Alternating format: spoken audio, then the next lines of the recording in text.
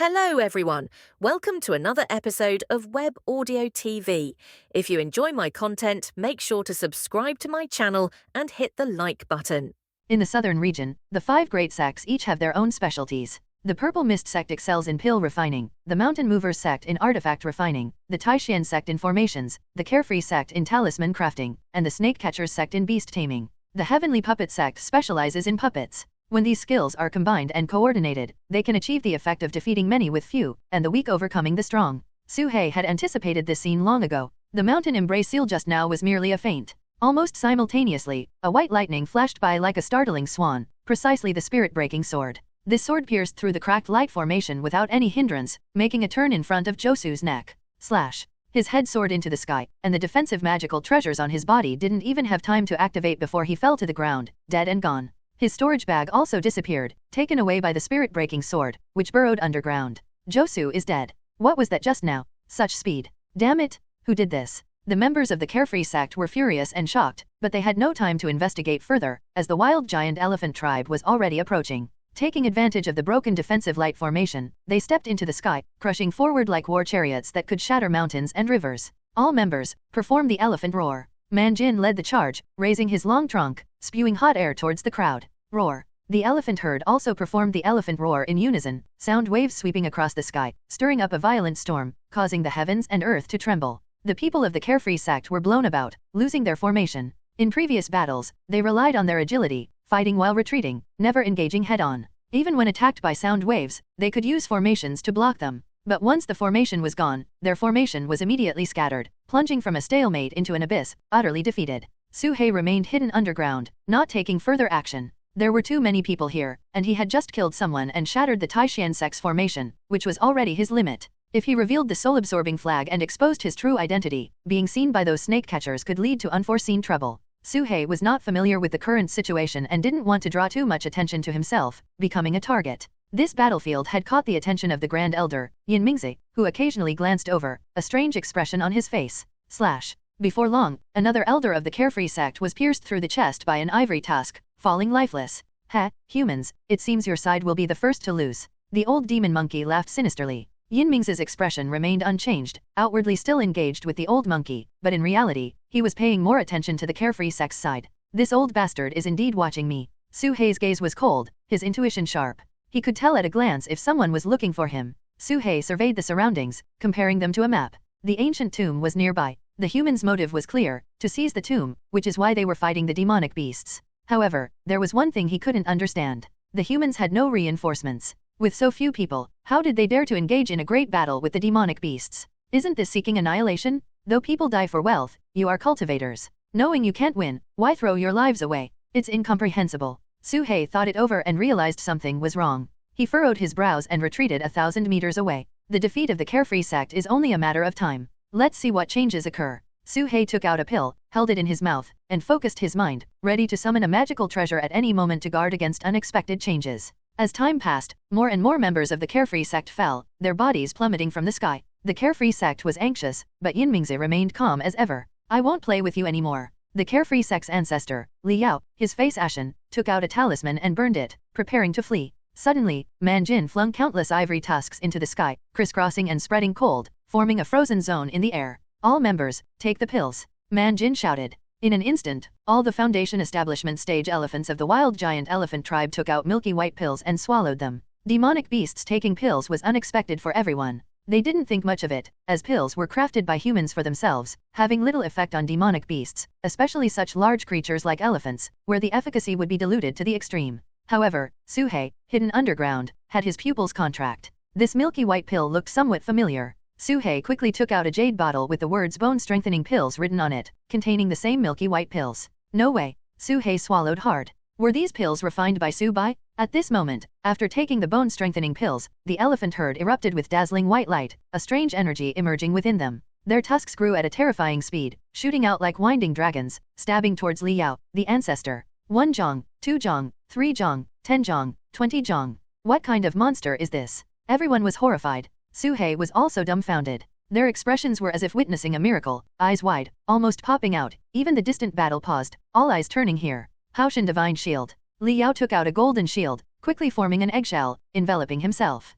Manjin's tusks grew to 30 jong, wrapping around Li Yao's eggshell layer by layer, with countless tusks stabbing from behind. Boom boom boom. The shield trembled incessantly, and with a loud crash, it shattered into pieces. Li Yao's form changed rapidly, slipping through the gaps in the tusks, but Manjin was prepared, letting out a roar, causing him to momentarily freeze. Slash. Li Yao's back was pierced by a tusk, blood gushing, as more tusks stabbed him, turning him into a sieve. Ancestor. The carefree sex crowd screamed in horror.n/o/vel/b/jn.c//om. Su He was completely stunned. Not only him, everyone was stunned, caught off guard by the sudden change. Su He instantly understood. Su Bai had not only tested the pills on him but also on Manjin. The effect was so shocking, he didn't know what to say. Bone strengthening pills, bone strengthening pills. Yinming's face alternated between green and red. He no longer hesitated, directly taking out a token and activating it. This matter was too bizarre. Initially planning to wait, but now he couldn't delay any longer. Buzz. The token in Yinming's hand floated up, rising into the sky, emitting a white light. Within it, an immense divine sense pressure was born, growing stronger, sweeping out like a storm in all directions. This divine sense's strength far exceeded everyone present, both humans and demonic beasts. It was like ants facing a mountain, a tsunami, causing all beings to tremble, feeling an irresistible force. What powerful cultivation, who is this? The old demon monkey's face changed dramatically, retreating hastily. The expressions of Manjin and the other elephants changed dramatically. They quickly retracted their tusks and retreated. At the same time, a fire ignited within them, expelling traces of medicinal residue from their bodies. As the residue was expelled, their tusks slowly retracted. The pressure was too overwhelming, beyond what mere willpower could overcome. They could fight those of the same realm, but facing someone a level higher meant death if they didn't retreat. As the beasts retreated, Su He had already used all his strength to flee into the distance. At this moment, a phantom image of a middle-aged man emerged from the token, gradually becoming solid. This man was dressed in white, holding a cup of tea in one hand while the other was behind his back. His eyes were deep, like the sun, moon, and stars, as if he had experienced the vicissitudes of life, yet his face showed no signs of aging. The moment they saw him, the demon kings felt their scalps tingle, their expressions horrified, as if facing a formidable enemy. Qin Sunji, the grand elder of the heavenly puppet sect, stood as one of the strongest figures at the pinnacle between the two nations. He alone could rival 10,000 troops. The demonic beasts instantly lost their will to fight and retreated, forming a group. The old monkey king had thought that elders of the heavenly puppet sect couldn't come here, but this shattered his perception. Though he didn't know if it was an avatar or some other method, the pressure was something they couldn't withstand. After Qin Sunji appeared, he didn't take any action, merely releasing his divine sense, sweeping it underground. The range of this divine sense was vast, far exceeding any core formation stage cultivator. No one could escape its search. At this moment, Su He, who was fleeing, could clearly feel a strong sense of being watched rapidly approaching from behind. That divine sense seems to be targeting me. The range is too large, I can't escape. In a split second, many thoughts flashed through Su He's mind, and he made a decisive decision. Su He made a bold move, taking out a transformation pill and swallowing it in one gulp, quickly refining it with the demon god cauldron. At the same time, he didn't stop, fully activating the ever-changing fish and dragon technique, sprinting toward the distance. Facing such an unknown powerhouse, the invisibility talisman was definitely ineffective. Su He didn't expect He Wang's talisman to protect him from anyone. But if he wanted to avoid being discovered, he had to disguise himself. Ordinary disguises wouldn't work, he had to rely on unconventional methods. Thus, Su He took a huge risk by swallowing the transformation pill. After being refined by the demon god cauldron, the transformation pill quickly took effect. Su He's body rapidly shrank, changing from slender to short and stout. His bones and flesh made crackling sounds as his appearance altered. Pop. Next, 2 legs grew from the front of Su He's abdomen, one on each side. Su He didn't know what creature he would become, but the creatures Su Bai created were always random. He could only hope he wouldn't turn into something too bizarre. Pop. In the next moment, 2 more legs grew from the back of Su He's abdomen. A total of 4 legs sprawled around his short, stout body. His neck also shrank, and his body became smooth and rounded, with his black gold dragon scales turning pitch black. In just a brief moment, Su He transformed into a 4-legged lizard.n/o/vel/b/jn.c//om. A 4-legged lizard is a lizard, also known as Shilongzi. Realizing he wasn't changing anymore, Su He breathed a sigh of relief. At least he had become a normal beast, not something grotesque. According to Su Bai, he should be able to revert back afterward. Soon, the divine sense swept over, and Su He removed the invisibility talisman to avoid suspicion. He lay on the ground, breathing steadily, pretending to be a normal hibernating lizard, as the divine sense passed over him. The divine sense didn't pause and continued forward after passing over Su He, retracting only at its limit. In the distance, at the center of the battlefield, Qin Sunji's expression remained calm, showing no emotion, but a trace of confusion flashed in his eyes. Earlier, his divine sense had swept across a 1,000-mile radius, discovering a vast number of creatures underground, numbering in the millions, with cultivation levels ranging from high to low. The strongest were at the core formation stage, while the weakest were mere mortals. But he found no trace of the suspected fled dragon. Now, with the Chu kingdom fallen, Qin Sunji's focus returned to these trivial matters. Besides tracking down rebels and bandits, the flood dragon intrigued him greatly. He looked at the barely alive carefree sect ancestor, Li Yao, and calmly asked, "What happened just now? Tell me in detail." Li Yao dared not delay and quickly recounted the events. However, Su He acted too swiftly for him to notice any details, and Josu was already dead. Afterward, Su He made no further moves. After talking for a long time, it amounted to nothing. Forget it. Qin Sunji shook his head, no longer concerned. In fact, he had a more important matter to attend to here, one that surpassed everything else. Even his attack on the Chu kingdom was to pave the way for it. Compared to that, rebels, bandits, and the flood dragon were insignificant. He looked at the demon kings in the distance and spoke loudly, "Esteemed demon kings, my heavenly puppet sect has important matters to attend to here. Our sect's third-generation ancestor had ties with your demon lord. Today, we won't make things difficult for you. You only need to retreat 10,000 miles and find another place to reside. Once the matter is settled, this area will be returned." Qin Sunji's voice was calm and unruffled. The demonic beasts exchanged glances, falling into a deathly silence. The old monkey king remained silent for a long time before speaking in a deep voice. "How long?" "A year at the shortest, 3 to 5 years at the longest," Qin Sunji replied flatly. The old demon monkey fell silent. A year was manageable, but if it dragged on, how would they survive? Moreover, the other party hadn't specified a concrete time frame. What if it exceeded 5 years? What? Qin Sunji's gaze flickered as he looked at the old monkey king. "Do you have any objections?" Just a look made the old monkey king's heart tremble, forcing him to retreat several steps, spitting blood. The difference in realms was terrifying. This left the demon kings horrified. The old monkey king was at least mid-golden core, yet he couldn't withstand even a glance. "We have no choice but to yield. Qin Sunji didn't go for the kill, so we shouldn't be ungrateful," the old monkey king said faintly. "We have no other option," the purple lightning lion king muttered bitterly. "The territories deep within Wu Mountain are already occupied by other demon kings. We either fight for them or develop on the outskirts. Damn humans, they all deserve to die." Despite their unwillingness and anger, the demon kings were helpless. The opponent's strength was too overwhelming for them to contend with. As long as someone stronger could drive you out of your territory, saying they'll borrow it for 3 to 5 years without outright seizing it was already courteous. Of course, Qin Sunji might have his own concerns, preventing him from acting recklessly. However, the demon kings didn't dare to gamble, nor did they see the need to take such a huge risk to offend the immensely powerful heavenly puppet sect. "Let's hope you keep your word," the old monkey king said, staring at Qin Sunji. "As long as you don't cause trouble, I'll naturally keep my promise," Qin Sunji replied. After exchanging a few words, the demon kings had no choice but to abandon the area and leave. Manjin's territory seemed to be right at the edge of the 10,000 miles, uncertain if they needed to relocate. Just then, Qin Sunji's gaze subtly glanced at him, causing Manjin to shiver internally and hastily speed up his departure. Yin Mingzi hesitated for a moment and tentatively asked, "Senior, that snake demon, what exactly is it?" "This is a matter of our sect, you need not concern yourself," Qin Sunji said indifferently. "Yes." Yin Mingzi felt a shock in his heart and quickly nodded. He had always been speculating whether that snake demon was secretly nurtured by the heavenly puppet sect or was wild, and he had been feeling somewhat dissatisfied. Now, hearing Qin Sunji's words, his heart was greatly shaken, and he no longer had any stray thoughts. In fact, Qin Sunji had always intended to suppress the snake catcher's sect. It was just that the appearance of the snake demon was perfectly timed, causing chaos in the snake catcher's sect, and it just so happened to practice puppet techniques. Qin Sunji simply let things take their course, allowing others to speculate. Additionally, the Mountain Movers sect has been annihilated. I have arranged for the Iron Mountain sect to take its place. From now on, the 5 great sects of the southern region will be the Iron Mountain sect, Snake Catcher sect, Taishian sect, Carefree sect, and Purple Mist sect. Qin Sunji spoke slowly. These seemingly calm words stirred up a storm in everyone's hearts, leaving them all in shock and disbelief. The Mountain Movers sect, a great sect that had stood for 500 years, was just gone like that? Gone without a trace, and Qin Sunji didn't even explain how it happened. As for the Iron Mountain sect, it was a sect they had never even heard of, but it was undoubtedly a subordinate of the Heavenly Puppet sect. Everyone's expressions changed dramatically, and a terrifying thought arose in their hearts: could they also be wiped out at any time and replaced? When Qin Sunji mentioned the 5 great sects, he placed the Iron Mountain sect first, even before the Snake Catcher's sect. Wasn't this hint obvious enough? This ancient relic is entrusted to you 5 great sects to explore together. If there are any gains, I will reward you handsomely. At this point, Qin Sunji's gaze turned cold, and he said chillingly, "If anyone dares to hide anything, the Mountain Movers sect will be your warning."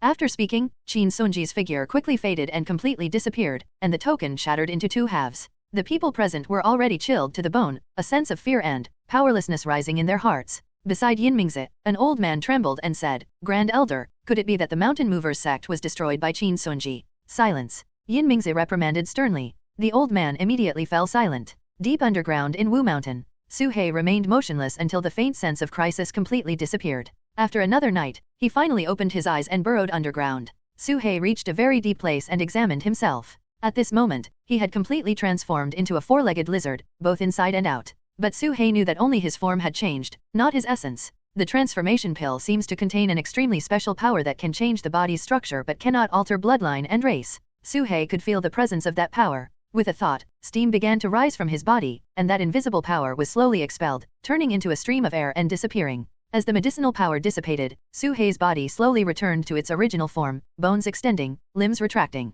This change in body structure was reversible. However, the process was somewhat lengthy, and Su He spent a full 2 hours expelling that power completely, reverting to his original snake form. Phew! Su He let out a sigh of relief. Recalling the scene of the wild giant elephant tribe consuming bone-strengthening pills, Su Bai's pills weren't entirely useless. The transformation pill, for him, could be used for disguise. However, taking other pills still required utmost caution. The ancient tomb, better not go there for now. Let's see what Manjin and the others have to say. After a brief contemplation, Su He left the place and headed straight for the wild giant elephant tribe's settlement. At this moment, a group of uninvited guests appeared in the wild giant elephant tribe's settlement, erupting into a fierce battle. The members of the elephant tribe were unprecedentedly furious, risking their lives, each one burning their blood and energy, pursuing the humans with reckless speed. Because this group of humans had targeted their children. For the wild giant elephant tribe, this was an unforgivable crime, more infuriating than killing them. Fortunately, Su He had warned them, and the children didn't fall for it, otherwise, the consequences would have been unimaginable. None of you will escape.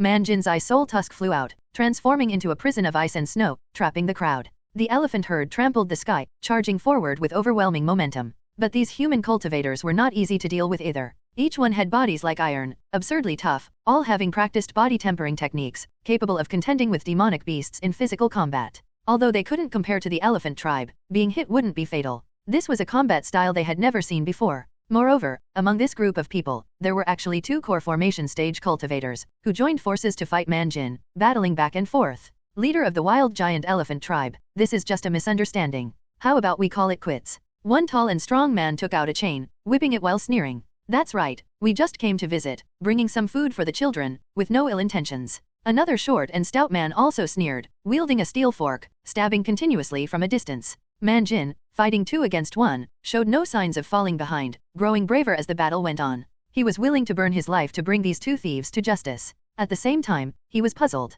The strong ones of the southern region were mostly concentrated deep in Wu Mountain. Where did this sect come from, with a combat style they had never seen before? This didn't seem like people from the Chu Kingdom. No matter who you are, today you will die. Manjin's tusks charged forward, colliding with a large shield. Suddenly, the large shield turned into a pool of sludge, quickly surging out, wrapping around Manjin's tusks. The sludge continued to expand, growing larger and heavier. Manjin felt as if he were bearing the weight of a mountain, his speed drastically reduced. Today marks the founding of our Iron Mountain sect. We must make a name for ourselves, n/o/vel/b/n.c//om. The tall and strong man sneered, his eyes filled with cruel bloodlust, staring at Manjin and the other beasts. We originally planned to capture your children as hostages to make things easier, but since they didn't take the bait, using force isn't out of the question. The short Iron Man also revealed his true intentions, knowing that Manjin was about to unleash a deadly move, and he retreated in advance, as if everything was within their calculations. Iron Mountain sect. The sludge on Manjin's tusks grew larger, becoming a mountain.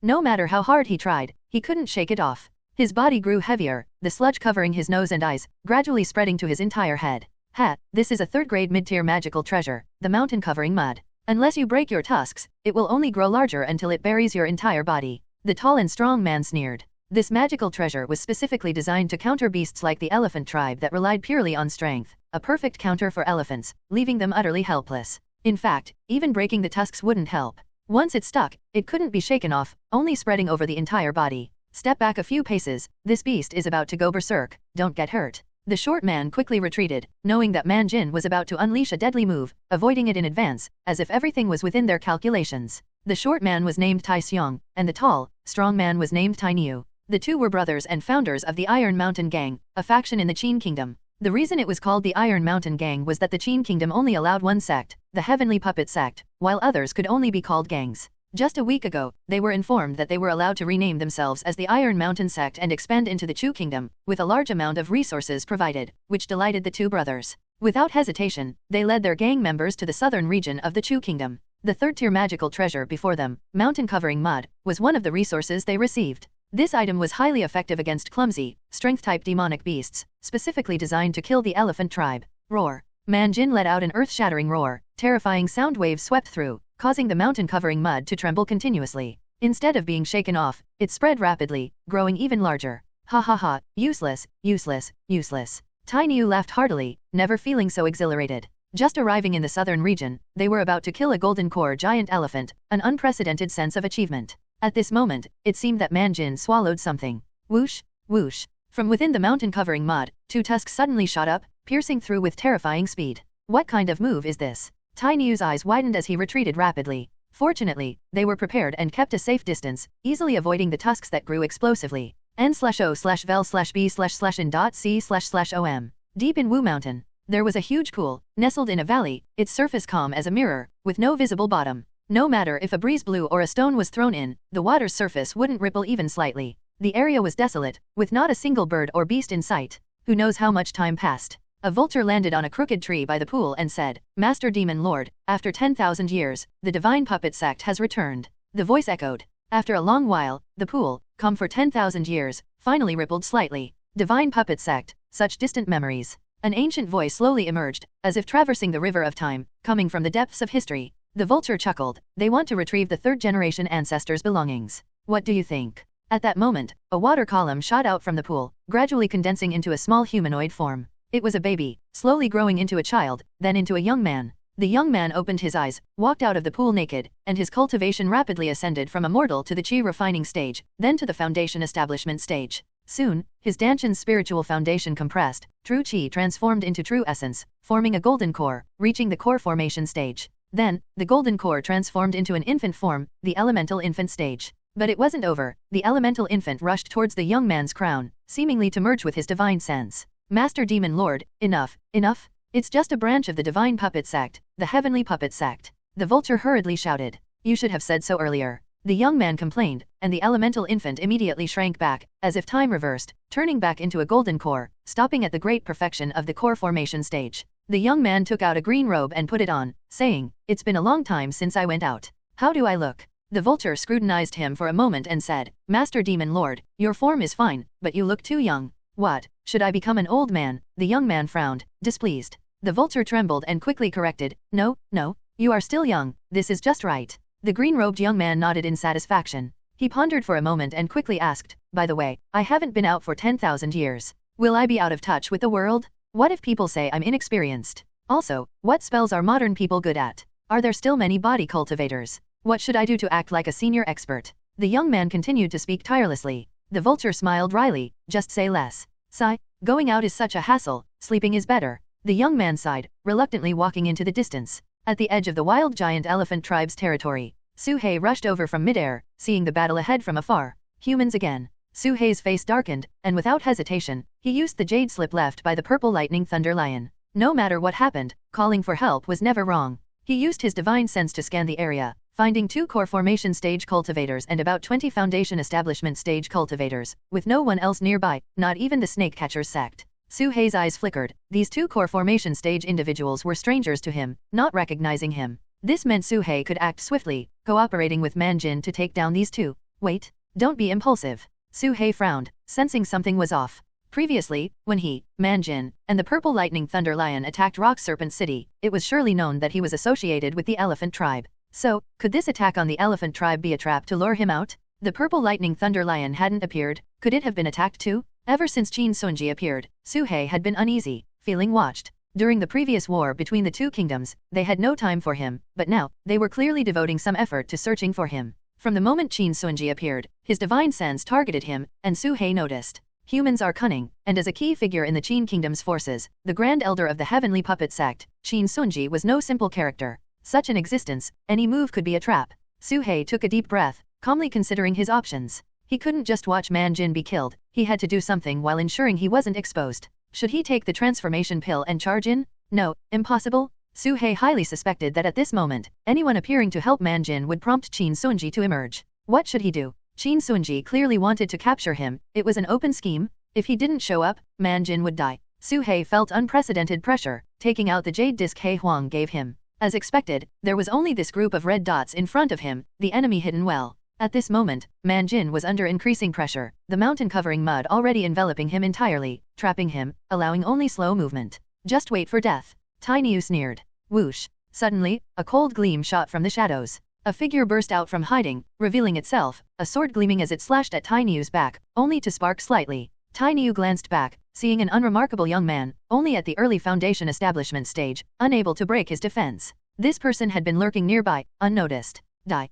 Tai Niu hesitated for just a second before swinging a palm to crush Xiao Chu's head. Boom. A deafening collision echoed. However, it wasn't Xiao Chu's head that was hit, but Tai Niu's head. A long black shadow appeared instantly before Tai Niu, almost simultaneously with Xiao Zhou. It was a big black snake. However, this snake's movement was so stealthy that he only saw Xiao Zhou, not Su He. Without giving him any chance to react, a thick, scale-covered tail whipped fiercely at Tai Niu's face. Smack. The power of dragon bones and dragon scales combined erupted completely, smashing Tai Niu's face, blood splattering, teeth shattering. With a loud bang, Tai Niu spun in the air, flying back, crashing into a mountain rock. The scene drew everyone's attention, faces aghast. Big brother, the short Tai Xiong exclaimed. Boom. Tai Niu quickly burst out from the rock, his expression terrifying. At this moment, his face was no longer recognizable, eyes, nose, and features all smashed, bones exposed. Thanks to his cultivation of the Iron Mountain Sect's special technique, his physical body was extremely tough, preventing his head from being blown apart. Otherwise, anyone else might have lost their head from such a blow.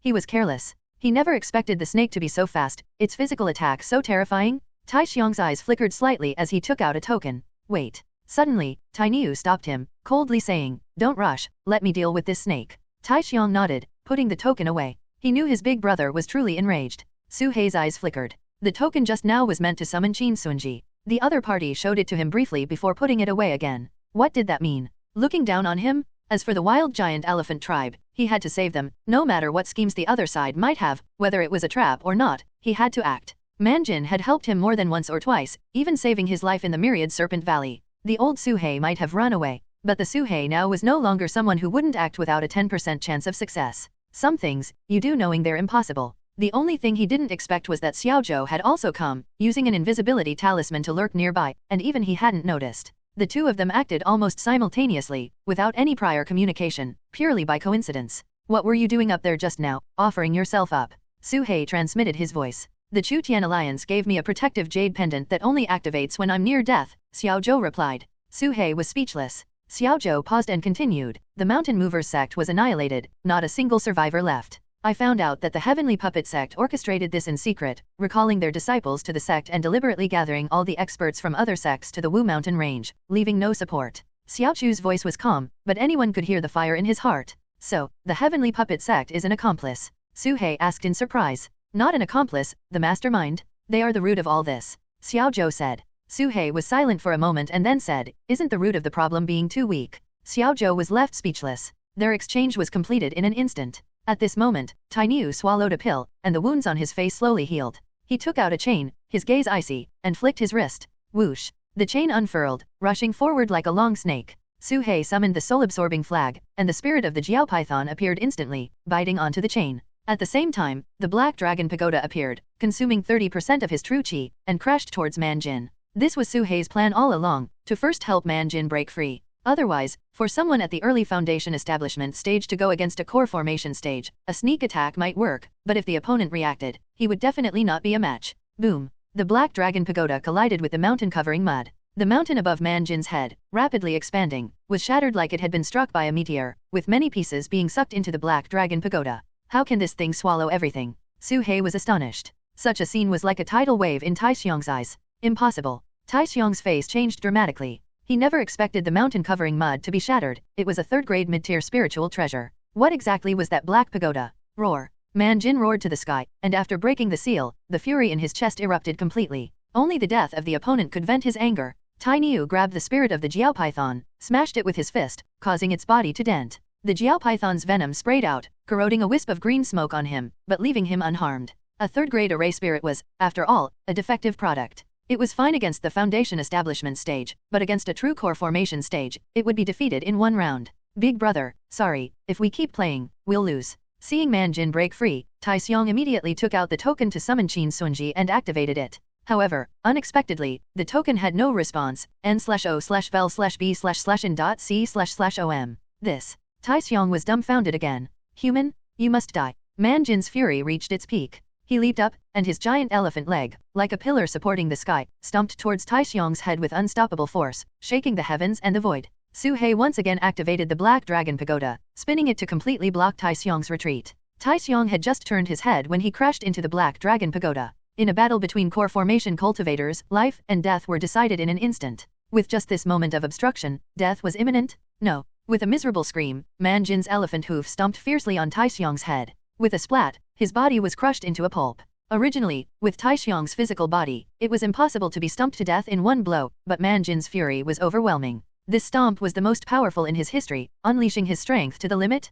From head to toe, he was crushed into a mass of flesh, stomped deep into the ground, breaking through the abyss. Even Man Jin's 4 legs were burning fiercely, igniting golden flames. The flames gradually spread across his body, turning him into a burning giant elephant. Tai Niu, seeing his brother fall, didn't have time to grieve before he saw the fiery body charging at him, rapidly enlarging in his pupils. A question floated in his mind. What kind of demonic beast is this? Tai Niu's eyes were filled with terror. This feeling was completely different from facing Man Jin before, as if it were a different demonic beast. This time, Su He's true chi was down to 20%, unable to use the Black Dragon Pagoda to block. But Man Jin's stomp still landed solidly. Although Tai Niu dodged most of it, he was hit by the aftermath, losing half of his body. Such terrifying power was truly frightening. Tai Niu suppressed his injuries, flashed to Tai Xiong's corpse, and with a grasp, pulled the token into his hand. Senior, save me? Why don't you come out? Tai Niu screamed miserably. But the token remained motionless, with no response. Man Jin roared and charged again, clearly in a desperate stance. Whoosh! Suddenly, the token flew out, into the sky, and was caught by a figure. At this moment, the world fell silent. All humans and demonic beasts stopped, countless eyes all looking towards the sky, at the figure that had appeared unnoticed. It was an ordinary-looking youth, wearing a green robe, with slightly rough skin. He looked just like a mortal, with no detectable presence. But this eerie scene sent chills down everyone's spine. This was definitely a peerless powerhouse. Su He instinctively wanted to use the small teleportation talisman to escape or immediately merge with the Black Dragon Pagoda, but his instinct sensed no danger. At this moment, the green-robed youth stared at the token in his hand and said calmly, "Will you come out yourself, or shall I find you?" The ancient voice coming from a youth's mouth was extremely bizarre. As the words fell, a middle-aged phantom floated out from the token, clasped his hands, and quickly solidified. This scene was just like when Yinmingzi took out the token and Qin Sunji appeared. Su He had seen similar situations before. The communication jade slip in Li Yang's storage bag worked like this, seemingly using a method to attach divine sense to the jade slip, turning it into a physical form. But this Qin Sunji was clearly more advanced, almost equivalent to an external incarnation. Such a method couldn't even be detected by a jade disc, making it impossible to guard against. Junior Qin Sunji greets the Demon Lord. Facing this youth, Qin Sunji, the Grand Elder of the Heavenly Puppet Sect, bowed deeply, performing the courtesy of a junior. As this scene unfolded, the entire place fell into a deathly silence, where even a pin drop could be heard. Who is the Demon Lord? What kind of cultivation does this person have to make Qin Sunji address him as a junior? Everyone's minds buzzed, their hearts stirred by waves of shock. Qin Sunji, the most talented individual of the Heavenly Puppet Sect, an unparalleled chosen not seen in a millennium, invincible within the core formation stage. Even the elemental infant ancestor of the Chu Kingdom couldn't kill him and had to retreat. For someone to make Qin Sunji pay respects, what level of cultivation does this youth possess? Back then, the Divine Puppet Sect made a vow with me to never set foot here again. Have you forgotten? The Demon Lord looked at the person before him, seemingly assessing. Qin Sunji slightly bowed, neither humble nor arrogant. I respect the ancestors and seniors, hence my true self did not come. But as a cultivator, we go against the heavens, how could we be bound by some old rules? His words were not arrogant but heartfelt. In the entire Heavenly Puppet Sect, only he dared to face the Demon Lord's reputation and come to this place. The Demon Lord remained expressionless, coldly saying, "Sounds nice, but aren't you just testing my limits? Let me make it clear to you now, I don't care what kind of avatars, puppets, or external incarnations you use, as long as they belong to the Divine Puppet Sect, they should not appear within the Wu Mountain range. Today, consider this a lesson." He opened his mouth and sucked in, pulling Qin Sunji's figure towards him. Suddenly, Qin Sunji's eyes flared with ghostly fire, breaking free from the constraints, his body igniting and quickly dissipating into smoke. Extreme Realm. The Demon Lord's eyes flashed with a hint of surprise, murmuring, "This person is indeed extraordinary, no wonder he has such confidence." Extreme Realm represents the ultimate power within a certain realm. For example, Su He possesses the extreme realm of the Foundation Establishment stage. The Demon Lord thought that in this era of thin spiritual chi, the extreme realm would be very rare, yet he encountered one as soon as he emerged. The Demon Lord picked up the token and coldly spoke into it, defying the heavens? You were hiding from me just now, which shows fear and trepidation, yet you talk about defying the heavens. These words, transmitted through Qin Sunji's token, crossed an endless distance and echoed in Qin Sunji's mind. This would become Qin Sunji's inner demon. Zhongling, the capital city of the Chu Kingdom. In a quiet room, Qin Sunji sat on a prayer mat, suddenly opening his eyes, the voice from earlier reverberating in his mind. Good, this tribulation comes at the right time. Qin Sunji was not panicked, instead, he was very calm. As long as I overcome this tribulation, I can form my elemental infant. He, the strongest core formation in the history of the Qin Kingdom, and also the youngest. He respects neither heaven nor earth, neither ghosts, nor gods, nor ancestors. Even when facing the elemental infant ancestor of the Chu Kingdom, he is fearless. But the moment the Demon Lord appeared, he felt a deep sense of powerlessness, like an ant. Divine transformation stage? This was the first time in Qin Sunji's life facing the divine transformation stage, and also the first time he felt fear. However, as long as he crossed this hurdle, the world would be wide open. You've seen the Demon Lord, how did it go? A voice came from the void ahead, belonging to the elemental infant ancestor of the heavenly puppet sect. The Demon Lord is not dead, and now appears in a youthful form. Qin Sunji spoke to the void ahead. The voice was silent for a long time before asking, Qin Sunji, do you believe anyone or any demonic beast could survive from ancient times to the present?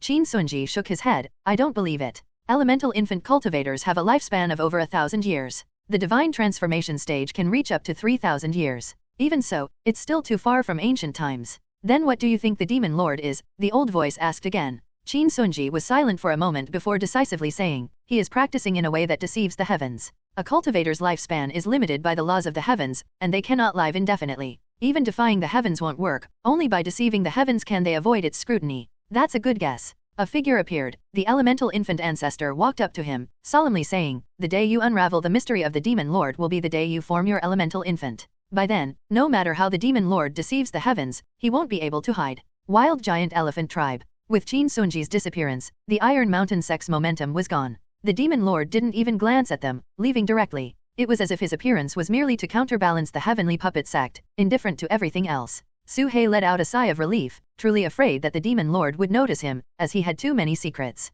Tiny Yu's eyes flickered, trying to slip away, but Manjin gave him no chance, crushing him like a mountain, completely obliterating him. The remaining members of the Iron Mountain sect were swiftly defeated by the combined efforts of Su He, Xiaozhou, and the elephant herd, leaving none alive. Su He wasted no time, using the soul-absorbing flag to draw in all their souls, allowing the snake spirit to devour them. N/O/vel/B/in.C//om. Thus, the Iron Mountain sect, which was supposed to replace the Mountain Movers sect, perished halfway before it even began. Manjin's burning flames extinguished as he walked up to Su He, weakly saying, Brother Su, I owe you a great favor again.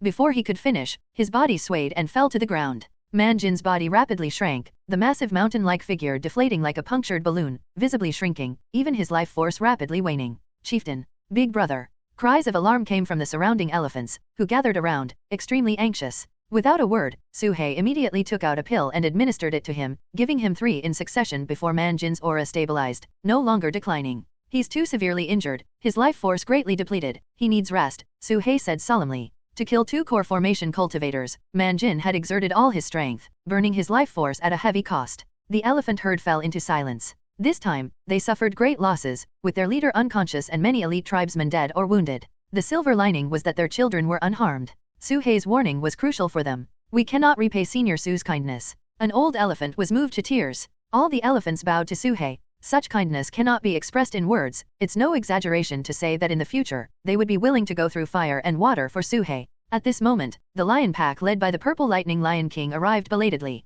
Damn it! I was trapped by a formation, only just arriving now, the Purple Lightning Lion King cursed. Su He was not surprised by this. Qin Sunji's arrangements would certainly have also stalled the Purple Lightning Lion King, otherwise, he wouldn't have been lured in. Su He held no grudge. Ultimately, it was about strength. If not for the Demon Lord's sudden intervention, Su He didn't know what kind of situation he would have faced. Qin Sunji was too powerful, the strongest core formation cultivator he had ever seen, capable of making a mid-stage core formation cultivator cough up blood with just a glance, terrifyingly strong. The only methods Su He could think of were using 8 small teleportation talismans or merging with the Black Dragon Pagoda, and whether he could escape would purely depend on luck. Lei Meng, you need not blame yourself, this was a conspiracy against me. Su He briefly explained what had happened. What do you mean against you? This was clearly against all of us demonic beasts. The Purple Lightning Lion King was furious. With his fiery temper, he wished to destroy another city, but now he was powerless to do so. Impulsiveness does not mean courting death. The Heavenly Puppet sect being targeted by the Demon Lord likely means they won't dare to come again.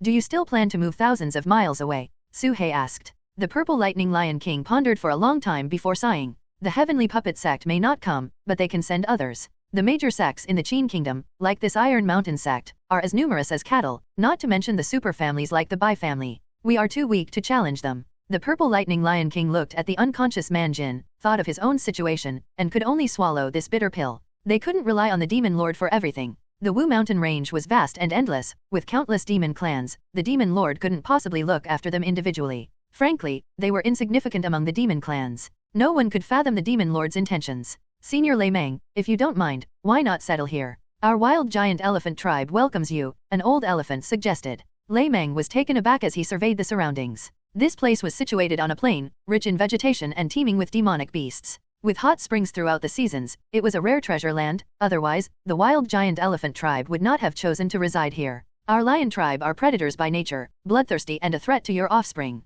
Even if our Foundation establishment stage members can control themselves, the young cubs cannot be disciplined, Lei Meng said truthfully. Living together, the elephant tribe and the lion tribe would inevitably clash, even if the leaders did not. The younger generations were bound to fight, leading to conflicts sooner or later. They were not human and could not educate their offspring to be cultured and reasonable. Friendliness, peace, such traits, if cultivated among young lions, would eventually lead to their natural elimination. The elephants exchanged glances and could only sigh helplessly. However, we can live nearby and help keep watch. If any human cultivators dare to come, I will intervene, Lei Meng added. Thank you, Senior Lei Meng. The elephants all bowed in gratitude. Suhei and Xiaozhou stayed here as well, choosing to settle down. For Xiaozhou, a human, the elephant tribe was reasonable, knowing he was Suhei's friend and had helped them earlier. They treated him as an honored guest. Suhei carved out a cave dwelling and began to inventory the spoils from the recent battle. Mountain-covering mud, a mid-grade third-tier spiritual treasure. Suhei looked at the small, palm-sized lump of soft mud before him, highly malleable. Yet this unassuming item could expand 1,000-fold, with its weight increasing infinitely. Suhei spent an hour refining it, understanding its effects and principles. So that's how it is. Once activated, this item can automatically absorb earth element true qi from the heavens and earth, gathering nearby sand and dust from the air, growing larger and increasing gravity. It's truly the bane of large demonic beasts, Suhei mused. This lump of mud could also change shape at will, allowing him to mold it into a shield for disguise. Similarly, it could be used for defense, wrapping around oneself to reduce external damage. Suhei tried to activate it and found that while it consumed a lot of energy, it was much more economical than other third-tier magical treasures, likely due to his earth spiritual roots. An earth element magical treasure, useful for me. Suhei stored it in his void stone. Besides the mountain-covering mud, there were some defensive magical treasures, but most had been crushed by Man Jin's foot. The remaining treasures were few. He acquired the chains used by Tai Niu and the fork used by Tai Xiong, both low-grade third-tier spiritual treasures. These two weapons were of no use to Suhei, so he planned to sell them. What surprised Suhei the most was that the Iron Mountain sect members collectively had about 100,000 spirit stones in reserve, including over 40 high-grade spirit stones. So many high-grade spirit stones. Seeing so many high-grade spirit stones, Suhei's heart burned with excitement. He took out all the square high-grade spirit stones, totaling 67 pieces. I wonder if I can obtain another Dragon Clan secret technique. Without hesitation, Suhei swallowed the high-grade spirit stones one by one, moving to the demon god cauldron, where they were absorbed by the true dragon statue. 1, 2, 3, 10, 20. Last time, it only took 10 spirit stones to obtain the ever-changing fish and dragon technique. This time, even after 50 pieces, nothing appeared. Soon, Suhei's 67 high-grade spirit stones were completely absorbed, and no secret technique emerged. Still short by 33, it seems I need to gather 100 pieces. Suhei had a strong premonition. He calculated the resources he currently had. Ordinary spirit stones totaled 200,000. Usable third-tier magical treasures included the Black Dragon Pagoda, mountain-covering mud, and the soul-absorbing flag. However, the Jiao Python within the soul-absorbing flag was severely injured. Suhei had absorbed many souls into it, allowing it to slowly devour and heal, but it would take some time. As consumables, he had 8 small teleportation talismans, an unknown grey talisman, and an ordinary thunder tribulation pearl. For flying swords, he had the spirit-breaking sword, heaven-burning sword, and ice soul sword, all made of ivory. Suhei could simultaneously wield 3 swords, wreaking havoc within the Foundation establishment stage. As for puppets, Suhei had used most of them. He had just collected a batch of corpses but hadn't had time to refine them. What if I refine these Iron Mountain sect members into puppets? Suhei thought to himself. The Iron Mountain sect specialized in body refining techniques, with tough physical bodies covered in iron skin, making them excellent puppet materials. Even as corpses, they were extremely sturdy, resistant to ordinary blades and swords. Let's do it. Suhei immediately took out the corpses and piled them together. He looked at the corpses, ready to refine one, when a brilliant idea struck him. Why should I refine them one by one? Why not combine these corpses into a single flesh giant? Suhei pondered. His earth puppet art could only refine puppets up to the great perfection of the foundation establishment stage. Therefore, he couldn't utilize the corpses of Tai Niu and Tai Xiong, but the other corpses could be combined and stitched into a super foundation establishment puppet. Its strength would be at the foundation establishment stage, but it would be extremely durable, nearly indestructible, with enough flesh to take on 100 foes. The scene would be spectacular. No sooner said than done. Suhei immediately piled all the corpses together, releasing the spirit body thread to begin this grand project. While Suhei was in seclusion, the 4 major sects began their excavation of the ancient relic. It was a deep canyon, with the entrance to the relic in the middle, through a tunnel leading underground. The tunnel was bottomless, blocking all detection, with only visible black smoke wafting out. This was yin sheqi, extremely dense yin energy. It indicated that countless corpses lay within. There were signs of previous excavation, suggesting others had been here before and retrieved some items. According to that bounty hunter, their team had a chi condensation leader and 13 members in total, but they were all wiped out, with only him surviving. Yin Mingzi said solemnly. Everyone, should we enter together or split up? He looked at the group behind him. Their team was naturally more luxurious than Han Ti's, capable of splitting into several groups for exploration. The carefree sex patriarch, Li Yao, was severely injured and had not yet recovered. After a moment of silence, he said, perhaps, we should split up. He no longer wished to explore any relics, only to preserve his life. His words were also an excuse. Whoosh. Suddenly, a stream of yin sheqi shot out from the tunnel, and the patriarch's head flew off. N/O/vel/B/C/in.C//OM. Everyone's faces changed dramatically, summoning protective magical treasures as if facing a formidable enemy. However, nothing happened. The tunnel remained unfathomably deep, calm as usual, except for Li Yao's missing head, with no other changes. He. At that moment, Li Yao's head suddenly emitted a sinister laugh, with a strange smile, and flew into the tunnel, disappearing from sight. The crowd's faces were pale, not daring to make a sound. They split up, truly split up. Everyone, disperse. Yin Mingzi shouted. Whoosh, whoosh, whoosh. Without hesitation, the crowd quickly scattered, spreading throughout the canyon. That was an ancient vengeful spirit. As long as there are too many people and the yang energy is strong, it will attract such entities. Plus, Li Yao was severely injured and weak, which allowed the spirit to succeed. The cultivation technique Yin Mingzi practiced was the Yinming art from the snake catcher's sect. This sinister art was extremely sensitive, and he immediately identified the problem. We need to split into multiple small teams, each with no more than 10 people, Yin Mingzi said solemnly. After arrangements were made, everyone gradually dispersed, forming small teams and entering the tunnels one by one. 3 days later, the people from the 4 major sects returned in disarray. Their numbers were halved, with 2 core formation stage cultivators fallen. However, they did bring back some ancient relics according to Han Ti's map. Despite the heavy losses, it wasn't a complete failure. At least they gained more understanding of the situation inside the relic, allowing them to avoid danger as much as possible next time. At the same time, the map of the ancient relic spread like a storm across the southern region. Not only in the southern region, but it also spread throughout the country, even reaching the southern bank of the Yanluo River, becoming widely circulated. This map, initially bought by Suhei for 5,000 spirit stones, now seemed to be everywhere. Almost everyone had a copy. For a time, the whole country was in an uproar. Countless people formed teams and rushed to the Wu Mountain range to explore the relic. The 4 major sects did not stop the people coming from all over the country, nor could they. The danger level of that relic far exceeded their imagination. It wasn't a treasure trove filled with riches, but a perilous place that devoured people. Rather than risking themselves, they let these passers-by probe the area, possibly reducing some losses. However, while everyone was heading to the Wu Mountain range, one sect remained indifferent. The Heavenly Puppet sect. Whether disciples or elders, they were given strict orders not to approach the Wu Mountain area. They only sent some subordinate sects and families to investigate, but not a single person from their own sect went, causing experts from various factions to speculate on the reason. Over time, more and more human cultivators gathered in Wu Mountain. In the sky, core formation stage cultivators could occasionally be seen leading teams, sweeping across from high above.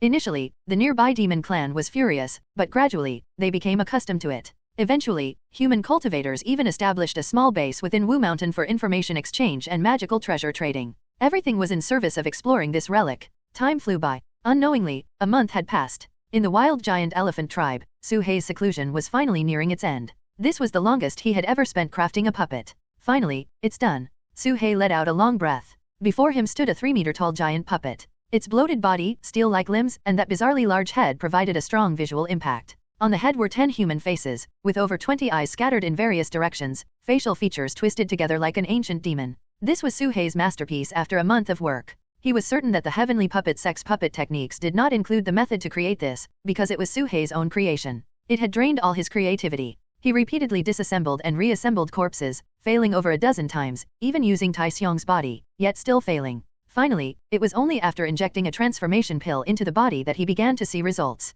This thing appeared to be a single person, but in reality, it was the amalgamation of 30 people. For instance, the arms appeared to be only 2, but inside, there were dozens more, ready to grow back immediately if severed, and the body was covered in various twisted faces. Such a monster, just by its appearance, could scare a group of people to death. If the heavenly puppet sect knew that someone had used puppet techniques to create such a thing, who knows what they would think. Let's test its strength. Suhei willed it to move. The giant took a step forward, charging ahead like a cannonball, producing a booming sound as it swung its iron fist, striking the stone wall ahead. Boom! The underground cave dwelling instantly collapsed, the tremor spreading for 1,000 meters, like an earthquake. Suhei gasped. This physical body, this strength, this speed, it was the most perfect puppet Suhei had ever seen. Suhei used the spirit devouring sword to cut the puppet, only managing to make small wounds that healed in seconds. It also had astonishing regenerative power. Even if its limbs were severed, they could grow back immediately. Suhei was certain that this thing wasn't a match for a core formation stage cultivator, but it wouldn't be easy for a core formation stage to deal with it either.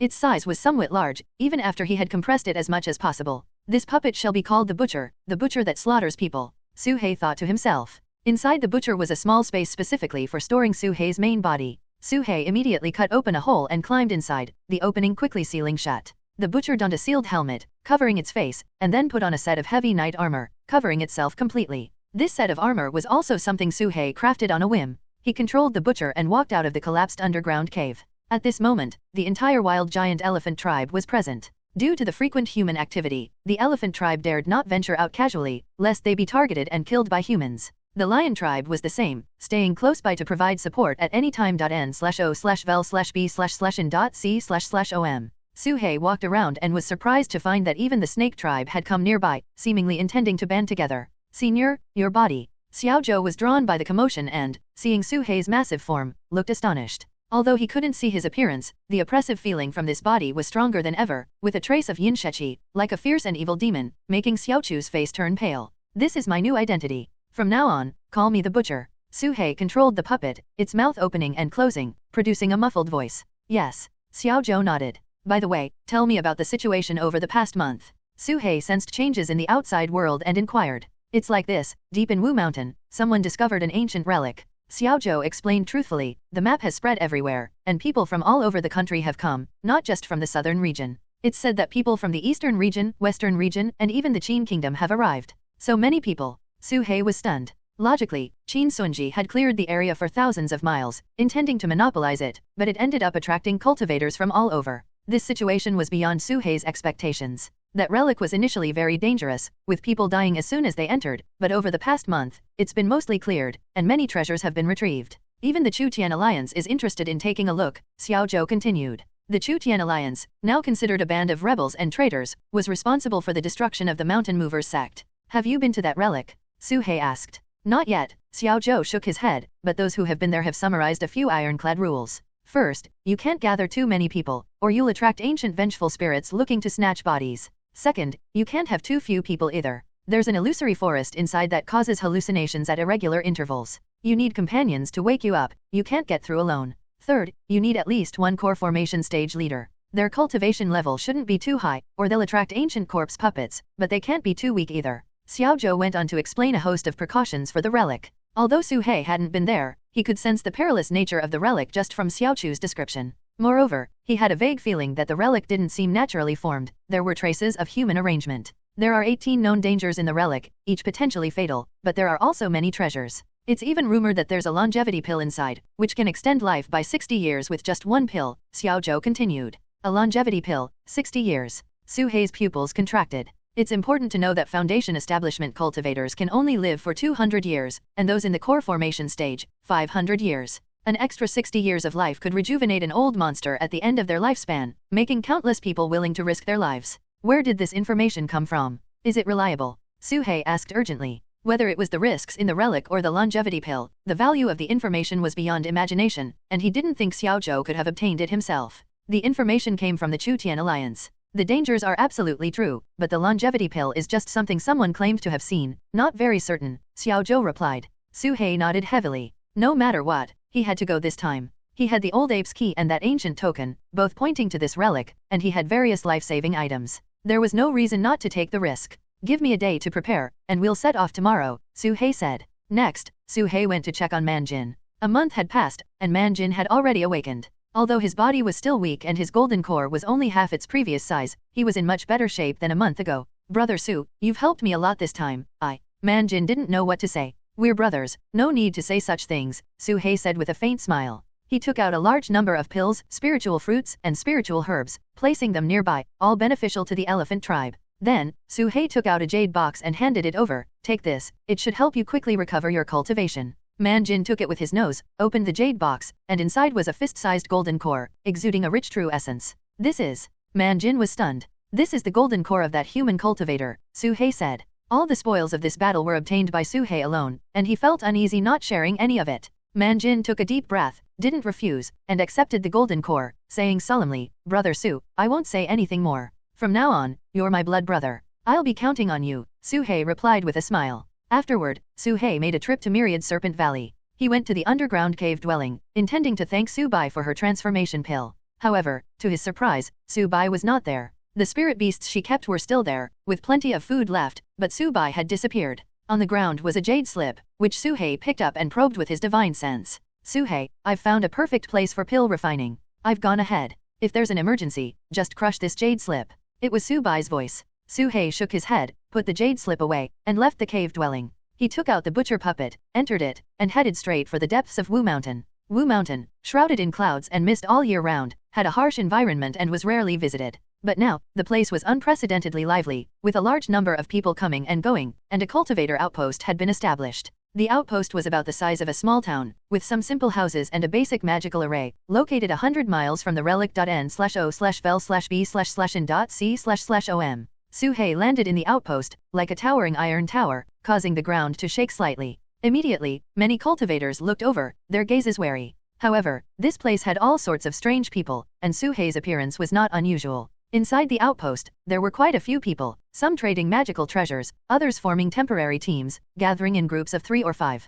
A newly released map of the ancient relic, including strategies for all dangerous areas, only 5,000 spirit stones. You won't be disappointed, and it's worth every stone. As soon as Su He entered the outpost, he heard a shout coming from a stall. It was a bald old man, with a scraggly beard and only a few sparse purple hairs on the back of his head, his cultivation at the early core formation stage. Su He sniffed the air and immediately walked over to the stall. Han Ti. Su He squinted his eyes. The bald old man was momentarily stunned and shouted, What Han Ti? Don't compare me to that shameless scoundrel, he's just a fraud. Su He was non-committal and asked, Do you know where Xian Yangzi is hiding? The bald old man's eyes flickered, and he quickly shook his head. What Xian Yangzi? I don't know. Before he could finish, his voice abruptly stopped. Su He had taken out a storage bag and waved it in front of him, his divine sense clearly seeing 10,000 spirit stones inside. Ahem. The bald old man coughed twice and changed his tune. Xian Yangzi is a client of a friend of mine. A client is like a god, and how could my friend betray a god? He has professional ethics. His voice stopped again. This time, Su He took out a second storage bag, another 10,000 spirit stones, and waved both bags in front of him.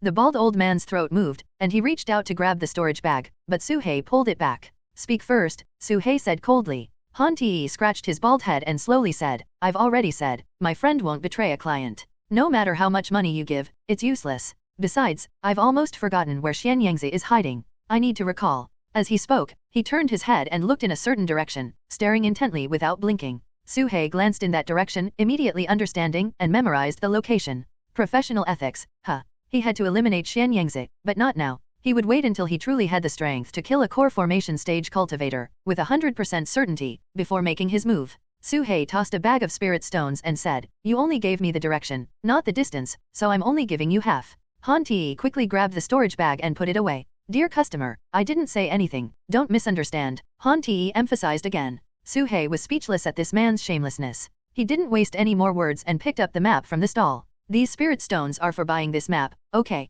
Yes, absolutely. Han Ti nodded repeatedly. Su He glanced at the map, which contained a lot of information, including the dangers and precautions within the relic, all clearly detailed, just as Xiao Zhou had described. This reassured Su He. It wasn't that he didn't trust Xiaozhou, but he didn't know much about the Chu Tian alliance, so he needed to gather information from multiple sources. Hence, the map was a must-buy. Thank you, deist Han. I wish you prosperity and wealth. Su He cupped his hands and turned to leave. Hey, wait a moment. Han Ti quickly stood up and handed over a token. Dear customer, you're practically an old client now. This is Han's membership token. If you have any needs, just infuse your divine sense into it, and I'll arrive as quickly as possible, come rain or shine. Of course, there's a delivery fee. An old customer. Su He took the token, surprised, and asked, have we traded before? Han Ti was momentarily stunned, then chuckled awkwardly. I was just guessing. You came in asking about Xian Yangzi, so I thought maybe we knew each other. No offense. Su He immediately realized that this person was probing his identity. Han Ti, while appearing friendly, was actually quite cunning.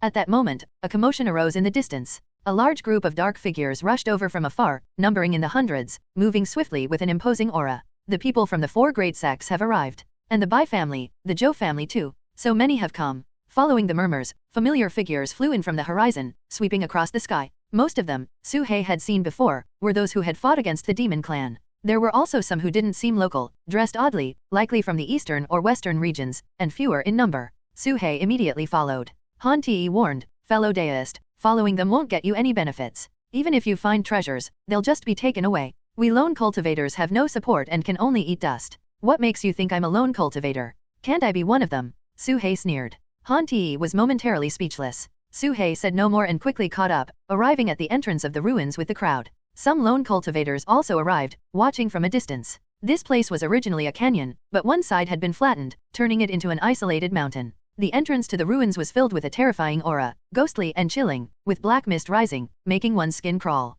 It was Su He's first time here, and surprisingly, he didn't feel much fear. Yet some bystanders were already pale, sweating on their foreheads. So many have come this time, they must be planning to delve deep inside. If we can get past the corpse puppet formation, we could make a fortune. The bystanders whispered, eyes flickering. Let's go. At this moment, Yin Mingzi took the lead, heading into the tunnel with over 50 people. With so many going in at once, aren't they afraid of attracting vengeful spirits? Someone wondered. Su He noticed a frail old man among them, his body withered, life hanging by a thread, like a dead man, yet his cultivation was unfathomable, beyond Su He's perception. The sense of danger from him was even stronger than from Yin Mingzi, at least at the mid-stage of qi condensation. Just then, a stream of yin sheqi rushed out from the tunnel, heading straight for the frail old man. Perfect timing. The frail old man's eyes suddenly snapped open, and he inhaled, sucking the yin sheqi directly into his mouth. He tapped his forehead, and black smoke billowed from his 7 orifices. Swallowing vengeful spirits. The crowd exclaimed in shock. Daring to swallow such a sinister thing as a vengeful spirit, isn't that courting death? But then someone realized that the old man was clearly a dying person. I understand now, this person is a ghost cultivator, able to use his body as a vessel to absorb vengeful spirits, an old cultivator exclaimed. Ghost cultivators, rare and of the demonic path, live by devouring these sinister entities. However, ghost cultivators often suffer mental issues, easily going mad, and over time, they too become vengeful spirits. N/O/vel/B/in.C//om. 13th Ancestor, how do you feel? Yin Mingzi asked. Excellent. These vengeful spirits are a great supplement for me, allowing me to make a few more moves, the 13th Ancestor replied calmly, showing no discomfort. At this moment, deathly aura emanated from his 7 orifices, making him neither human nor ghost, yet his presence was stronger than before. No time to waste, let's move. Yin Mingzi led the way into the tunnel, followed by the crowd. First the 4 great sects, then the Bai and Zhou families of the Qin kingdom, forming an alliance. Along the way, another vengeful spirit was devoured by the 13th Ancestor, further boosting his aura. The 13th Ancestor stood at the back, glanced at the hesitant lone cultivators, and smiled. The vengeful spirits have been cleared by me. You may all enter and seek your fortunes as you wish. With that, he entered the tunnel, ignoring the crowd. The lone cultivators breathed a sigh of relief, forming small teams to enter the tunnel one after another. Su He's eyes flickered, but he didn't rush in, instead waiting at the entrance. The next moment, a sudden, piercing scream echoed from within. Ah! The 13th Ancestor suddenly turned, spewing a thick black mist towards the lone cultivators. The 2 cultivators at the front were touched by the black mist, their flesh melting away, leaving only skeletons. One of them even had a false core cultivation, but was gone in an instant, unable to even draw a magical treasure. Not good, run. That old bastard tricked us. The crowd was terrified, retreating in panic, but the black mist spread rapidly, engulfing several more, their flesh disappearing, leaving only bones. Su He's face changed drastically, and he hurriedly retreated. He had suspected that the snake catcher's sex grand setup, bringing out an old ancestor, was up to no good, and he was right. Soon, the tunnel was cleared, and all the lone cultivators who entered became skeletons, their souls sucked into the old man's mouth. The crowd retreated outside, their faces grim, seething with anger. The 13th ancestor stood in the tunnel, eyes cold, a cruel smile on his lips, black mist swirling around him like a corpse. You really came in when I let you. This place is reserved by my snake catcher's sect. If you know what's good for you, leave now, or I'll come out and start a massacre. The 13th ancestor took a probing step outside, and the crowd retreated in fear. Among the lone cultivators, a core formation stage cultivator wanted to speak, but seeing that gaze, he trembled and lowered his head, knowing that one more word might turn him into a skeleton too. Such dominance from the snake catcher's sect? But no one dared to stand up for justice, such was the intimidation brought by power. Suhei's face was dark, with that old dog guarding the entrance, it was hard to get in. Earth escape technique? He had tried it before. The tunnel had a strong barrier, preventing spells and even divine sense from penetrating, leaving only walking as an option. Humph. Such arrogance. I want to see how your snake catcher's sect stops the world. Suddenly, a figure swept in from afar, dressed in a scholar's robe, but unkempt, with a face full of stubble. Everyone looked over. The newcomer was Su Qingfeng, a core formation cultivator from the Chu Tian Alliance. The 13th ancestor squinted his eyes, slowly raising his withered hand. You, a half-buried corpse, should be lying in a grave, yet you dare to wreak havoc in the world. Today, I shall vanquish evil and slay you, vile creature. Su Qingfeng took out a scroll, the one he hadn't had a chance to open last time, exuding a powerful aura, a righteous energy that strongly suppressed evil. Whoosh! The 13th ancestor vanished instantly, his whereabouts unknown. Vanished. Suhei was momentarily stunned. He had thought that old ghost was gearing up for a fight, but he fled so quickly. What kind of magical treasure was that scroll in Su Qingfeng's hand? Its deterrent power was immense. After Su Qingfeng arrived, more familiar faces gradually appeared. Demon Monk Ku Xian, Silver-Haired Witch, Demon Man Zhang Tai. Little Overlord Xiangfei didn't come, but there was a young Taoist, with a tortoise shell and compass hanging from his waist, looking extremely familiar. Suhei stared for a long time and suddenly realized that this person was Zhao Wenzhuo, n/o/vel/b/jn.c//om. This disciple of the snake catcher's sect had joined the Chu Tian Alliance? Xiao Zhou also came over but didn't stand with them. Instead, he disguised himself as a rogue cultivator, mingling with the crowd. Everyone, our Chu Tian Alliance promises that whatever you gain within the relics, we will not take a single thing by force, but when facing the Qin Kingdom's lackeys, we hope you can lend a hand. Su Qingfeng looked around, cupping his hands. The rogue cultivators exchanged glances and cupped their hands in succession. Of course. Elder Su, you're too polite. I've been annoyed with them for a long time. Let's take them down. Each rogue cultivator expressed their support. At least on the surface, they had to support the Chu Tian Alliance, as it had helped them. Everyone knew Su Qingfeng, the former enforcement elder of the Astrology Bureau, known for his integrity and uprightness, a breath of fresh air in the Bureau. No one could match his standards, but no one looked down on him either. The only criticism was his tendency to label people, often with just a single word. Let's go. Su Qingfeng led the way, followed by the other 4 members of the Chu Tian Alliance. The rogue cultivators, no longer hesitant, filed in. Suhei chose a middle position, neither too far back nor too far forward. It was a narrow tunnel leading deep underground. Upon entering, a chill struck his chest, and his divine sense was compressed to a very small range. Suhei's divine sense could only extend about 100 meters, indicating how limited others would be. However, Suhei felt not discomfort but rather at ease in this environment. Snakes love the dark, and this was exactly to his liking. After traversing about 1,000 feet, the space suddenly opened up, and they arrived at an underground circular plaza. This place was flat and spacious, with traces of battle, but these traces were slowly repairing themselves. It can even self-repair. Suhei stared at a sword mark on the ground, lost in thought. Here, one had to be cautious, as corpse puppets could appear at any time. The stronger the cultivation, the stronger the corpse puppets attracted. This is why one's cultivation shouldn't be too low or too high. Vengeful spirits would also occasionally emerge, so gathering in one place was not advisable. In front of the circular plaza, there were 3 paths, all explored by others. Although the entrances were different, they all led to the same location. The first path was rich in magical treasures. The second path was abundant with pills. The third path had spiritual liquid pools, but the yin energy was so heavy that it was hard to absorb. Each path contained various dangers, such as the illusionary forest in the second path. Zhao Wenzhuo took out his compass, calculated with his fingers, and said, they've split into 3 groups, with at least 2 core formation stage cultivators on each path. The ghost cultivator and Yin Mingzi went to the third path. Zhang Tai thought for a moment and said, let's go to the middle, the second path. It's said someone saw a longevity pill there, and I want to try my luck. Everyone nodded in agreement and entered the second path. The rogue cultivators dispersed, heading to different paths. The second path attracted the most people, as pills were more enticing. Suhei pondered briefly and decided to explore each path, not wanting to miss any details. He immediately entered the first path. In an instant, his vision changed dramatically, and white light illuminated the path ahead. Suhei could see glowing metallic substances embedded in the stone walls on either side. There were also many fragments of magical treasures scattered around. Are these remnants of ancient magical treasures? Suhei picked up a fragment. He continued forward, the path seemingly endless, with some cave dwellings on either side, all looted, and remnants of battles. Suhei decided not to proceed further and planned to return to the second path. Suddenly, the sound of fierce fighting came from ahead, and two figures approached rapidly. A metal puppet was chasing a female human cultivator. The puppet and the woman were surprisingly evenly matched, both at the late Foundation establishment stage. But the woman clearly didn't want to waste her energy on the puppet, fleeing all the way. Upon seeing Suhei, she immediately ran towards him. Fellow deist, please lend me a hand. I've discovered a place with a valuable treasure. If we deal with this puppet, we can share the treasure. Without waiting for Suhei's agreement, she moved closer to him.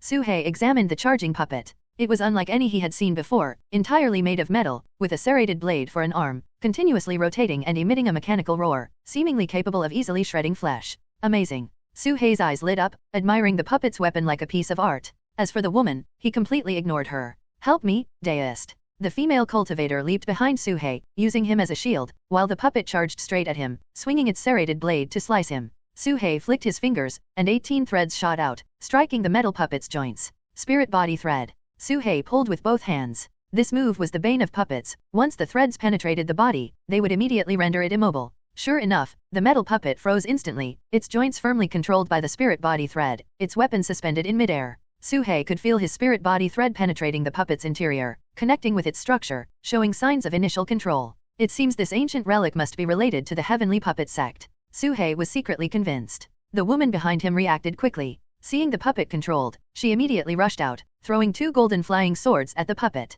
Get lost! Suhei shouted lowly, and a surge of true chi burst forth, sending the 2 golden flying swords flying and causing the female cultivator to turn pale and be thrown back, landing to the side. You! The woman was stunned. Suhei glanced at her, and that look made her shiver. She gritted her teeth and said, I am Zhou Wenjun, the direct daughter of the Zhou family from the Myriad Treasure Pavilion. If you follow my orders, I will give you plenty of benefits. The Zhou family, one of the power holders of the Myriad Treasure Pavilion, was the wealthiest family in the Qin Kingdom, even richer than the Bai family to some extent. Zhou Wenjun was the pride of the Zhou family, her talent second only to her sister, who had achieved perfect foundation establishment, ranking high within the family. But what she hadn't expected was that a single shout from this tall man before her could make her blood boil, almost causing her to spit blood. However, she was absolutely confident that once she revealed her identity, the other party would obey her. Simply because she was from the Zhou family. Oh, Zhou Wenjun. Suhei's voice carried a hint of surprise. That's right. It's me. Zhou Wenjun wasn't surprised that this person had heard of her. More than 80% of the rogue cultivators who came here knew her. Suhei walked up to her and said, So, you're the direct daughter of the Zhou family. Fine, I can listen to you. Zhou Wenjun was instantly delighted. Bang! Suddenly, Suhei struck, slapping Zhou Wenjun on the head. A surging force penetrated her entire body, and a world-destroying power exploded from the top of her head. Crack! Her protective magical treasure automatically activated, shattering the light shield and sending Suhei's arm flying, but still bursting out a massive blood light, with the faint sound of a skull cracking. Zhou Wenjun's face still bore traces of terror and bewilderment, seemingly unable to believe that Suhei dared to strike suddenly. In the next second, a spatial ripple flashed, and Zhou Wenjun disappeared entirely, but her head was split open, leaving her fate uncertain. Suhei looked at the blood and bone fragments left on the ground, his brows furrowed. He had acted with the fastest speed possible, yet she still managed to escape.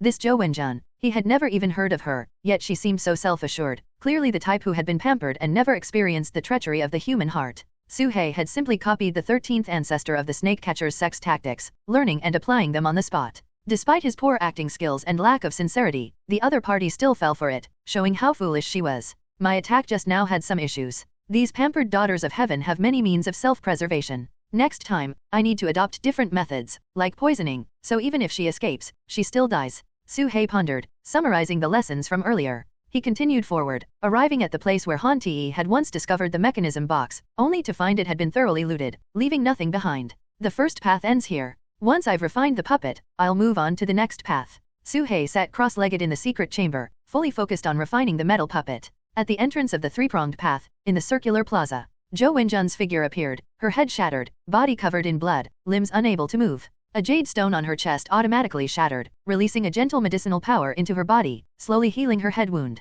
This was the first time she had suffered such severe trauma. Even her thoughts were scattered, and it took a long while before she remembered what had happened. I'll remember you, no matter who you are. Today I must kill you. Zhou Wenjun gritted her teeth in hatred. She only acted alone to not fall behind her sister. If she had sought her family's power, how could she have ended up so miserable? How could she have been severely injured by a nobody? Lu Ruyan, come pick me up immediately. Zhou Wenjun took out a communication token. 2 days passed. The complexity of the metal puppet far exceeded Su Hei's expectations. It took him 2 days to barely refine it. What a complex structure, it's almost as intricate as my butcher, Su Hei thought to himself.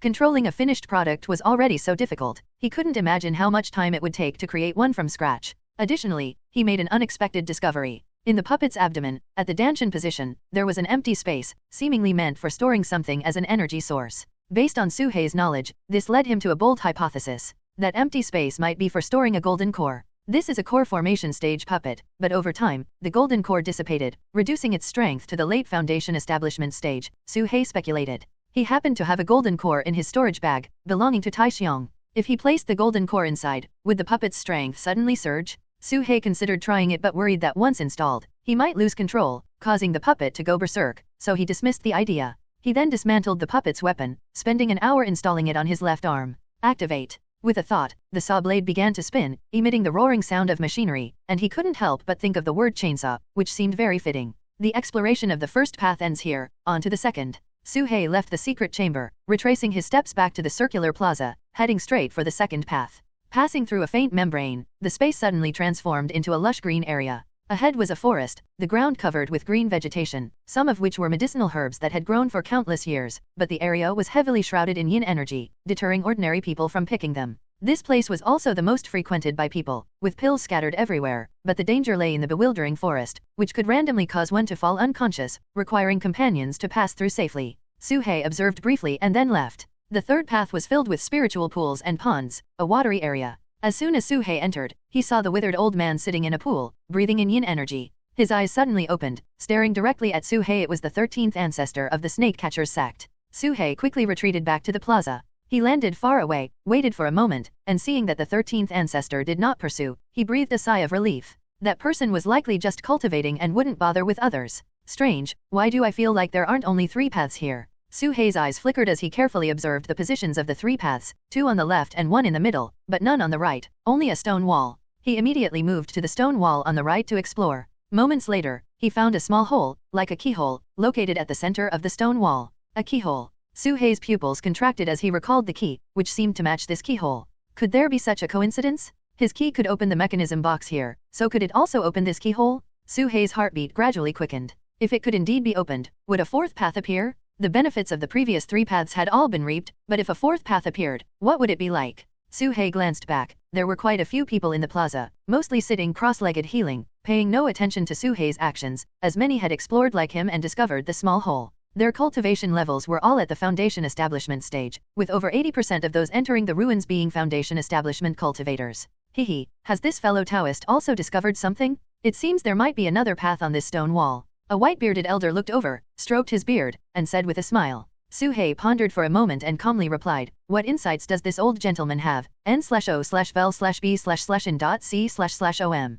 The elder's aura was around the great perfection of the foundation establishment stage, yet he gave off an unfathomable feeling, making Su Hei wary. This person might be concealing his true cultivation. The elder pointed to the first path and said with a smile, "Look at the first path, filled with magical treasures, mechanism puppets, and various metal hidden weapons, representing the metal element of the 5 elements. The second path, covered in greenery and ancient pills, represents the wood element of the 5 elements. And the third path, with many spiritual pools and ponds, represents the water element of the 5 elements. Therefore, there must be paths for the fire and earth elements of the 5 elements, belonging to the other 2 undiscovered paths." Hearing the elder's explanation, Su Hei's pupils contracted, feeling a sense of enlightenment. The other scattered cultivators in the plaza also looked over, their faces showing a strange light. Hehe, this isn't a secret, perhaps someone has already figured it out. I was just mentioning it casually, nothing worth noting, the old Taoist said with a smile. Su Hei's figure flashed as he continued to explore the stone wall, and indeed, he found a second keyhole in the distance. According to the position, this was the earth element of the 5 elements.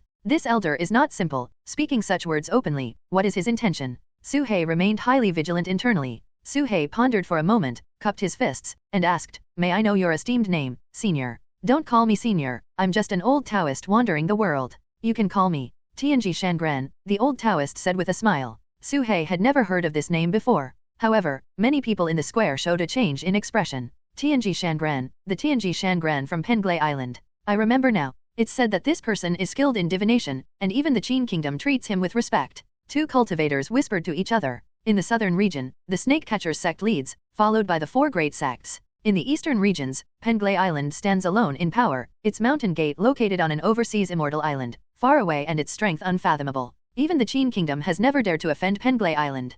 Penglay Island is countless miles away from here, yet someone has managed to come over. However, judging by Tianji Shangaran's tone, he seemed to be wandering and just happened to pass by, which is why he came to take a look. JNN.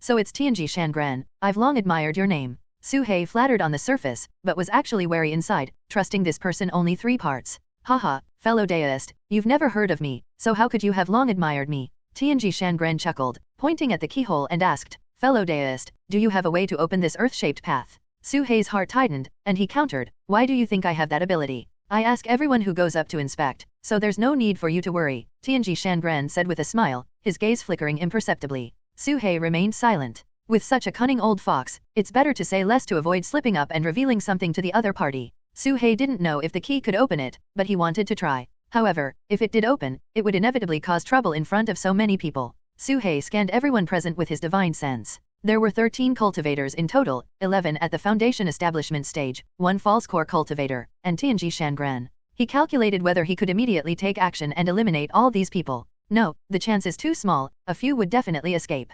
Not to mention Tianji Shangaran, especially that false core cultivator, I seem to have seen him before. Su He glanced at the false core cultivator. The man had a fierce look, very familiar. Su He immediately remembered that this was the only false core cultivator who escaped from Rock Serpent City, Lu Buchan. Su He had experienced Lu Buchan's escape skills firsthand. Now, Lu Buchan had become a rogue cultivator, likely due to having killed too many fellow disciples, leading to his expulsion from the snake catchers sect. Do you have something to say? Lu Buchan suddenly spoke, his senses extremely sharp, clearly noticing Su He observing him. Su He remained silent, just calmly looking at him. Lu Buchan was taken aback, squinted his eyes, and quietly summoned a magical treasure. You observed everyone just now and finally stopped your divine sense on me. What does that mean? Lu Buchan didn't say this out loud but transmitted it through divine sense. Su He still said nothing. Lu Buchan's gaze flickered, and he sneered. You want to join forces with me to eliminate everyone else here because you have a way to open that 4th passage. Am I right? One must admit, Lu Buchan indeed had an outstanding imagination in some aspects. Although he was guessing, he was about 80 to 90% correct about Su He's thoughts, and his logic was quite reasonable. The only mistake was that Su He didn't want to cooperate with him but wanted to eliminate everyone. However, Lu Buchan's words did provide a new perspective. Su He thought for a moment and transmitted, what do you think? Your idea is not bad, but you also need to win over Tianji Shangaran. The others don't matter, Lu Buchan sneered.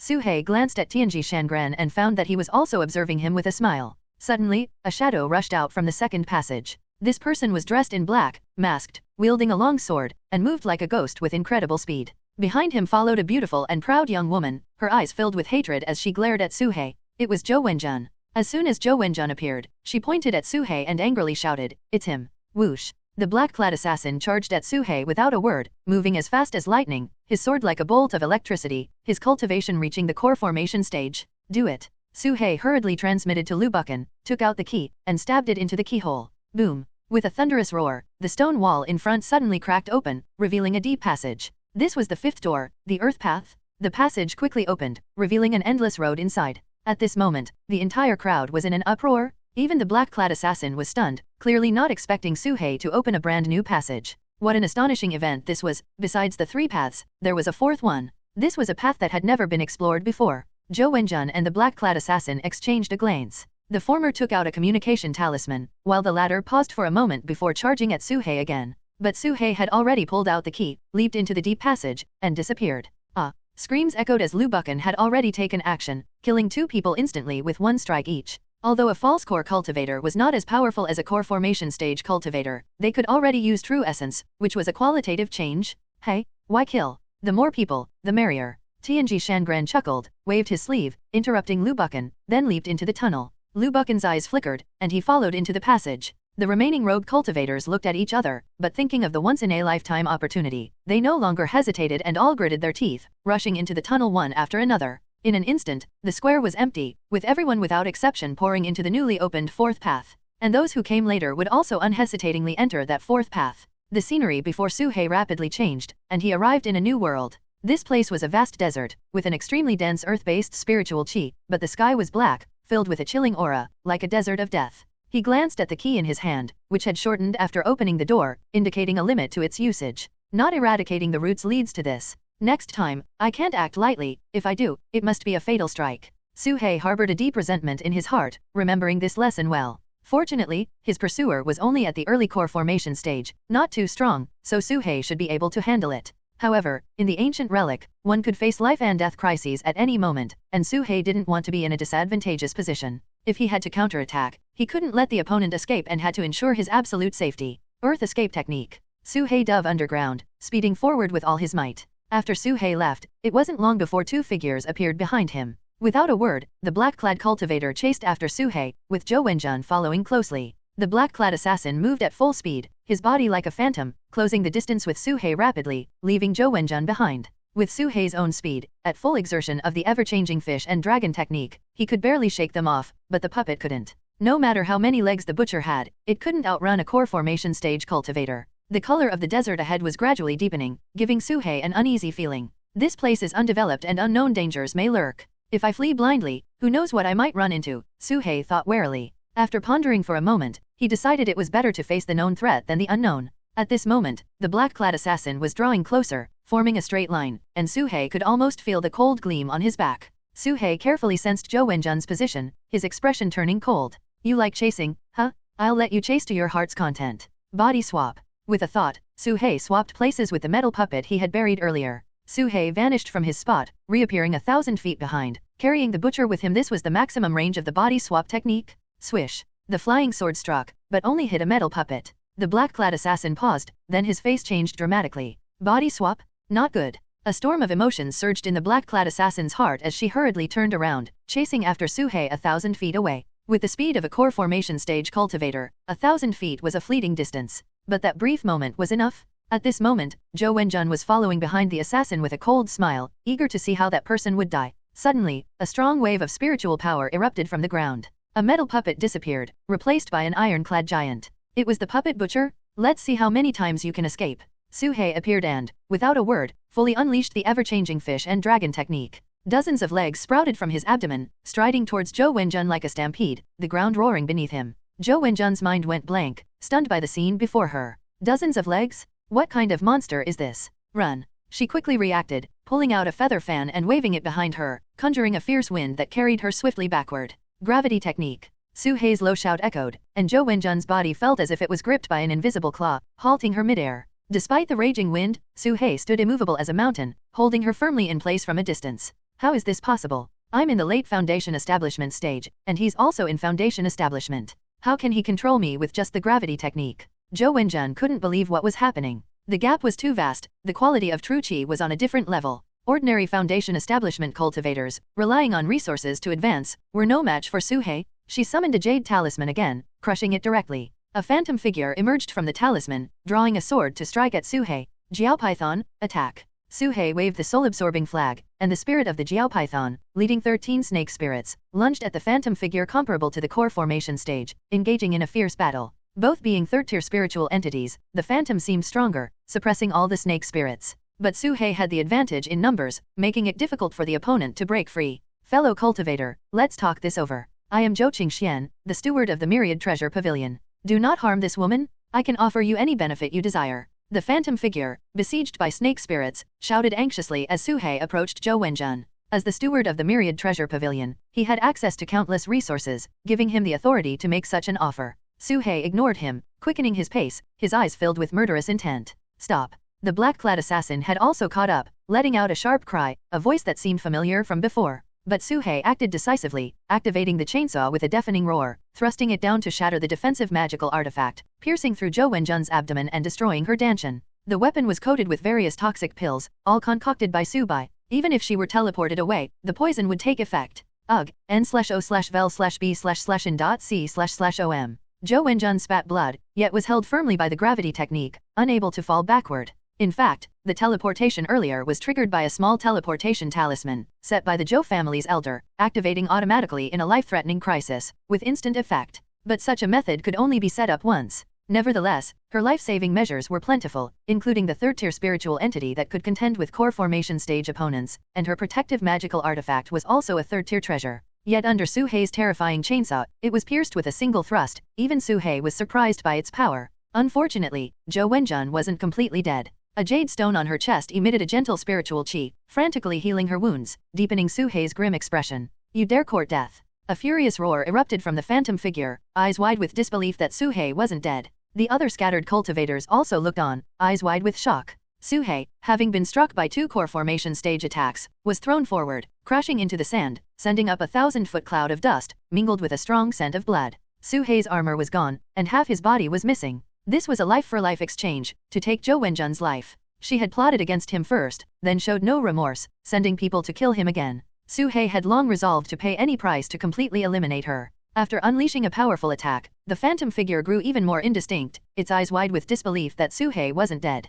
The other scattered cultivators also stared in shock, eyes fixed on the scene, filled with awe. The fierce wind blew, yet Su Hei remained standing on the sandy ground. Half of his body was covered in shredded flesh, and as he straightened up, his appearance was fully exposed to everyone's view. All eyes were vacant with shock. These cultivators, daring to venture deep into the ruins, were people of courage who had seen all kinds of corpse puppets, their minds far surpassing ordinary people's resilience. Yet even so, upon witnessing Su Hei's appearance, they couldn't help but gasp in horror. What kind of monster is this? A demon cultivator? This is definitely a demon cultivator. Hiss. A chill ran down everyone's spine. At this moment, Su Hei's enormous bald head was exposed, covered with various human faces, each with different expressions. Over 20 eyeballs adorned his head, and his body was full of bizarre lumps of flesh. From the exploded half of his body, countless writhing limbs were squeezed together. With a thought, Su Hei's exploded body regenerated, and his arm grew back. He looked at Zhou Wenjun in front of him, who was already semi-conscious, yet a continuous stream of vitality flowed into her, healing her wounds. Can't kill you, huh? Su Hei grabbed Zhou Wenjun, and a grotesque mouth split open on his head, swallowing her whole. Crunch, crunch. The chilling sound of chewing echoed.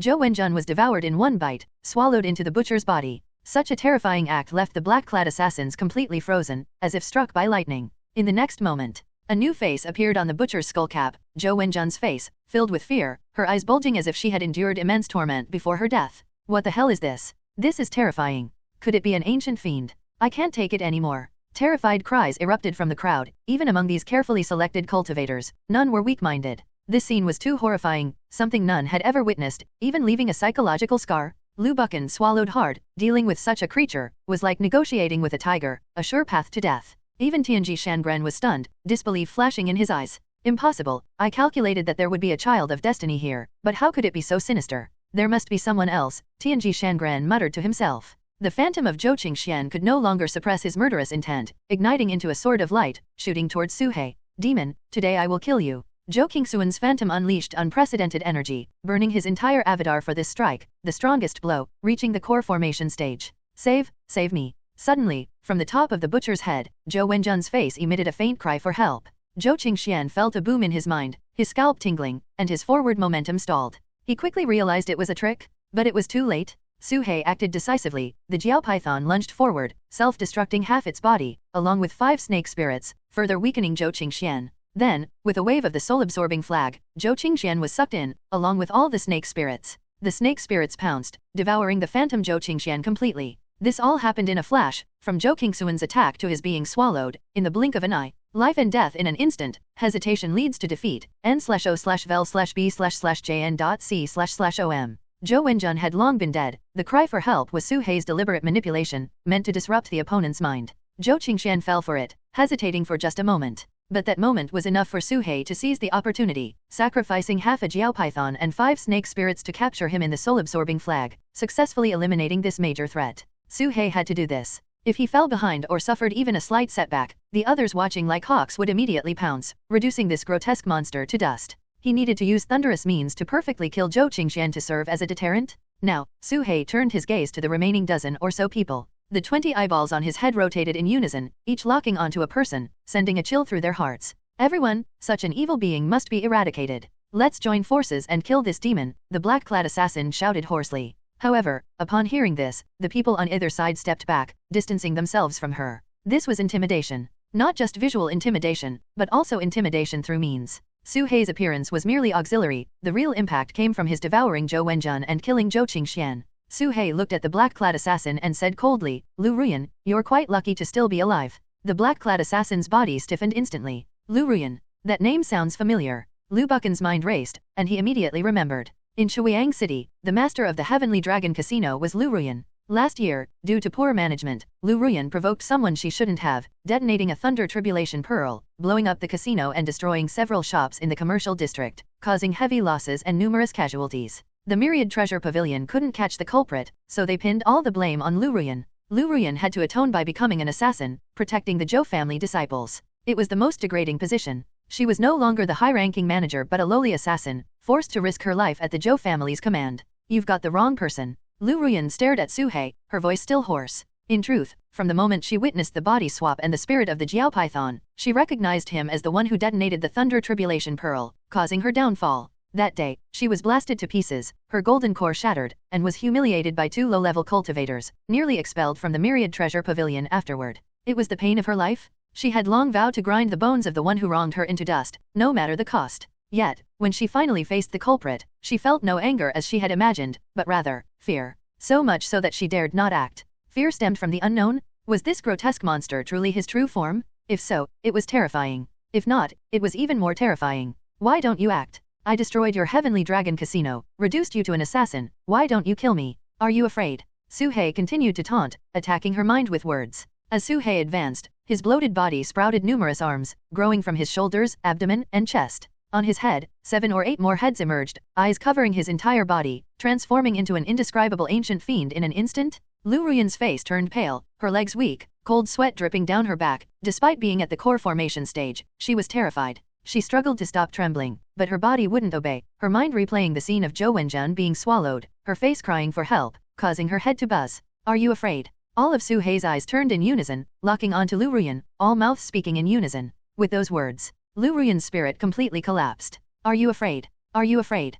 Countless voices overlapped, echoing incessantly in Lu Ruyan's mind, like an inner demon swirling around, pushing her fear to its limit. In front of her, she vaguely saw a scene. On the butcher's head, all the faces changed, turning into her own face, with bulging eyes staring straight at her. Those eyes, like those of a dead fish, conveyed an indescribable terror. Come, become a part of me. Countless mouths opened and closed, emitting a demonic sound that echoed in her mind. Finally, Lu Ruyan clutched her head with both hands, letting out a piercing, high-pitched scream. She could no longer hold on, her mind completely collapsed, and she turned to flee. Using all her strength, she frantically fled backward, as if she had seen a ghost, stumbling and falling to the ground, then crawling away in a panic. No, no, I don't want to become like that. With a series of heart-wrenching screams, Lu Ruyan disappeared into the distance in the blink of an eye. The entire scene fell into a deathly silence. A core formation stage cultivator fled without a fight, directly scared away. Tianji Shangran watched the disappearing figure, his expression heavy, and whispered, she has bred an inner demon. Earlier, when Su He held the Thunder Tribulation Pearl and stormed into the gambling house, she dared not make a move. Now, she still dared not make a move? Su He was destined to become her inner demon? In fact, after Lu Ruyan's limbs were broken and she suffered a series of setbacks, her Dao heart was already damaged, with cracks forming. Seeing Su He today and not daring to take revenge directly caused her Dao heart to collapse. From today onward, whenever she sees Su He, she will think of her miserable experience in the gambling house and the terror she felt facing those countless heads. She wasn't the only one frightened. The onlookers passing by were all scared, with many having already retreated, not daring to explore this land of earth movement any further. 7 people remained, all retreating to a far distance, nervously watching Su He, their faces pale, their throats tight. One had to admit, this group was quite courageous, and their cultivation was not weak, at least at the late foundation establishment stage. They were unwilling to give up this hard-won opportunity, but with Su He standing in front, blocking the only path, they dared not be the first to go forward. Finally, one of the sinister cultivators couldn't hold back any longer and cupped his fists, saying, this, fellow of the demonic path, I am Wu Zhou of the Bloodrobe sect. May I ask which sect you belong to, senior?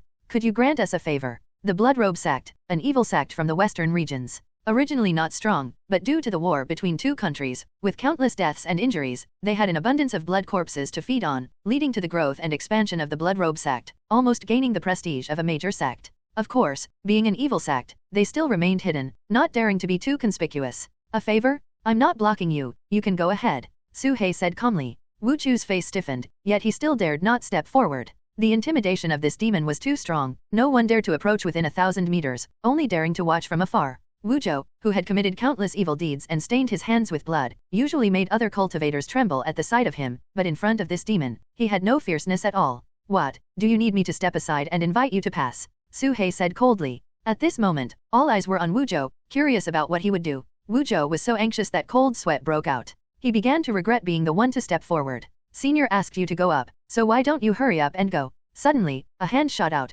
grabbing his throat. The oppressive true essence pressure descended, sealing Wu Chu's entire body, rendering him immobile. It was Lu Buchan who acted. With a frosty expression, Lu Buchan grabbed Wu Zhou, gave him a fierce slap, shattering his dantian, and then threw him forward with force. Wu Zhou soared through the air, a pair of blood-red wings sprouting from his back, but Su He, with a gravitational technique, instantly immobilized him. Swish. An arm suddenly extended 10 meters, grabbing Wu Zhou and pulling him back. No, no, spare me, senior, ah. Wu Zhou was stuffed into the butcher's belly, becoming a part of the butcher. Everyone was shocked. Lu Buchan no longer held back, summoning a copper bell and striking it heavily, the sound waves sweeping in all directions, causing the heads of everyone present to buzz, blood to flow from their 7 orifices, and their bodies to freeze. Die. 2 flying swords were thrown out, slicing through 2 mid-foundation establishment cultivators, then turning towards the remaining 2 late foundation establishment cultivators. Poof. Lu Buchan caught up with one, his evil sword slashing, sending the person's head flying. The remaining person fled for their life, but within a dozen breaths, Lu Buchan caught up and swiftly killed them. Thus, of the 7 remaining people, Lu Buchan killed 4, Su He devoured 1, leaving only Lu Buchan and Tianji Shangran.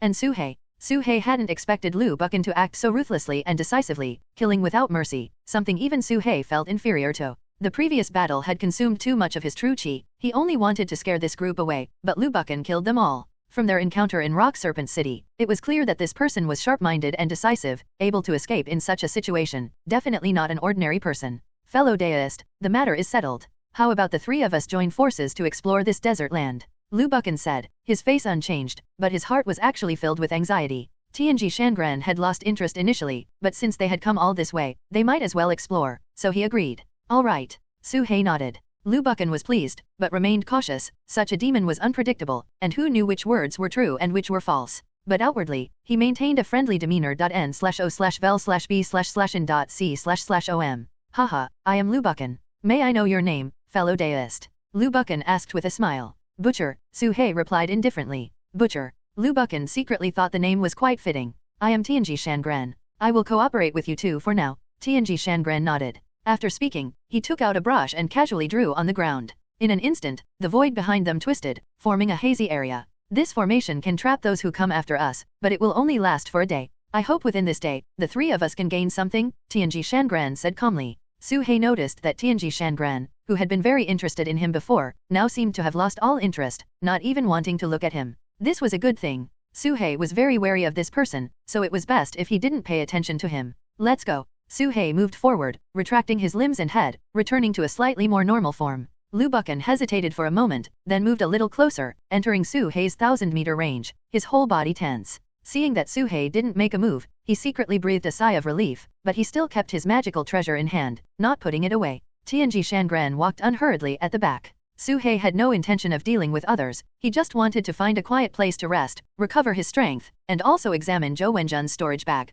There was still a layer of restrictive seal on her storage bag, which piqued his curiosity. But for now, he couldn't show any weakness or stop, lest someone notice his significant consumption. Su He's true self took a rejuvenation pill, refining it with the demon god cauldron, recovering as he walked. Unknowingly, the color of the desert deepened, and Su He found himself in the black desert area again. Ahead lay an endless expanse, with open views on both sides, no longer a narrow place. Tianji Shangran leaped forward, standing beside Su He, gazing at the black desert, a gleam in his eyes. Tianji Shangran, what insights do you have? Lu Buchan leaned in closer. Compared to Su He, he preferred to be near this person. The yin sheqi is so intense here, many must have died in this place, Tianji Shangran muttered to himself. After observing for a moment, Tianji Shangran took out 2 sheets of paper and folded them into a paper man and a paper crane. Go. He pointed forward. The paper man and the paper crane, one burrowed underground, the other flew into the sky, both moving forward. After advancing about 1,000 meters, a sudden sandstorm erupted in the sky, instantly tearing the paper crane to shreds, and the sandstorm vanished with it. It seems we can't fly above, we'll have to use Earth escape. Tianji Shangran had just spoken. Suddenly, a quicksand vortex appeared underground, unleashing a terrifying suction that pulled the paper man deep below, shattering it as well. Tianji Shangran fell into deep thought. Su He's pupils contracted. He had vaguely sensed danger ahead and knew he shouldn't proceed further, and now it was confirmed. The suction that erupted just now, if he encountered it, he definitely wouldn't escape. The 5 elements path, none of them are safe. Since others have passed through the other 3 paths, there must be a way through this one too. Better let others try first, Su He thought to himself. He didn't make a move. Letting others explore first was the safest option, avoiding situations like the illusionary forest, where relying on teammates was crucial, and he had suffered greatly before. Then, Tianji Shangran took out several more paper men, advancing them from different directions and in various postures, but without exception, they were all attacked, either by sandstorms, quicksand burial, emerging stone pillars, or flying stone blades. All sorts of dangers emerged one after another. Su He vaguely sensed something unusual. These attacks were clearly the most basic earth-type spells. The other two also noticed this but remained silent, merely observing quietly, their eyes flickering with speculation. There are no spells without a source. If there are spells, there must be a caster, either a person or a formation. Tianji Shangran, well-versed in formations, immediately saw through the mystery. With a serious expression, he took out a brush, waved it in the air, and scattered ink droplets, forming a massive formation base that encompassed the area ahead.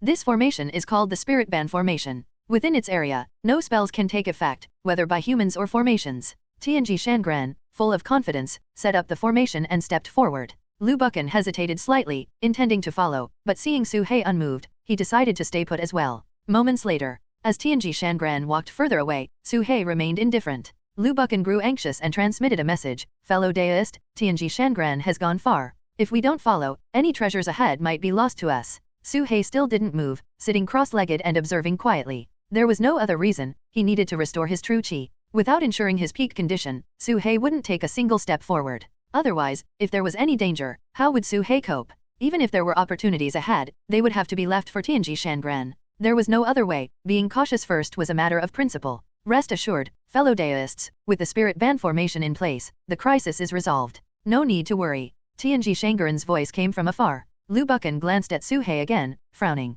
He had seen the Spirit Band formation before and knew it effectively prohibited spells, just as he remembered. He tried casting some minor spells, and indeed, they couldn't manifest, which reassured him. Without further hesitation, he moved forward. 3 meters, 6 meters, 9 meters, 30 meters. Suddenly, the sand on the ground rose into the air with lightning speed, engulfing Tianji Shangran. Lu Buchan's hair stood on end, and he burned a talisman in his hand, returning to the starting point as if by teleportation. But he lost an arm. As for Tianji Shangran, he vanished without a trace, not even a bone fragment left. Lu Buchan was drenched in sweat from the pain. The sand came and went quickly, disappearing the moment it touched his arm, leaving Tianji Shangran with no remains. This terrified him. The danger here was more frightening than the other 3 paths. At least the other 3 paths had been explored, and their dangers were clear. This one was completely unknown. Su He remained motionless, but a gleam flashed in his eyes as he vaguely discerned some clues. Strange, why did spells appear despite the Spirit Band formation? And why didn't they appear when Tianji Shangran first entered, but did immediately when I entered? Why is that? Lu Buchan found it hard to believe and looked at Su He, hoping to see his perspective. Tianji Shangran, what do you think? Su He didn't answer but turned his gaze to an empty spot nearby. There, a shadow gradually solidified into a figure in a robe. It was Tianji Shangran. Earlier, he had left a paper man in place, and at the moment of death, he used it as a substitute, altering causality to escape the calamity. However, his face was slightly pale, indicating that the cost of this causality technique was not small. This place is tricky. My Spirit Band formation is genuine, and I had no intention of deceiving you too, but it indeed couldn't stop those bizarre spells, Tianji Shangran said solemnly. As he spoke, he took out a blood-red pill and tossed it to Lu Buchan. The blood spirit pill. Lu Buchan's eyes flashed. This pill could regenerate flesh and bones, allowing a severed limb to regrow quickly, making it a wholly healing pill. But he didn't take it, instead storing it away and consuming a lesser bone regeneration pill. This pill could also regrow limbs, albeit more slowly. The main reason was his deep suspicion, unable to fully trust others' pills. I've expended a lot of energy, so I'll meditate for a while. Let's discuss this in an hour, Tianji Shangran said, sitting down to perform breathing exercises. Lu Buchan quickly sat down to heal as well. Su He stared at the black sand, lost in thought. He could tell that the Spirit Band formation indeed prohibited spells, preventing even spiritual chi from flowing, and Tianji Shangran hadn't lied. So how did these deadly earth-type spells appear? Or perhaps, they weren't spells at all? Sandstorm technique, earth spike, flying stone technique, quicksand technique, all familiar to Su He, yet not spells. What were they then? After a long time, Su He's eyes suddenly lit up. He stood up and walked to the edge of the sand. He grabbed a handful of black sand, observing it closely as it slipped through his fingers. The 2 others watched Su He, puzzled. Su He remained silent for a long time, as if realizing something, his eyes flickering as he walked into the black desert. Tianji Shangran squinted his eyes and asked, Butcher Daoist, have you discovered something? Su He didn't respond, stepping onto the black sand and walking forward. He quickened his pace, continuing onward, and the earth-type spells never appeared. Tianji Shangran's eyes flickered. Lu Buchan stared intently, curious about how the butcher would handle a place even Tianji Shangran couldn't cross. Nov. L.B//JNN. Not long after, Su He reached a distance of 1,000 feet away. This was where Tianji Shangran was ambushed. At that time, the air was filled with dust and sand, and in an instant, nothing was left of him. Yet Su He didn't pause, continuing to move forward. It's coming, Tianji Shangran's eyes narrowed, thinking to himself. Suddenly, a stalagmite shot up from the ground, aiming straight for Su He's crotch. It was a spell Su He was familiar with, the Earth Spike. Spirit Body Thread. With a thought, countless invisible threads shot out, striking the stalagmite. In an instant, the stalagmite stopped moving. Whoosh, whoosh, whoosh. The wind howled, and sand filled the sky. The sandstorm technique appeared once more, but Su He again used the Spirit Body Thread, and the sandstorm ceased immediately. Such a bizarre scene left the two people behind him dumbfounded. What's going on? Tianji Shangran immediately stood up, instinctively wanting to investigate, but hesitated. He couldn't understand the principle behind it, and going forward would be courting death. At this moment, Su He's spirit body thread spread out thousands of strands, precisely passing through each grain of sand. He suddenly realized that these grains of sand were not formed by any spell. It was nonsense to call it a spell, it was nothing of the sort. These were clearly puppets the size of grains of sand? This explained why spells appeared under the spirit band formation. Su He didn't know what kind of existence could create puppets as small as grains of sand, with such a complex internal structure in such a tiny body. But this was definitely beyond his understanding. According to legend, there are spirit-eating ants smaller than grains of sand. Although tiny, they can devour spirits and gold, possessing immense power. The puppets here are just like spirit-eating ants. Su He marveled in his heart, becoming even more curious about the owner of these ruins. Su He released the spirit body thread, forming a continuous loop around him, creating a sphere that enveloped him tightly, providing absolute defense that no puppet could penetrate. As long as the spirit body thread touched them, the sand would fall powerlessly. Su He's spirit body thread had clearly formed a defensive light screen, blocking all attacks. Boom! The next moment, the desert trembled, and a fierce wind arose. Black sand and dust surged into the sky in the distance, forming terrifying clouds that pressed down like a black cloud over a city, sweeping towards Su He. The vast black cloud was unimaginably large in number. Su He's face changed dramatically. His spirit body thread could indeed restrain the puppets, but with such numbers, how could he possibly restrain them? Even if he exhausted his true chi, he couldn't hold them back? Su He knew that not all the black sand here were puppets. For instance, he had only found 2 or 3 among the sand he had picked up earlier. But there was simply too much sand here. Even if only 1 in 10,000 were puppets, the number was still terrifying. Boom! The heavens and earth roared as the sandstorm approached, blotting out the sky like a giant hand reaching for Su He. These puppets all had a sense of self-preservation and a hint of intelligence. Even after the spirit band formation was set up, they deliberately refrained from attacking, waiting for someone to delve deeper before devouring them in one fell swoop. Tianji Shangran had suffered greatly because of this. At this moment, they clearly realized that Su He posed a great threat to them, so they all gathered and charged forward. Su He turned and fled, while Tianji Shangran and Lu Buchan, their faces pale with fear, also ran without hesitation. What talk of opportunities or magical treasures? Their lives were the most important thing right now. Su He had underestimated the difficulty of this journey. He had thought that since others had made it through the other 3 paths, this earth path should be passable too. However, this path was sealed for a reason. Boom! The black cloud moved incredibly fast, quickly spreading behind Su He and colliding with the spirit body thread. Countless grains of sand fell, but more came to replace them. Su He could clearly feel his true chi draining away like water, and in just a few breaths, it would be completely exhausted. Should I use the Black Dragon Pagoda or the small teleportation talisman? After a moment of thought, Su He made a quick decision, taking out the small teleportation talisman and gripping it in front of him. Whoosh! A spatial ripple flashed, and Su He vanished from the spot. The black cloud lost track of Su He and turned towards the 2 men in the distance. They too didn't hesitate, each taking out their life-saving items, whether for teleportation or shifting causality, and fled. Deep underground in the earth path. Whoosh! Su He's figure slowly emerged. Since the small teleportation talisman only worked on the original body, Su He had put away the butcher puppet, and now it was his true self. Where is this? Su He looked around in confusion, finding himself beneath the desert, his body squeezed by sand and stone, creating a narrow space. His divine sense spread out, still only covering 100 meters, and all he saw was sand. Su He's body trembled. He had actually teleported beneath the desert. What kind of operation was this? Strange, I clearly aimed for the direction behind me, so why did I end up here? Su He was puzzled and uncertain. The small teleportation talisman was supposed to teleport him to a place he had been before, usually used for escaping. But this talisman had transported him to a strange place. He took out the remaining 7 small teleportation talismans, which he had personally crafted. They were black in color, different from ordinary ones. Su He had thought they only looked different. However, the effect was different too. Seemingly random teleportation? Suhei tried to move but was frustrated to find he couldn't budge. The sand here was extremely heavy, indicating he was deep underground. The oppressive force made his dragon scales creak, and his body was on the verge of being crushed. No, I need to teleport again. Suhei took out another small teleportation talisman,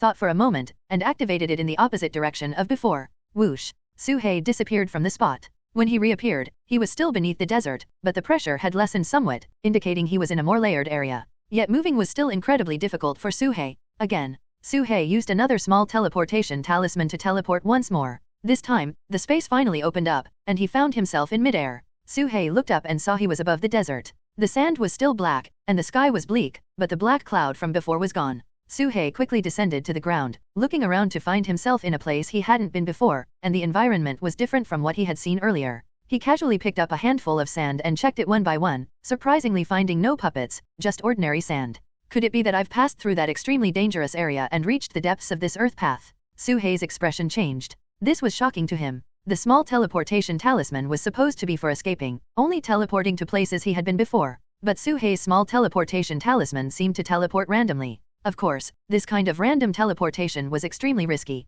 If he ended up in a place where death was certain, wouldn't that be the end? For instance, earlier, Suhei had teleported underground. If he only had one small teleportation talisman and no extras, he would have been trapped to death. N/O/vel/B/in.C//OM. After facing such a massive crisis, fortunately, Suhei emerged unscathed and arrived safely in the depths. Recalling the black storm from earlier, Suhei felt a shiver run down his spine. That thing, even if Qin Sunji were to handle it, would probably struggle. So much sand, probably millions of puppets. Who could control so many puppets at once, or is there some other technique? Suhei racked his brain but couldn't comprehend it. This bizarre puppet technique refreshed his understanding, making the inheritance from the heavenly puppet sect seem like child's play in comparison. He suddenly thought of the token in the Void Stone and the fragmented words from ancient times. Descendant of Gongshu, divine puppet sect. Suhei pondered. For some reason, the heavenly puppet sect was forbidden to enter, but the owner of this tomb was clearly related to the heavenly puppet sect, perhaps even an ancient powerhouse from the sect. The divine puppet sect should be the superior of the heavenly puppet sect.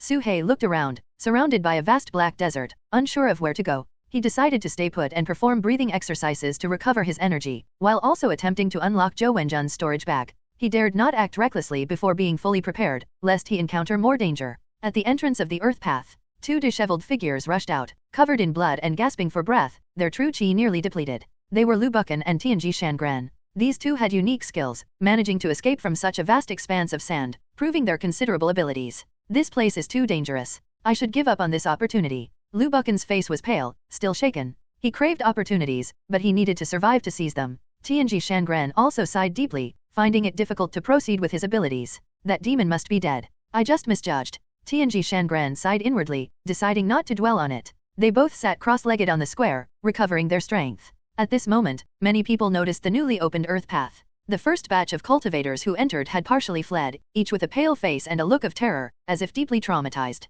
Upon inquiry, it was revealed that inside was a demonic cultivator who pieced together bodies from living people, covered in hundreds of eyeballs, described as terrifying as possible. A crazed woman in black also ran out, screaming madly about demons and stay away, causing everyone to turn pale. Even core formation stage cultivators were driven insane with fear. What kind of monster could it be? What kind of demon could scare people like this? I don't believe it. A core formation stage cultivator, skeptical, formed a small team to explore inside. But it wasn't long before they fled back in panic. Out of more than 10 people, only 2 returned alive, weak, and severely injured. It was terrifying. What kind of sand was that? It devours people without leaving a trace. The 2 were terrified. They hadn't encountered the demon but faced even more terrifying sand. Later, more fearless cultivators formed groups to enter, but without exception, they all suffered heavy casualties, none making it through. This left everyone in despair. In other places, as long as one grasped the pattern and had a strong leader, one could still muddle through. Here, it was sheer suicide, without even a glimpse of treasure. In just half a day, this place was marked as forbidden by the rogue cultivators, with no one daring to enter again.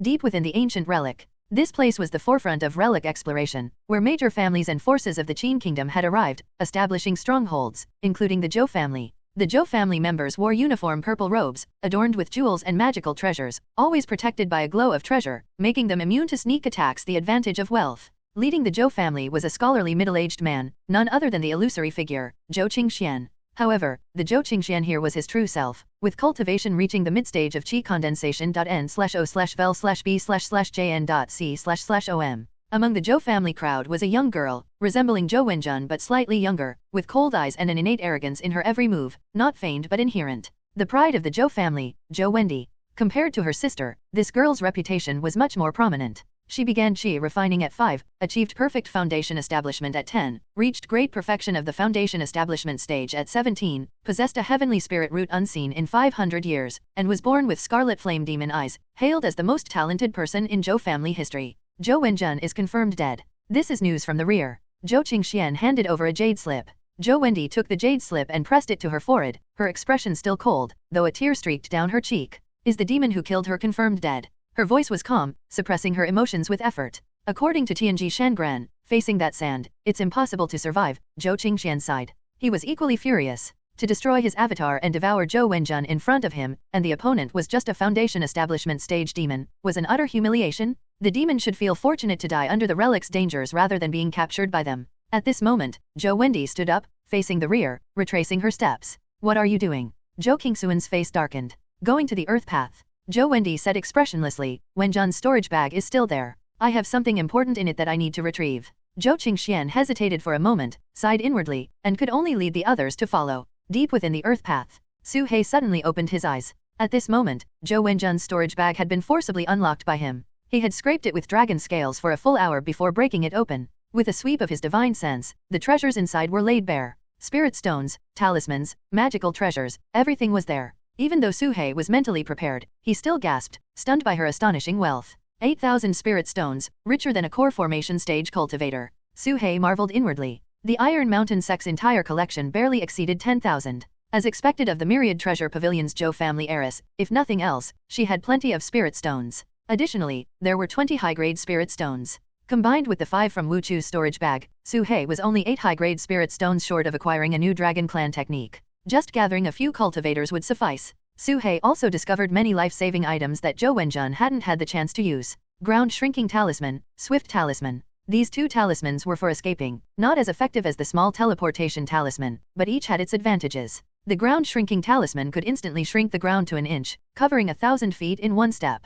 Lu Buchan used this talisman to escape the Sand's pursuit. The Swift Talisman could increase speed 5-fold. With so many life-saving items, yet being chased by a metal puppet and seeking help, Su He found it utterly laughable. Su He carefully stored these 2 talismans. His small teleportation talisman was highly unstable, so these could serve as substitutes. Huh? Is this a mechanism box? Su He picked up 2 wooden boxes, covered in intricate patterns with powerful seals, impossible to force open. They were the mechanism boxes Su He had seen before. But the boxes had a keyhole, meant to be opened with a key. This must have been discovered by Zhou Wenjun within the ruins. Unlike the ones Han Te sold before, this is a wooden box, likely originating from the land of wood. Su He glanced at the key, now 2/10 shorter, estimating it could still open 8 more times. These mechanism boxes should be plentiful within the ruins, so he needed to use them cautiously. Let's try opening one first. Su He inserted the key into the lock, and with a click, the first wooden box opened. As soon as it opened, the box vanished automatically, and a strong medicinal fragrance wafted out. Su He quickly sealed it to prevent the loss of its potency. Upon closer inspection, it was a pill the size of a dragon's eye, lush green and fragrant. Su He had never seen such a pill and didn't know its name, but just a whiff made him feel his cultivation loosening. Who knows how many millennia have passed, yet it retains such potent efficacy. Unbelievable. Su He thought to himself, deeply admiring the creator of this mechanism box. The medicinal herbs preserved in the void stones turned to dust over the ages, yet the box could preserve them for so long, still fragrant when opened. Unfortunately, the box was single-use. Once opened, it disappeared, or else Su He could have studied it further. Suddenly, the green pill before him began to wither at a visible rate. Even with Su He's seal, it continued to lose potency rapidly, as if it would vanish as soon as it saw the light of day. Su He's expression changed. Seeing the pill disappearing, he dared not hesitate and immediately opened his mouth to swallow it. Gulp. The pill melted as soon as it entered his mouth. Swallowing an ancient pill was a risky move. Su He didn't know its effects, but under these circumstances, he couldn't afford to waste it. Boom. In an instant, Su He's body trembled violently as the pill's spiritual qi formed whirlwinds, rushing through his meridians. This qi was vast and boundless, yet extremely pure, easily absorbed. It was spiritual qi from ancient times. In both quality and quantity, it far surpassed the modern era. The whirlwind grew stronger, turning into a gale, then a hurricane, raging within his body, causing his meridians intense pain, his flesh to swell, as if his body might burst. Blood seeped from his skin, dyeing his body red, even his bones resonated with a trembling sound. Damn, this is definitely a third-grade pill, meant for those above the core formation stage, and I actually swallowed it. Su-hei's heart was heavy, and he exerted all his strength to activate the demon god cauldron, compressing the violent spiritual qi. Suppress it for me. Su-hei roared inwardly. The endless storm of spiritual qi was drawn into the demon god cauldron, yet the pain and swelling remained intense, his body echoing with booming sounds, like thunder, threatening to destroy his physical body. This pill was too powerful, definitely above 3rd grade. And this was after losing some potency and being preserved for so many years. If it were at full strength, Su-hei had no doubt that even a tiny bit would cause him to explode instantly. This was a battle between Su-hei and the pill. More and more spiritual qi emerged from the pill, and Su-hei's body expanded at a terrifying speed. He was only 2.5 meters tall, yet within 10 breaths, he swelled to 10 meters, 20 meters. He had become a balloon with a diameter of 20 meters. This was Su-hei's reinforced body. Anyone else would have perished long ago. He was on the verge of exploding. Even the demon god cauldron was struggling to suppress it. What the hell kind of pill is this? Why is it so fierce? Su-hei's heart trembled.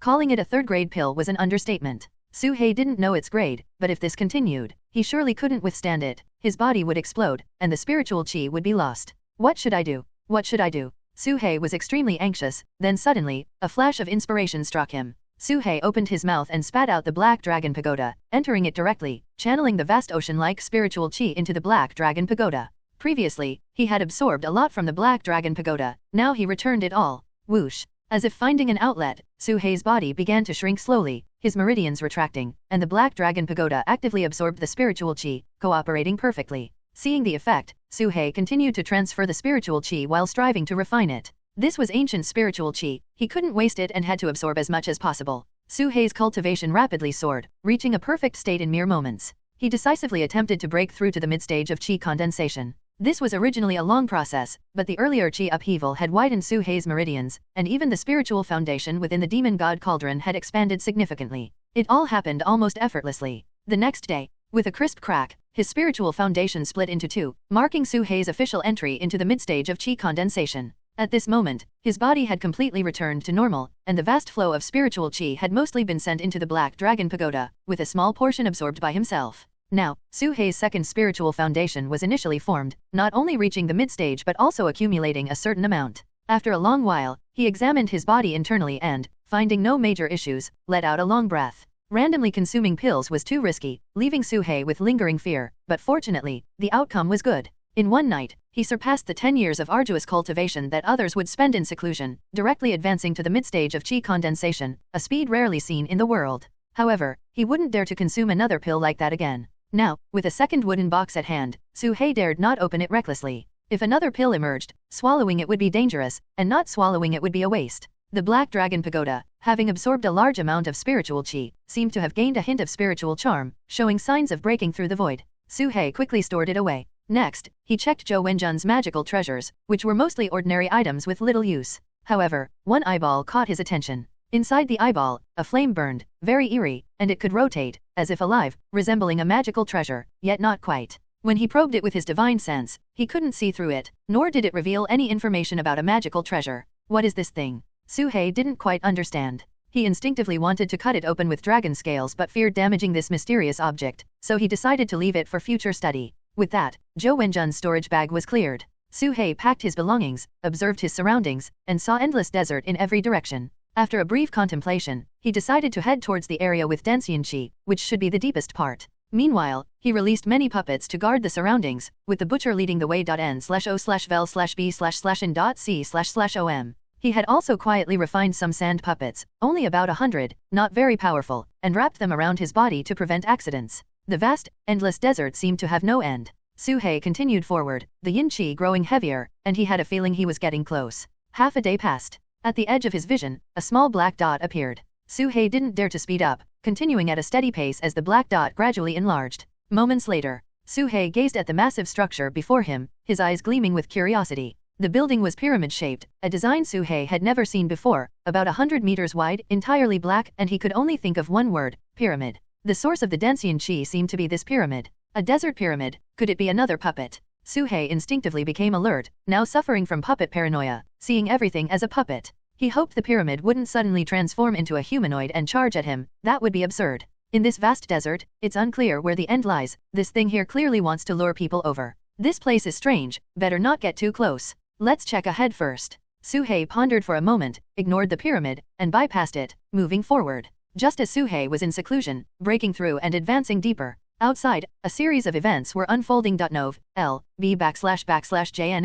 News of the opening of the Earth Path spread overnight across major sects and forces, with sects continuously sending people to explore and seek opportunities within the Earth Path. However, those sent returned empty-handed, and the dangers inside were unimaginably absurd. Rumors of ancient fierce demons, man-eating sand, terrifying spells, and more circulated, making it known as the most difficult path. The very first obstacle, the sand, stumped countless people. Even if someone managed to pass through with clever methods, their soul tablets would soon shatter, dying under unknown circumstances. This only deepened people's fear. As casualties increased among the various groups, the exploration of the Earth Path was put on hold. Some enthusiasts compiled a list of the top 10 most dangerous ancient relics. The latest top 10 dangers of ancient relics, available for just 5,000 spirit stones, fair to all, a purchase is a profit. Outside the relic, an elderly man with purple hair was selling the list, attracting a crowd, but upon hearing the price of 5,000 spirit stones, many hesitated. Such a price could bankrupt a foundation establishment stage cultivator. Whoosh! Suddenly, the scroll on the stall was snatched away.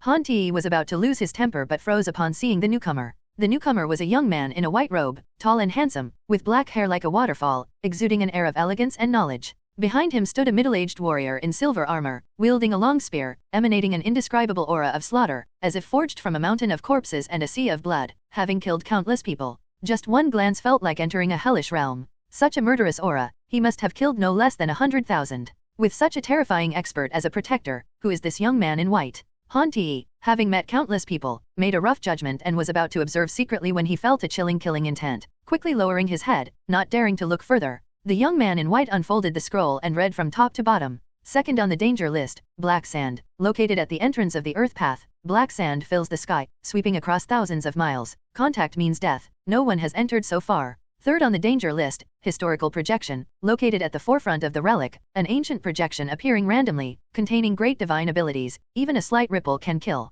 Fourth on the danger list, blood corpse, a puppet targeting core formation stage cultivators. The higher the cultivation, the stronger the blood corpse attracted. The young man in white scanned the list, his gaze falling to the end. Ninth on the danger list, demon butcher, composed of countless corpse puppets, disguised as human cultivators, traveling with people, actually an ancient fierce creature, capable of driving core formation stage cultivators insane. 10th on the danger list, illusionary forest, randomly induces sleep, originally could rank in the top 5, but the pattern was cracked, hence ranked last. After reading the list, the young man in white smiled gently. The 9th one is interesting, even corpse puppets can develop intelligence and disguise as humans. Then he asked, why isn't the first on the danger list marked? Han Ti replied truthfully, to be honest, for the first on the danger list, no one has survived to describe what it is. But some speculate it's a demon infant with elemental infant stage cultivation. Encountering it means certain death. Han Ti spoke convincingly. The young man in white nodded slightly, took out a storage bag containing 5,000 spirit stones, placed it on the stall, and then turned to leave. Thank you for your patronage, take care. Han Ti accepted the storage bag, his heart racing. He even considered throwing the bag away, not wanting any involvement, but he kept it. That murderous aura, clearly from a great general of the Qin kingdom, with such an expert as a protector, who could that young man be? Heavenly puppet sect? Impossible, right? Han Ti fell into thought, sensing something big was about to happen. At this moment, in the deep entrance tunnel, countless vengeful spirits hovered around, but with a surge of killing intent from Leihi, all the spirits retreated in fear. Soon, they arrived at the circular plaza. The demon lord hasn't appeared, it seems the plan succeeded. The young man in white smiled. Leihi replied indifferently, the demon lord isn't omniscient. Every rule has loopholes. Find the loophole, and success is inevitable. This man was Leihi, one of the top 10 experts of the Qin kingdom, a late core formation stage cultivator. And the young man in white was Bai Luo, the current top chosen of the heavenly puppet sect. But through some method, he had changed his appearance and identity, even sealing his puppet techniques and altering his personality to become gentle and refined. The legacy of the third-generation ancestor must belong to me. It's my only chance to return to the headquarters. Bai Luo's heart was resolute. The heavenly puppet sect had dispatched various experts to help them compete for the relic, but not everything could be entrusted to outsiders. Bai Luo was the top chosen of his generation, second only in talent to the already golden core great perfection Qin Sunji, chosen as the best candidate. 3 years ago, he could have formed his core, but he deliberately suppressed it, waiting for today's grand plan. Though still at the foundation establishment stage, in terms of strength and various extraordinary means, he could contend with ordinary core formation stage cultivators. After glancing at the path of the Earth Path, the two entered without hesitation, moving in perfect harmony. Meanwhile, the Zhou family also rushed in. Deep within the Earth Path, in front of the Black Pyramid, Suhei returned again, bouncing with determination. Because since entering the Earth Path, he had gained nothing, his only spoils coming from killing, unrelated to the opportunities here. Logically, every path should have great opportunities, Su-hei couldn't return empty-handed. Ahead was still the endless desert, repeating eternally, with the only thing present being this pyramid. Su-hei had to give it a try. Let's see if there's any danger first. Su-hei released puppets, scattering them around, and summoned various magical treasures for protection, then cautiously approached. Under the pyramid, there was a dark entrance. Su-hei pondered briefly and sent a sand puppet inside first. Once the sand puppet entered, it immediately lost contact with Su-hei. It was as if there was a thin membrane at the entrance, isolating it from the outside world. Su-hei sent in a scouting snake, with the same result. I'll have to try it myself. Taking a deep breath, Su-hei activated various magical treasures, and with a flash, dashed into the pyramid's entrance. After entering the pyramid, Su-hei felt as if he had stepped into a new realm. Ahead lay a tranquil passageway, with a lamp burning by the wall, casting a dim light that had likely been flickering for countless millennia. The passage was narrow, allowing only one person to pass through at a time. In front of him stood a stone tablet inscribed with some text. There's an inscription too. Su-hei's spirits lifted as he focused on the ancient script, which was somewhat complex but decipherable to him. This treasure was acquired by me during my travels in the western regions. Its internal mechanisms are hidden and contain endless transformations and mysteries beyond words. The puppet mechanism technique, which combines the strengths of many schools, though contrary to my sex philosophy, ultimately leads to the same path. I have summarized and incorporated it into our sex inheritance. However, my heart was willing but my strength was insufficient. Though this item is excellent, it was abandoned by the section I have stored it here for future generations to explore. If they can grasp even a fraction, they can claim ownership of this treasure. The stone tablet bore 3 passages, still clearly visible after countless years. It wasn't a divine sense imprint but rather carved text, which endures the longest. Clearly, the person who inscribed these words valued them greatly. Su-hei carefully pondered the meaning of these passages. It seemed that after the pyramid was discovered, the author greatly admired it but, due to conflicting philosophies, it was abandoned by the sect. Thus, it was stored here for future generations to study. If they could uncover even a little, they could gain the pyramid's recognition. Su-hei breathed a sigh of relief. If it was merely a test, he could accept it, as long as it wasn't a trap. However, to be safe, Su-hei decided to be cautious, in case someone had been here before and altered the inscription to deceive him.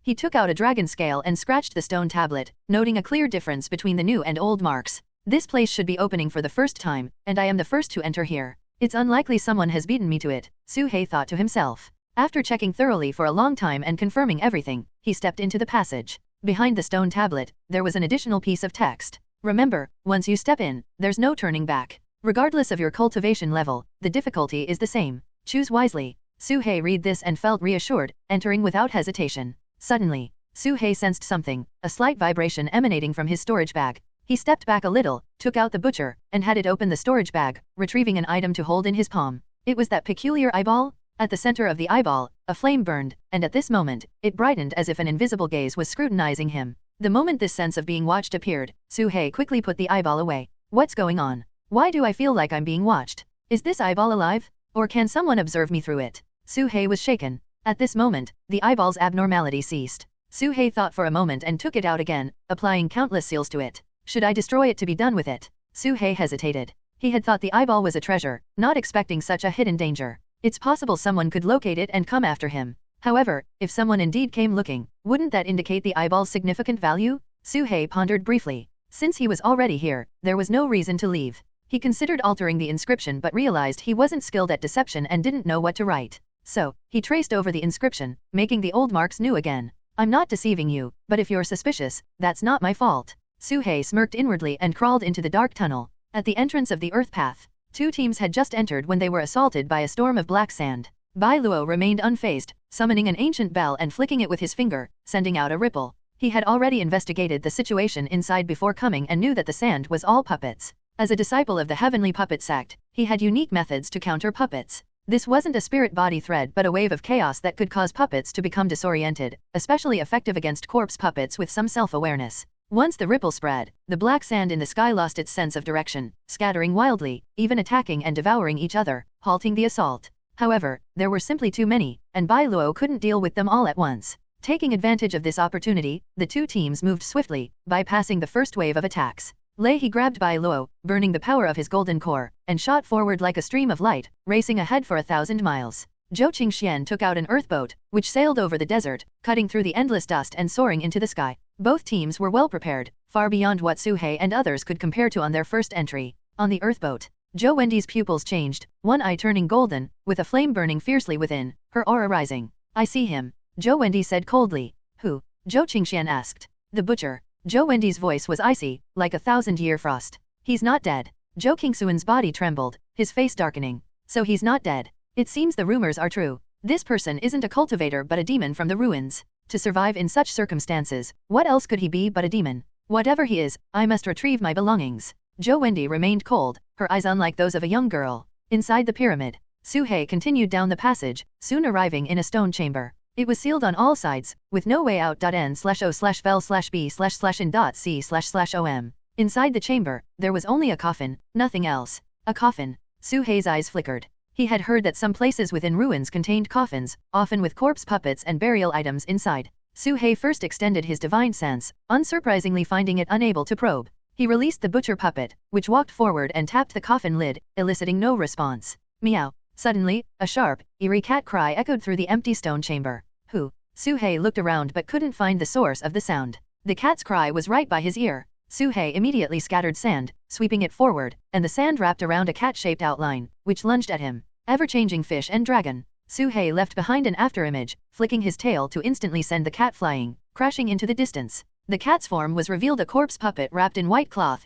its bones shattered, lifeless, seemingly killed by Su He's strike. This corpse puppet is quite weak. Could it be adjusted to my cultivation level? Su He wondered to himself. Su He cast the spirit body thread, attempting to control the cat corpse, but unexpectedly discovered that his spirit body thread would disintegrate upon contact. Impossible to control. Su He was astonished. Every type of puppet he had encountered could be manipulated with the spirit body thread, but this corpse puppet was an exception. Su He probed it with his divine sense and found a black sphere in the Danshan position of the cat corpse, resembling a golden core. A corpse core. Su He's heart skipped a beat. The corpse core, containing yin qi, was the core of the corpse puppet. If a corpse core was cultivated, it meant the corpse puppet had developed intelligence, could cultivate on its own, and possessed at least the strength of the core formation stage. However, the strength of the corpse puppet before him was clearly suppressed, maintained at about the late foundation establishment stage. This must be the tomb owner's deliberate doing, suppressing it to match my level, Su He thought to himself. With this, the first challenge posed no pressure for Su He, as his strength couldn't be measured by his apparent cultivation level.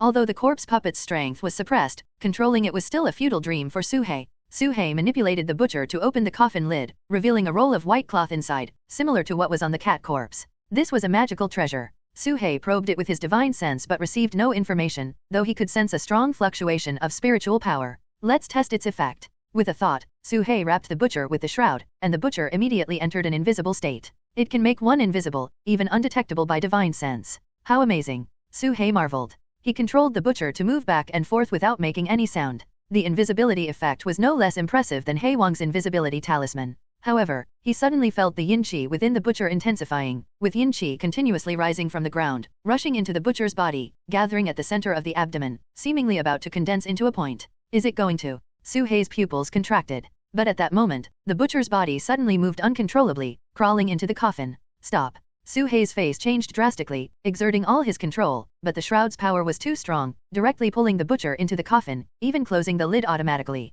This sudden change left Su He dumbfounded. He hurriedly tried to move the lid, using dragon scales to pry it open, but no matter what, he couldn't budge it, as if it was locked. Crack, crack, crack. A door opened behind the stone wall, leading to the next challenge. Su He stood there, staring at the immovable coffin lid, feeling both angry and embarrassed. Boom. He slammed his tail hard on the coffin, but it only made a faint sound, to no avail. Damn it! This magical treasure tricked me, Su He cursed. He had only used the butcher to test the magical treasure, yet such a change occurred. Fortunately, it was the butcher wrapped in it. If it had been his true self, Su He couldn't imagine the consequences. Now, he still had a faint connection with the butcher, but the coffin blocked him from controlling it further. This made Su He extremely frustrated. Not only did he fail to obtain the treasure, but he also lost a puppet. Su He's gaze shifted to the cat corpse on the ground. He hoisted the cat corpse onto his back and crawled toward the second challenge. He couldn't abandon the butcher, but knowing nothing about this pyramid, he couldn't just stand there foolishly, he had to move forward. After a while, Su He crawled into a new passage, where another stone tablet stood ahead, with inscriptions that seemed to be from the same hand. The first challenge requires defeating the Cat King and placing it in the coffin to pass. I have modified the Cat King to suppress its strength to match the challengers. If you pass, you will be rewarded with a magical treasure scroll, which can enhance corpse puppets or render one invisible, but it has strong side effects. Prolonged use will lead to corpse chi erosion, gradually losing one's mind and becoming a true corpse. For the subsequent challenges, this treasure might come in handy. After reading the inscription, Su-hei realized that the Cat King didn't enter the coffin, but the butcher did, which also worked. This rule had a loophole. Su-hei could only shake his head and proceed to the second challenge, with the passage behind him automatically closing. The stone chamber of the second challenge was empty, with the floor composed of 9 large squares, each 10 jong wide. Su-hei hesitated for a moment, then threw the Cat King onto one of the squares, but nothing happened. He climbed onto the first square himself. Whoosh! Suddenly, countless sharp wind blades whistled toward him, and Su-hei immediately understood that this place was a killing formation, triggered by living beings. Clang, clang, clang. The dragon scales on Su-hei were slashed, emitting crisp collision sounds. Su-hei's gaze turned cold, and he slammed a mountain embrace seal onto the center of the square, but the blades only increased in number and power. Su-hei used the ever-changing fish and dragon to dodge, but the blades continued to multiply. He took out a magical treasure to block them, but it was the same. After various attempts, he finally discovered that only by enduring them with his body would the power gradually weaken. I understand now, this formation requires me to endure it head-on, Su-hei thought to himself. Su-hei stopped dodging, using his dragon scales to block the falling blades. Each strike made his whole body tremble, but the power slowly diminished, and the frequency decreased. After a stick of incense's time, the blades in this place completely subsided. Su-hei endured a series of formation strikes, exhausted, but thanks to his dragon scale body, any other cultivator might not have lasted a few rounds. The difficulty of this second challenge was several times greater than the first, clearly designed for those with a perfect foundation establishment. Su-hei looked ahead, seeing 8 more squares. Did he have to step on each one?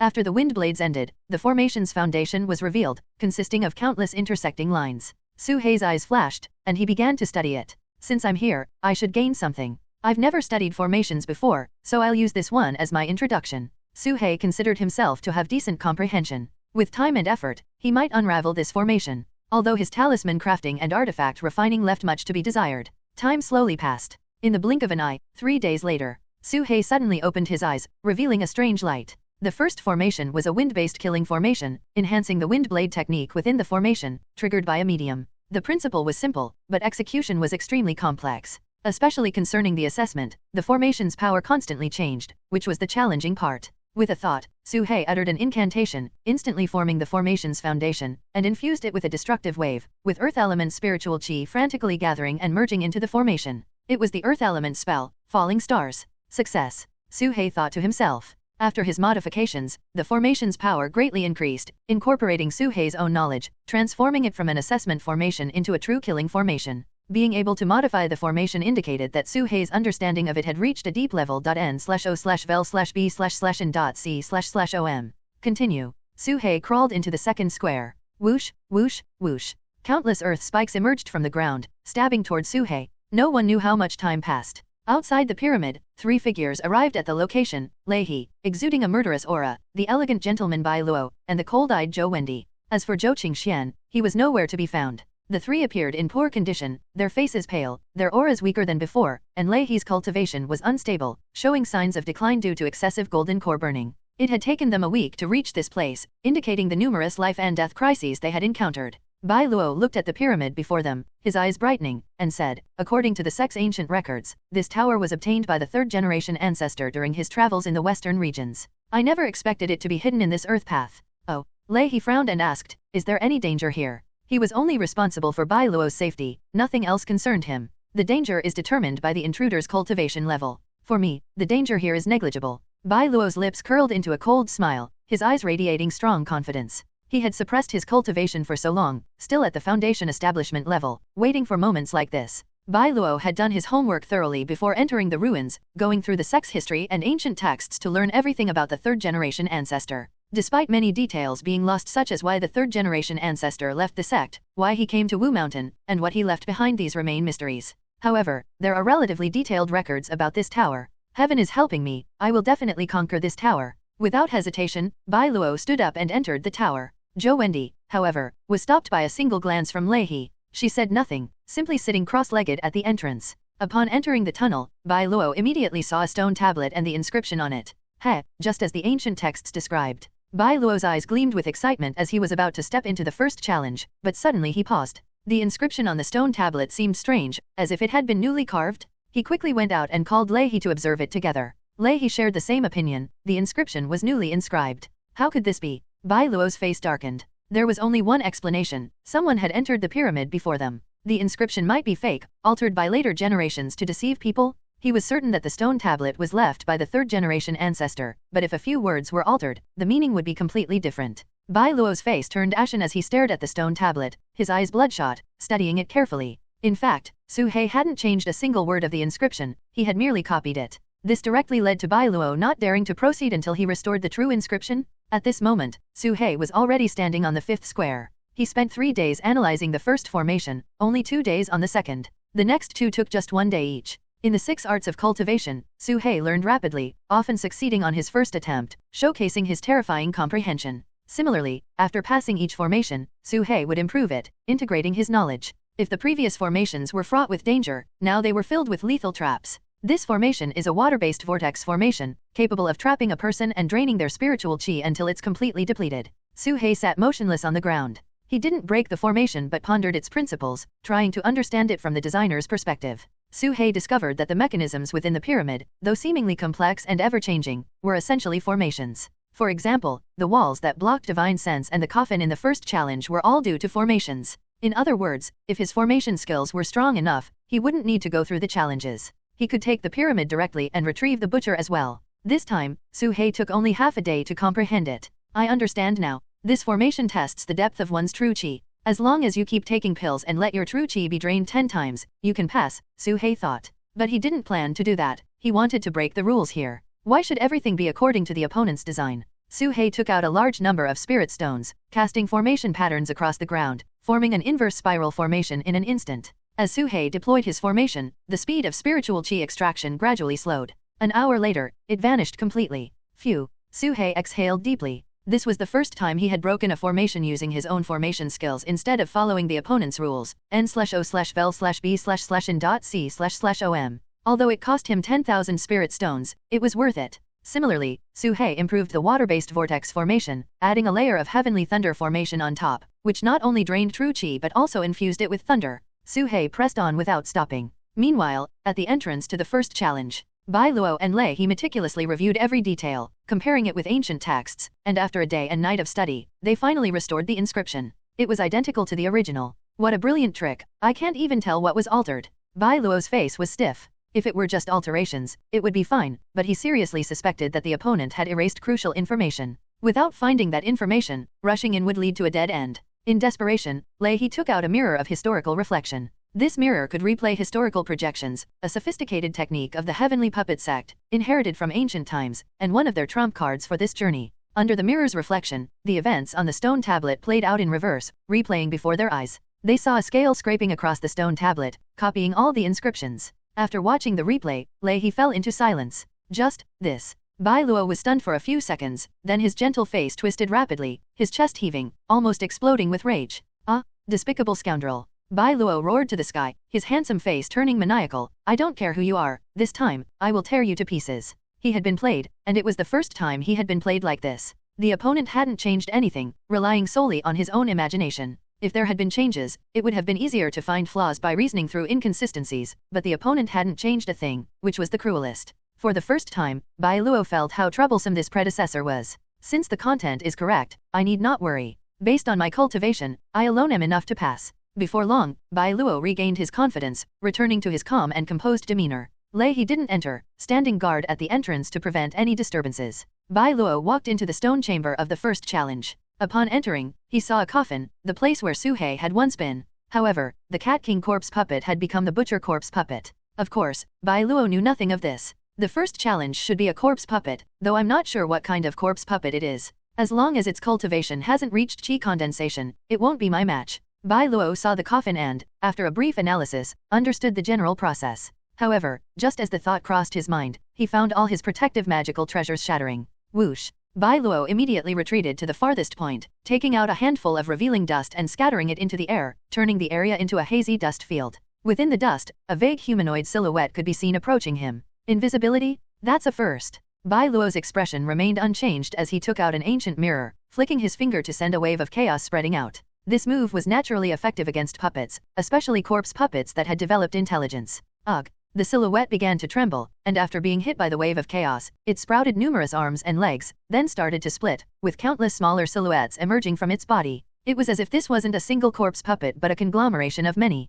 This. Bai Luo was dumbfounded. Bai Luo watched as the figure of the corpse puppet in front of him continuously split apart, countless smaller corpse puppets emerging from the mother body. 2, 3, 5, 10. Bai Luo felt a buzzing in his mind, his scalp tingling. What was even more terrifying was that all these corpse puppets had reached the great perfection of the foundation establishment stage, nearing the false core, just like him. What kind of monster is this? Bai Luo's face turned pale, his breath caught. Suddenly, he thought of the 9th-ranked evil entity on the danger list, the Butcher. The description of the Butcher seemed eerily similar to the monster before him. The many corpse puppets turned their gaze and charged at Bai Luo with bared fangs and claws. These newly born corpse puppets had no shrouds, revealing their true forms, with copper skin and iron bones, bodies like black iron. Each punch and claw emitted a thunderous roar, and corpse chi permeated the air. A single hit would leave him severely injured, if not dead. Chaos. Bai Luo unleashed another wave of chaos, causing the corpse puppets to lose their sense of direction and move erratically. But the mother body seemed stimulated, its entire mass of tumors trembling violently, and more corpse puppets emerged from within it.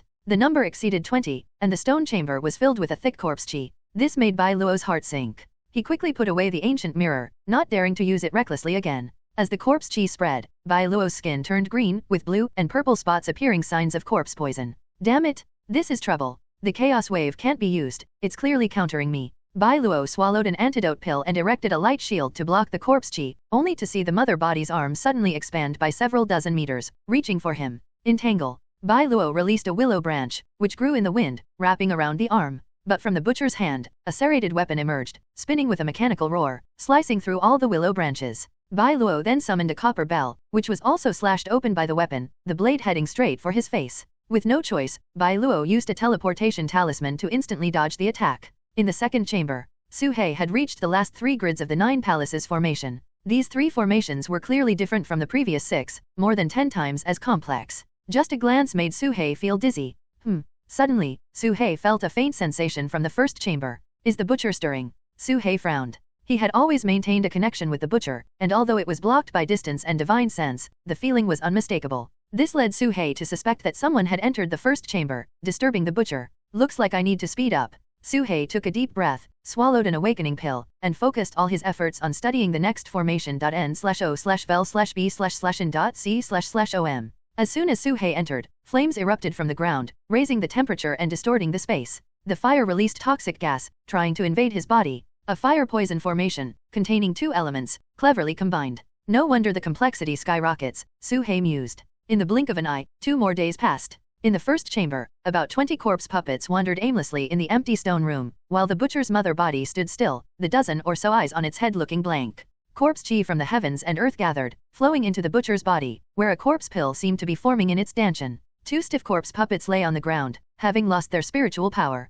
As for Bai Luo, he was nowhere to be found. At this moment, an ancient painting was affixed to the ceiling of the stone chamber, depicting a courtyard. Inside the painting was a space filled with mist, lush green trees, and a quaint courtyard, like a paradise. Bai Luo sat cross-legged within, performing breathing exercises to recover from his injuries. It took him a full day to completely expel the corpse chi from his body, and the corpse spots disappeared. Thankfully, I had the paradise painting from my grandmaster, or I wouldn't have survived. The difficulty of this first chamber isn't meant for someone like me, it requires core formation stage cultivation to pass. Bai Luo's expression was grim. Although he could unleash all his abilities to fight against the core formation stage, this was only the first chamber. If he used all his trump cards, what would he do for the later stages? Facing more troublesome dangers without those magical treasures might leave him without even a chance to escape. Therefore, he decided to act cautiously. Using the special space of the paradise painting, he would slowly wear down the corpse puppets, engaging in a war of attrition, taking out 1 or 2 at a time before retreating. Eventually, he would be able to eliminate all the corpse puppets here. Fortunately, these corpse puppets had not developed intelligence and acted only on instinct, unable to recognize the paradise painting, allowing him to use this tactic. Is this butcher really left by the 3rd generation ancestor? Why do I feel something is off? The more Bai Luo thought about it, the stranger it seemed. Initially confident, he now had a sense of foreboding. Fortunately, he was well prepared.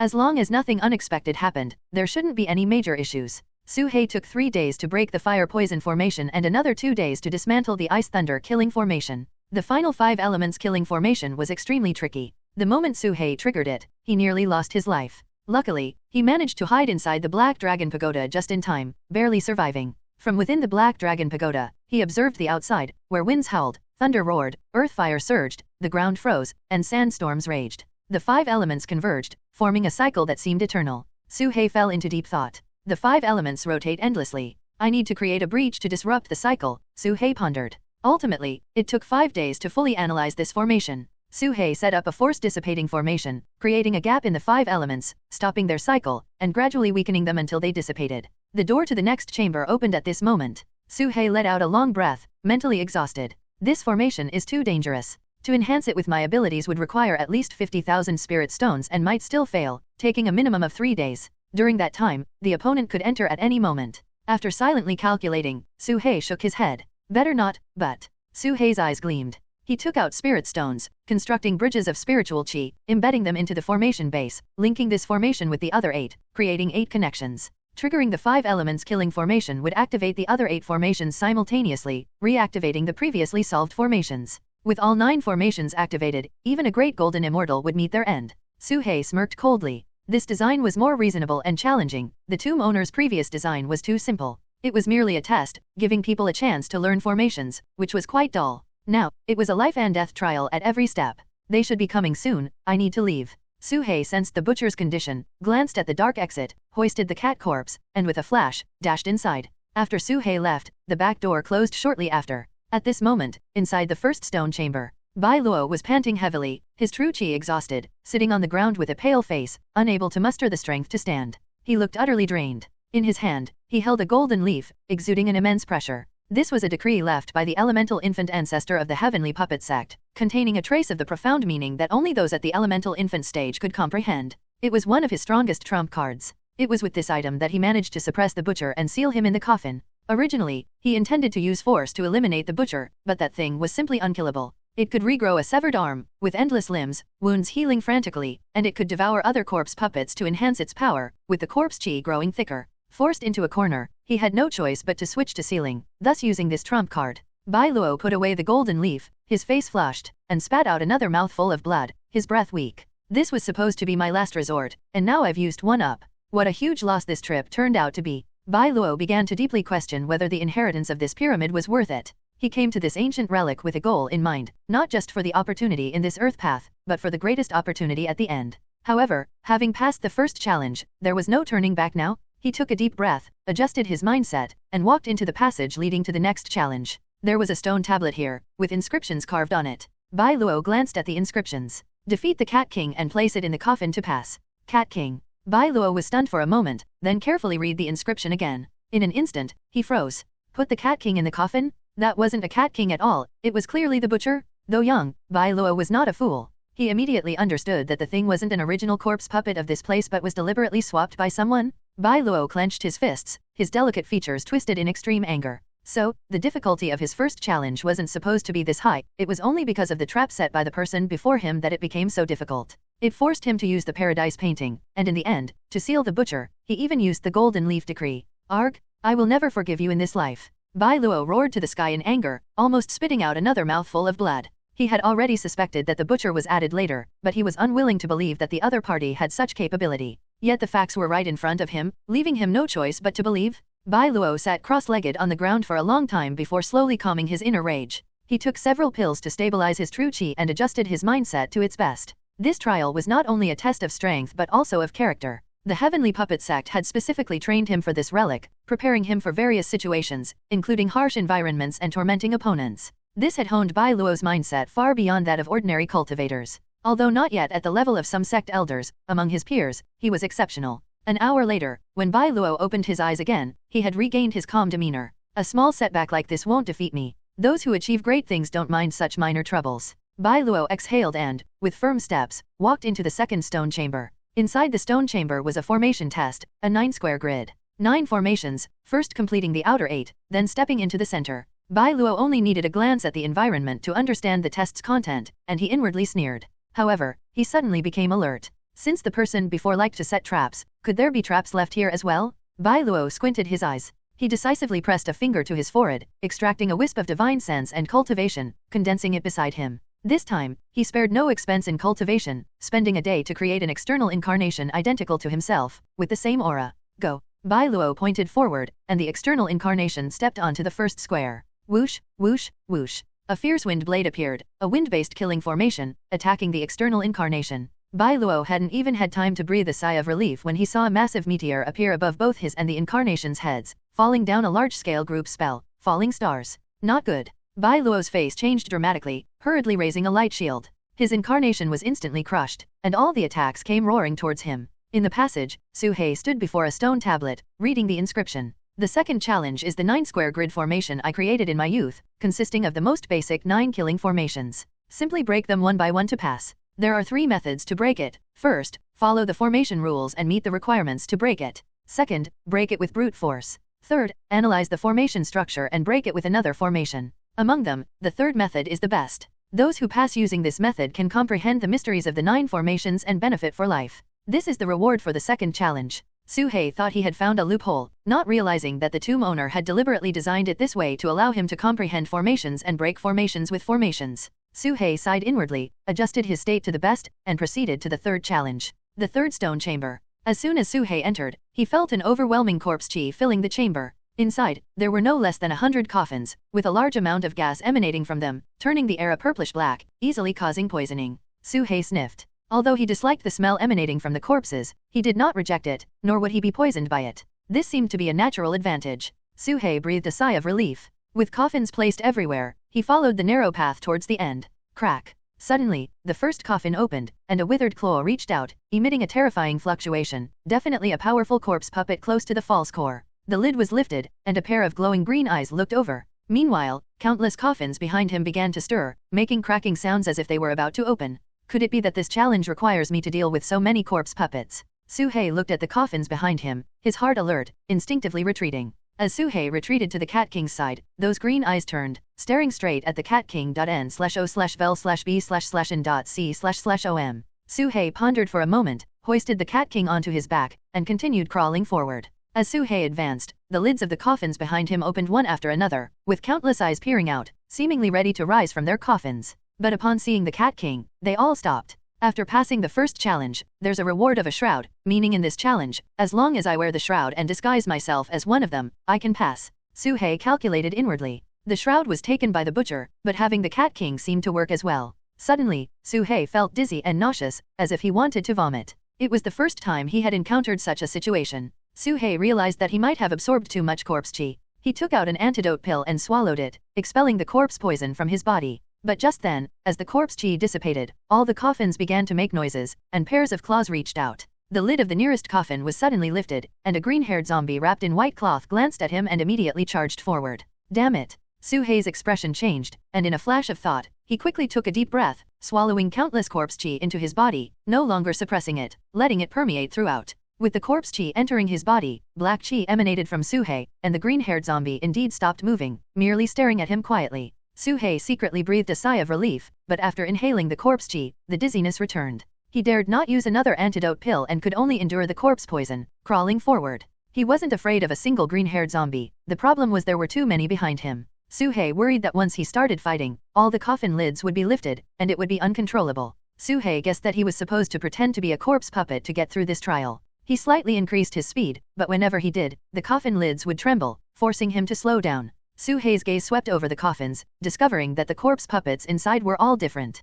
There were humans, demons, fat ones, thin ones, with yellow, green, purple hair, some with wings on their backs, some just skeletons, in all sorts of forms, like a treasure map of corpse puppets. What does the tomb owner mean by this? Is it for me to observe the corpse puppets? Su He secretly speculated. The strength of these corpse puppets also varied, starting from the false core stage, with some even at the core formation stage, each stronger than the last, their eyes like ghostly flames, their aura like azura. Su He dared not scrutinize them deeply, only sensing them slightly. Moreover, he discovered a pattern. The cultivation of the corpse puppets seems to correlate with their hair color. Hairless is the weakest, green hair is slightly stronger, purple hair even stronger, followed by yellow and red hair. Su He's eyes flickered. N/O/vel/B/n/C//OM. After walking for a while, he also noticed that the bottom of these coffins seemed to have the names of the corpse puppets engraved on them. Hairless hopping zombie, green-haired flying zombie, purple-haired yuksha. Su He scanned the names of the corpse puppets. The hairless hopping zombie was roughly at the great perfection of the foundation establishment stage, similar to what he could refine.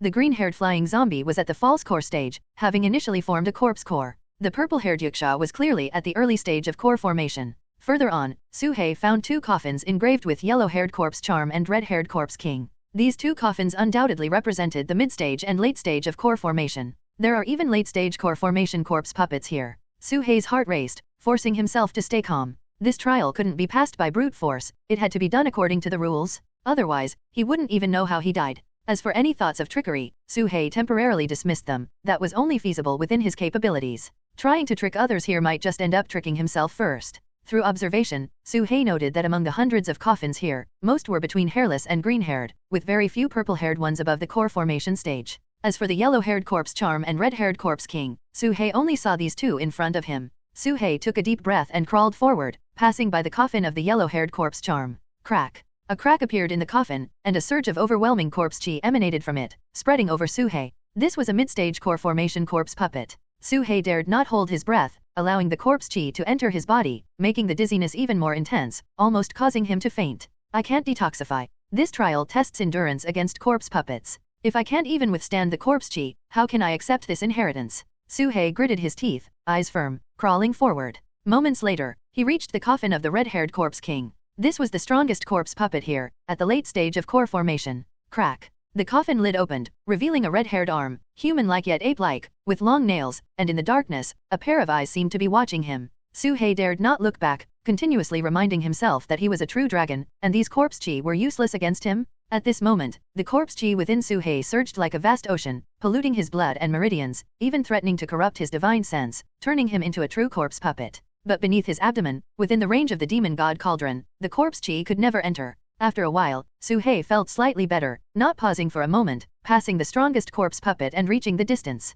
When he finally completed this path, all the coffin lids behind him closed again. Ahead, a door to the next trial opened. Suhei exhaled deeply. At this moment, he looked ghostly, devoid of any vitality, like a dead corpse. Demon God Cauldron, refine. Suhei shouted, and the Demon God Cauldron operated at full power. This time, it took him half a day to finally absorb all the corpse chi, refining it into a black pill. Suhei spat it out, and the pill floated before him, a half-finished corpse core. Is this the reward for this trial? Suhei frowned. Glancing back at the room full of coffins, he thought it would be great if he could control them all. However, with his current strength, he couldn't even withstand the corpse chi, so it was best not to indulge in such fantasies. Suhei stepped through the exit, and the door behind him immediately closed. He arrived before a new stone tablet. The stone tablet was also inscribed with numerous inscriptions. The third trial tests your affinity with corpse puppets. These corpse puppets were personally refined by me in the past. If you can't even withstand the corpse chi, how can you receive my inheritance? This inheritance includes hairless hopping zombie, green-haired flying zombie, purple-haired yaksha, yellow-haired corpse charm, red-haired corpse king, white-haired corpse infant, blood-faced corpse ghoul, black-haired corpse demon. The divine puppet sect has refined countless puppets, yet little do they know, they themselves are the best puppets. My inheritor, reaching here means you have passed the preliminary test. Next is the final trial, questioning your heart. I will see if you truly wish to become my inheritor. Now, there is still a chance to turn back. After reading this unexpectedly long passage, Suhei fell into silence, unlike before. Previously, it was all about summarizing the trials, with nothing amiss from start to finish. But upon reading this, Suhei felt an eerie vibe from the tomb owner. Especially the last sentence, questioning whether he truly wished to become the inheritor. Could it be that there are those who wouldn't want to? The Heavenly Puppet Sect doesn't use corpse puppets. Could this person be a demonic cultivator for refining so many corpse puppets? Suhei became vigilant. Suhei's crafted puppets were neither human nor ghost, so he felt no aversion to corpse puppets. They were just another type of puppet to him and certainly not something demonic. However, in the eyes of humans, that might not be the case. Is the owner of this tomb really an ancestor of the Divine Puppet Sect? And what is his relationship with the descendants of Gongshu? Suhei pondered deeply. Suhei refrained from jumping to conclusions. He carefully analyzed the inscriptions on the stone tablet from beginning to end. Suhei had only been cultivating for 3 years, but he already possessed an insight that ordinary people lacked. These inheritances include hairless hopping zombie, green-haired flying zombie, purple-haired yaksha. The Divine Puppet Sect crafted countless puppets, yet little did they know, they themselves were the best puppets. Suhei scrutinized these 2 sentences and pondered for a long time, his pupils suddenly contracting. Individually, these sentences seemed harmless, but together, they were deeply unsettling. Could it be that he refined the people of the Divine Puppet Sect? Suhei was secretly alarmed. Typically, the patriarchs of sects would leave their inheritances within the sect before their death, like the mountain-moving patriarch. But this person had come to Wu Mountain, excavated a massive tomb, and left behind so many corpse puppets that attacked indiscriminately. This was indeed very peculiar. Inside the stone chamber of the second trial, a golden figure clad in armor appeared on Bai Luo's body surface. This was the golden body manifestation, his most powerful trump card. Although this move relied on external objects, it also came at the cost of his cultivation. Originally, he planned to use it only when obtaining the final inheritance, as the sex patriarch had envisioned. But now, if he didn't use it, he feared he would die here. Once the golden body manifestation appeared, the 6 formations ahead were all destroyed by brute force, unable to stop him in the slightest. However, he halted before the last 3 formations. These 3 formations were clearly a level more powerful. If I force my way through, even if I succeed, my cultivation will plummet. Bai Luo's face was gloomy. At this moment, his hatred for the person in the shadows was beyond words. If that person appeared before him, he would surely devour their flesh and gnaw their bones to vent his anger. But he was also contemplating whether it was worth continuing. His trump cards were nearly exhausted. If he continued like this, what would he have left to compete for the final inheritance? He might end up losing the watermelon while picking up sesame seeds. This is merely a magical treasure of the earth path, yet I've lost so much for this tower. Had I known, I wouldn't have come in. But now, giving up is not something I'm willing to do. If I don't capture and execute that despicable person, I won't be at peace. Bai Luo's heart was filled with dark hatred, nearly losing his rationality. He took a deep breath to calm himself, took out a compass, and spat a mouthful of blood onto it. Outside the pyramid, He seemed to sense something and took out a similar compass, which began to rotate automatically, seemingly transmitting some kind of message at a certain frequency. This pyramid isolated everything. Communication talismans and small teleportation talismans were unusable. Only this parent-child compass could function, allowing them to sense each other. You, go in. He looked at Zhou Wendy and pointed to the pyramid entrance. Me. Zhou Wendy's eyebrow arched, and she thought to herself, now they want me to go in, are they trying to use me as cannon fodder? Zhou Wendy maintained a cold and calm demeanor throughout, never showing anger even when blocked outside, nor did she choose to leave. This showed that Zhou Wendy's scheming was much deeper than Bai Luo's. At this moment, she immediately saw that Bai Luo must have encountered trouble and had no choice but to ask for help. Letting Lei Hian might trigger even more powerful mechanisms due to his high cultivation, making the situation uncontrollable, so they chose her. That's exactly what I intended. Zhou Wendy, her mind racing, nodded and walked into the entrance tunnel. She passed the stone tablet without stopping and directly entered the first trial. Upon entering the stone chamber of the first trial, she immediately leaped into the air, clinging to the ceiling like a spider, entering a stealth state. One of her eyes turned golden, with flames burning within, capable of seeing through all illusions. With one glance, Zhou Wendy saw the butcher below and also saw through the mechanism design here. At the same time, she saw the familiar face on top of the butcher's head, seemingly staring straight at her. It was her sister, Zhou Wenjun. Zhou Wendy's pupils instantly filled with blood, a wave of grief and anger surging in her chest. Silence. Suddenly, she uttered a cold command, suppressing that grief and anger. With just this bit of emotion, you can't control yourself. How can you achieve great things? Zhou Wendy's voice was icy, as if she had become a different person. She had no intention of helping immediately. She was waiting for Bai Luo to be unable to hold on and leave this place, before she would enter. What belonged to her, no one else could take, including Bai Luo. As for the one who took her other eye, she wouldn't let them go either. Zhou Wendy flicked her finger, sending a butterfly blade flying out, instantly slicing off the face on the butcher's head. Flames ignited in her eyes, burning the face to ashes. Sister, rest in peace. Half a day later, Su He finally stepped through the gate to the next trial because he had no other path to take. Inside the stone chamber of the final trial, there was nothing but a solitary mirror. As usual, Su He tossed the cat king in front of the mirror. When nothing happened, he had no choice but to approach the mirror himself. At that moment, Su He suddenly felt his consciousness fly out, entering the mirror as if his soul had left his body. Buzz. The scene before his eyes changed rapidly as Su He plummeted at high speed. N/O/vel/B/C/om. In the next moment, Su He found himself in a strange world. It was a pitch-black realm, eerie with ghostly energy. The sky burned with demonic fire, and the land was scarred, with black lava bubbling up and countless spirits drifting by, resembling a hellish scene that would terrify anyone. However, Su He was not just anyone. Where is this, and what am I supposed to do? Su He looked around in confusion, realizing he had also become a spirit, but in the form of a snake. It's said this trial is called Hard Inquiry. Hard Inquiry? How does one inquire? Recalling the inscriptions, Su He was deep in thought when he suddenly noticed his thoughts slowing, unable to generate any additional ideas. He couldn't even manage to think calmly. His rationality was fading, his thoughts rigidifying, leaving only instinct, pure instinct. His eyes turned vacant. Fiend, you will die a horrible death. Help, save us. Cries of murder and pleas for help echoed nearby. Su He turned his head and saw a cultivator exuding evil energy, with blood-red eyes, slaughtering wantonly within a family. Numerous cultivators and mortals were being massacred. To his shock, Su He recognized the blood-red-eyed evil cultivator as Wang Ding, also known as Wang Xianyu after he changed his name. And the family being slaughtered was Wang Ding's own Chen family. At this moment, Wang Ding had lost all reason, wielding a flying sword and killing indiscriminately, regardless of whether they were bystanders or innocents, men or women, young or old. How could Wang Ding, Suhei wanted to think calmly, but no matter what, he couldn't. He couldn't even discern whether what he saw was real or not, leaving only his instinctive choice. No need to pretend, make your choice. A voice echoed in his heart. At this moment, whether it was the Wangding or the Chen family, in front of Suhei, they were nothing but ants. With a single thought, Suhei could decide their life or death. He could kill Wangding, annihilate the Chen family, ignore them, seal Wangding, or eliminate them all. This was clearly a test of Suhei's Dao heart, to see what kind it was. Make a choice, follow your true self. A phantom voice drifted up, echoing in Suhei's heart. However, as time passed, Suhei made no choice. In his eyes, a look of confusion flickered, his face showing struggle, as if resisting some kind of guidance. Why don't you make a choice quickly? Do you want to defy your true self? The voice continued, echoing in Suhei's ears, causing his clarity to fade, once again overtaken by instinct. What was Suhei's instinct? In the stone chamber, Suhei stood before the mirror, his entire skeleton beginning to tremble, especially the 3 dragon bones at his tail, emitting a buzzing sound, very intense. What is my instinct? Suhei suddenly murmured to himself. Suhei closed his eyes, deciding to follow his instinct.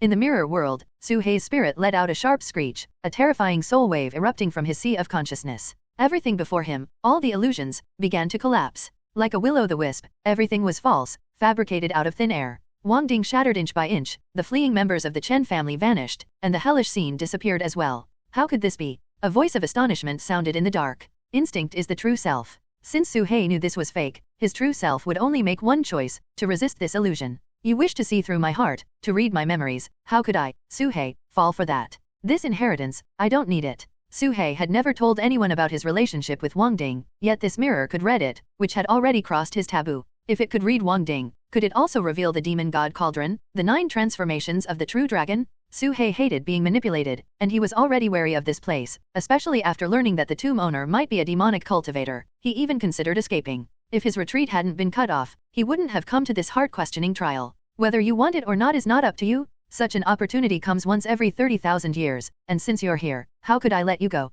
The ethereal voice echoed once more. Suhei confirmed that the other party had always been present, watching him from the shadows. This made Suhei's scalp tingle, his eyes turning fierce. Crack. Suddenly, Suhei's storage bag flew out on its own, a pale golden storage bag. The storage bag opened, and a mirror floated out, hovering in midair, its surface facing the heart-questioning mirror. This was the mysterious purple mirror left by He Huang. Since Suhei used it once, it had remained inactive, and now, it appeared on its own for the first time. What is this? The voice appeared astonished once again. Nov, L, B / JNN. A faint light emitted from the mirror, shining on the heart-questioning mirror, and a powerful attraction erupted. Boom. In an instant, the heavens and earth shook, the ground quaked, and mountains swayed. The mirror world, like an impending apocalypse, twisted, collapsed, and shattered, the void cracking in countless places, spreading to every corner, like a breaking mirror. The hellish ground, the burning sky, disappeared at a speed visible to the naked eye. This was the collapse of a world, akin to the end of days. What kind of magical treasure is this? The voice was filled with terror. At this moment, a sharp, eerie laugh emanated from the purple demon mirror. He, there's actually an artifact spirit here. What a rare and great supplement. The attraction from the demon mirror's surface grew stronger, twisting the space around the heart-questioning mirror, as if it would be pulled into the demon mirror. No, I'm not an artifact spirit. I'm not. The heart-questioning mirror let out a miserable cry. But the demon mirror did not argue, only continuing its eerie laughter. As the space twisted more, the heart-questioning mirror floated up, growing smaller. Buzz. Before Suhei's spirit, the mirror world completely shattered, turning to nothingness, leaving nothing behind. His spirit returned, automatically merging back into his physical body. Suhei was dumbfounded by the scene before him. A little artifact spirit shouldn't struggle. You impersonated the tomb owner and set up so many trials, just to find a suitable physical body to snatch and transform into a human, right? The demon mirror continued its eerie laughter. Hearing this, the heart-questioning mirror went mad, roaring frantically. No, I'm not an artifact spirit. I'm the 3rd-generation ancestor of the Gongsha family. Its voice was hysterical, like a cat whose tail had been stepped on. You can fool others, but don't fool yourself. The demon mirror sneered. I should thank you, otherwise, where would I find such a good supplement? The demon mirror increased its power, the surface of the heart-questioning mirror cracking with countless fissures, about to shatter, its size shrinking, about to be absorbed. Suhei watched the struggle between the two magical treasures, utterly speechless. Artifact spirit. Suhei had heard the term before, but this was his first time seeing one. An artifact spirit is born when a magical treasure reaches a certain level of power and develops self-awareness. For example, the sword spirit of a flying sword is a type of artifact spirit. The Black Dragon Pagoda also had some self-awareness, with the potential to birth an artifact spirit. When Suhei first used the demon mirror last year, he saw something resembling an inner demon, which, after chasing Xian Yangzi, returned and entered the demon mirror. Su He had speculated whether that thing was an artifact spirit. Now it seemed, it was highly likely. Of course, Su He wasn't certain, perhaps it was a product of copying the other party's artifact spirit. How could I, the third-generation ancestor, die at the hands of an artifact spirit? This is impossible. At this moment, the heart-questioning mirror was close to being completely absorbed, letting out its final howl. But the demon mirror froze, angrily cursing, "You're the artifact spirit, your whole family are artifact spirits." Whoosh! The attraction suddenly intensified, forming a vortex, completely swallowing the heart-questioning mirror, absorbing it into the demon mirror. At this moment, the demon mirror calmed down, landing on the ground, no longer moving. The demon mirror's surface regained a hint of spiritual charm, returning to the state it was in when Su He first took it out. Su He stood there, stunned for a long time, before finally taking a deep breath, inexplicably shaken. What on earth is this mirror? Su He crawled closer, hesitant to touch this treasure, but remembering it was left by He Huang, he used the gravity technique to pick it up, examining it from the side. Su He dared not look too closely, lest he accidentally reflect himself, creating a duplicate to fight him, which would be truly unjust. He quickly stored it in the pale golden storage bag. This golden storage bag was specifically for storing this mirror, opening automatically at certain times. Rumble. Suddenly, the entire stone chamber shook, dust falling from above, as if this pyramid had lost some structure, on the verge of collapse. Crack, crack, crack. The stone walls in all directions began to crack and collapse, revealing door after door, with various passages leading in all directions, their destinations unknown. Although the divine sense was still being blocked, Su He could already spread out a large amount of it, clearly seeing the direction of these passages. What's going on? One artifact spirit dies, and this happens. Su He's face showed a hint of surprise. Boom. The ceiling suddenly collapsed, crashing down. Su He quickly dodged and rushed into one of the passages, only to find that it was also collapsing, with cracks everywhere. Could it be, that wasn't the artifact spirit of the heart mirror, but the tower spirit of the pyramid? The heart mirror, just a product simulated by the tower spirit. Su He had a bold guess in his heart. His idea was not without reason. If this pyramid was a magical treasure, then the most likely place for an artifact spirit to be born would be this pyramid. And the only thing capable of setting up these checkpoints would be the pyramid. The heart mirror was just the final test, with the tower spirit personally taking action, using its own divine ability to simulate it. This made sense. In this way, the content on those stone tablets before could all be disregarded. They were not left by the tomb owner at all, but were a disguise by the tower spirit. If it really is the tower spirit, then with the tower spirit dead, the rules of the pyramid are broken. This is the best opportunity for excavation. I must quickly find the treasures here. Su He's eyes flickered as he spread out his divine sense, heading towards the general central area. Along the way, the tunnel walls were collapsing. Su He relied on his memory to keep moving forward. Fortunately, his body was very small, allowing him to squeeze through even narrow gaps, an advantage humans did not have. 1 hour earlier, in the second chamber, Bai Luo had been waiting for half a day without seeing Zhou Wendi come in, his face turning grim with anger. Is this Zhou family's proud daughter a waste? Can't even pass the first test. Or is she deliberately stalling for time, waiting for me to leave so she can enjoy the inheritance alone? Bai Luo's mind raced as he looked at the remaining 3 formations in front of him, unsure whether to advance or retreat. He was unwilling to leave without catching the person behind the scenes. But on second thought, the butcher in the first test was indeed strange, and he didn't really understand Zhou Wendi's true strength. Without the paradise painting, there was indeed a slight possibility of failure. Truly a waste, Bai Luo cursed inwardly. Moments later, he activated his golden body manifestation, enduring the fire poison formation and the ice thunder formation. Only the last 5 elements killing formation remained. After all this trouble, Bai Luo's face was pale, and he spat blood. These 2 formations had directly caused his cultivation to plummet from the brink of core formation stage to the late foundation establishment stage. It would take at least a year to recover to the great perfection of the foundation establishment stage. This made Bai Luo so furious that he was almost smoking from his 7 orifices, but he had to calm down and consider whether to continue. The last formation must be a deadly trap. This golden body manifestation might not withstand it, and even if it does, my cultivation might drop further. Bai Luo's mind was active, his gaze fixed on the center of the 9-square grid. Suddenly, his eyes flashed, and he took out a conspicuous talisman, striking it out. With a bang, the formation base appeared in the void, revealing faint bridges of spiritual qi. Throughout this journey, Bai Luo hadn't spent time studying the 9-square formation,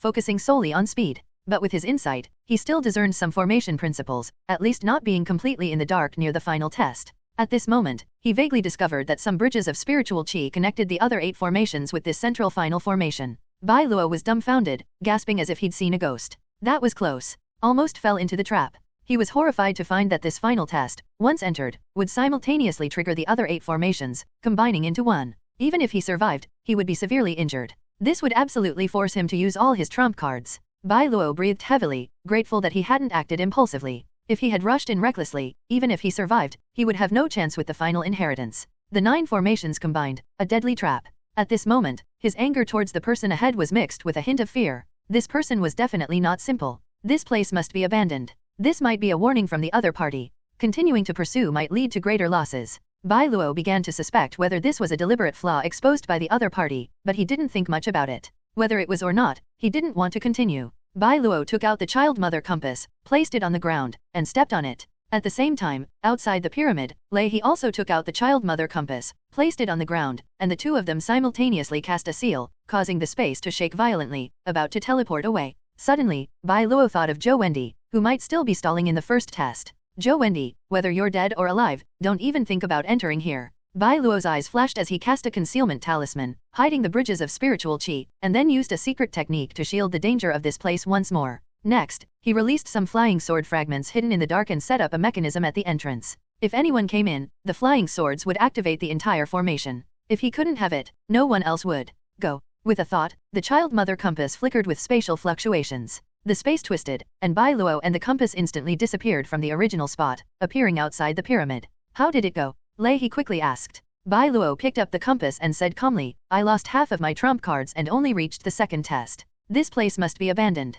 He's eyes flashed coldly. Someone set you up. He knew Bai Luo's background. He was someone heavily cultivated by the Heavenly Puppet sect, armed with various magical treasures, someone even the core formation stage couldn't easily deal with, so it was impossible for him to be in such a sorry state. This is a long story, I'll explain later. Nov. L. B //JNN. Bai Luo seemed unwilling to mention the encounter inside the tower, walking straight ahead, but his fists were clenched tightly, his eyes flashing with ferocity. He knew nothing about the person ahead, only the dragon scales used to carve the stone tablets and the butcher. With these 2 clues, it was enough. He would eventually dig that person out. Shortly after Bai Luo left, Zhou Wendi seemed to sense something and arrived in the second chamber. One of her eyes was burning with flames, able to see through everything. The moment Bai Luo left, she sensed it and immediately arrived. Suddenly, her pupils shrank as countless flying swords shot out from the dark, striking the 9 squares of the grid. The formation activated. Boom, boom, boom. The 9 formations launched simultaneously, with heavenly thunder and earth fire, quicksand burial, falling meteors, vortex suction, corpse dissolution, all kinds of destructive forces descended together, even more ruthless than Su Hei's, with the first wave being a super deadly calamity.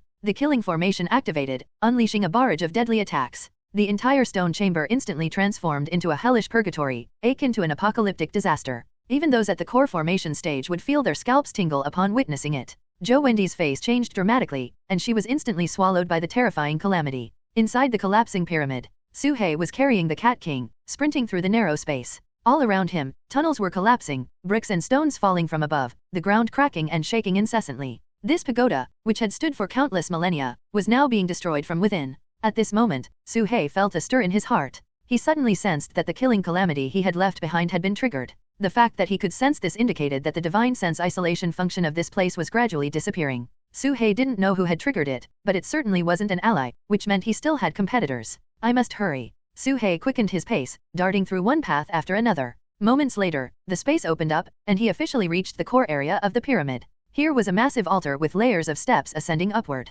At the top of the altar stood a stone tablet. The spatial pressure here was immense, making flight impossible. Su Hei climbed the steps, and before long, he reached the top of the altar and stood before the stone tablet. He placed the Cat King aside and looked at the tablet. To have reached here means you have passed the test and are qualified to become my successor. This tower, named the Xianyin Tower, can autonomously absorb the yin qi of heaven and earth, ensuring that corpse puppets remain uncorrupted for millennia. It is an excellent place for cultivating corpse puppets. Additionally, it is equipped with hidden mechanisms and formations, capable of both offense and defense, able to withstand attacks from peak elemental infant cultivators. However, after tens of thousands of years, only a fraction of its former power remains. This stone tablet is the core of the Xianyin Tower. Refining the tablet is equivalent to refining the entire tower. I have also left behind a corpse beetle. With this insect, you can command the corpse puppets born within the tower to serve you. After reading the inscription, Su Hei realized that this tower was actually a top-tier 4th-grade magical treasure, capable of withstanding peak elemental infant attacks. Unfortunately, after so many years, the tower spirit was gone, and the structure was collapsing, leaving only a fraction of its power.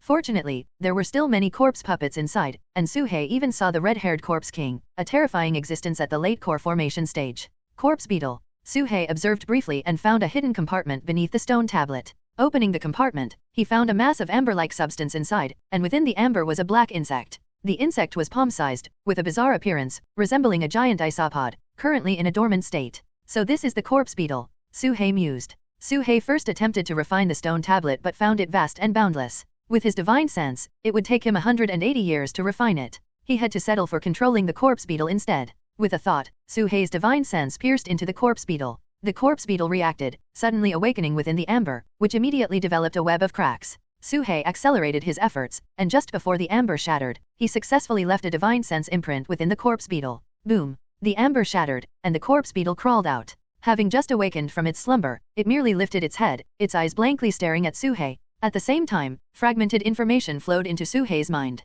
Blackwater corpse beetle, fond of consuming human brains, feeding it daily can enhance its intelligence. It can control a human body by burrowing into the ear and consuming the brain, gradually refining the body into a corpse puppet. This method is called the corpse beetle puppet technique. It has a strong restraining effect on those heavily infused with yin qi and will often actively devour them. Its reproduction method is parthenogenesis. In no time, Suhei learned all the information about the corpse beetle. Suhei realized that the tower spirit intended to use the corpse beetle to snatch his body and refine him into a corpse puppet. No wonder the third trial required him to absorb so much yin qi. Fortunately, he had the demon god cauldron, which could expel the yin qi from his body. Otherwise, for others, the yin qi would remain within, and the corpse beetle would detect it at a glance. As for its reproduction method, it was the extremely rare parthenogenesis. This reproductive method only appears in marine life and some insects and ants. Shrink. With a thought, Suhei commanded. The corpse beetle's body instantly shrank to the size of a fingernail. Go. Suhei pointed forward. The corpse beetle transformed into a streak of lightning, shooting out instantly, leaving an afterimage in the air. What speed? This rivals my ever-changing fish and dragon. Suhei marveled. And this was just its inherent speed. If combined with the ever-changing fish and dragon, it would be even faster. N/O/vel/B/in.C//OM. After circling around, the corpse beetle flew back, landing in front of Suhei, still staring at him with blank eyes. Suhei pondered for a moment and said, "From today on, your name is Jiying, and you are my first spirit beast." A flicker of understanding, albeit faint, passed through Jiying's bewildered eyes. Demonic beasts of this level would usually gain intelligence, but insects were an exception. Suhei intended to take out a corpse to nourish its brain, but all the corpses had been absorbed by the butcher, leaving none behind. Suhei sighed inwardly, deciding to find more later. With a thought, Jiying's body shrank, hiding in the gap of one of Suhei's dragon scales. This was a queen insect capable of parthenogenesis, but it was not yet mature. Reproduction consumed a lot of resources, requiring numerous extremely yin items as bait, the needed resources unimaginable. Suhei glanced at the stone tablet, planning to refine a portion of it first.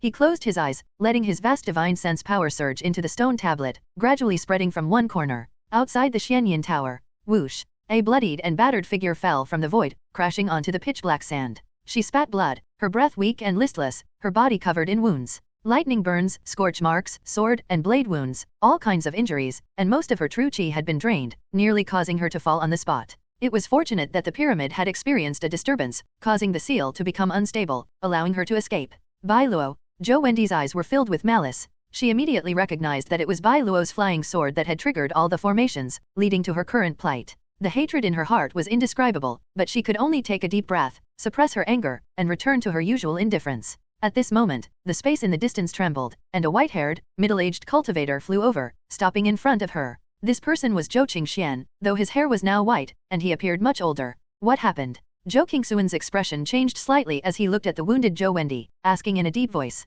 Nothing, just fell victim to a villain's plot.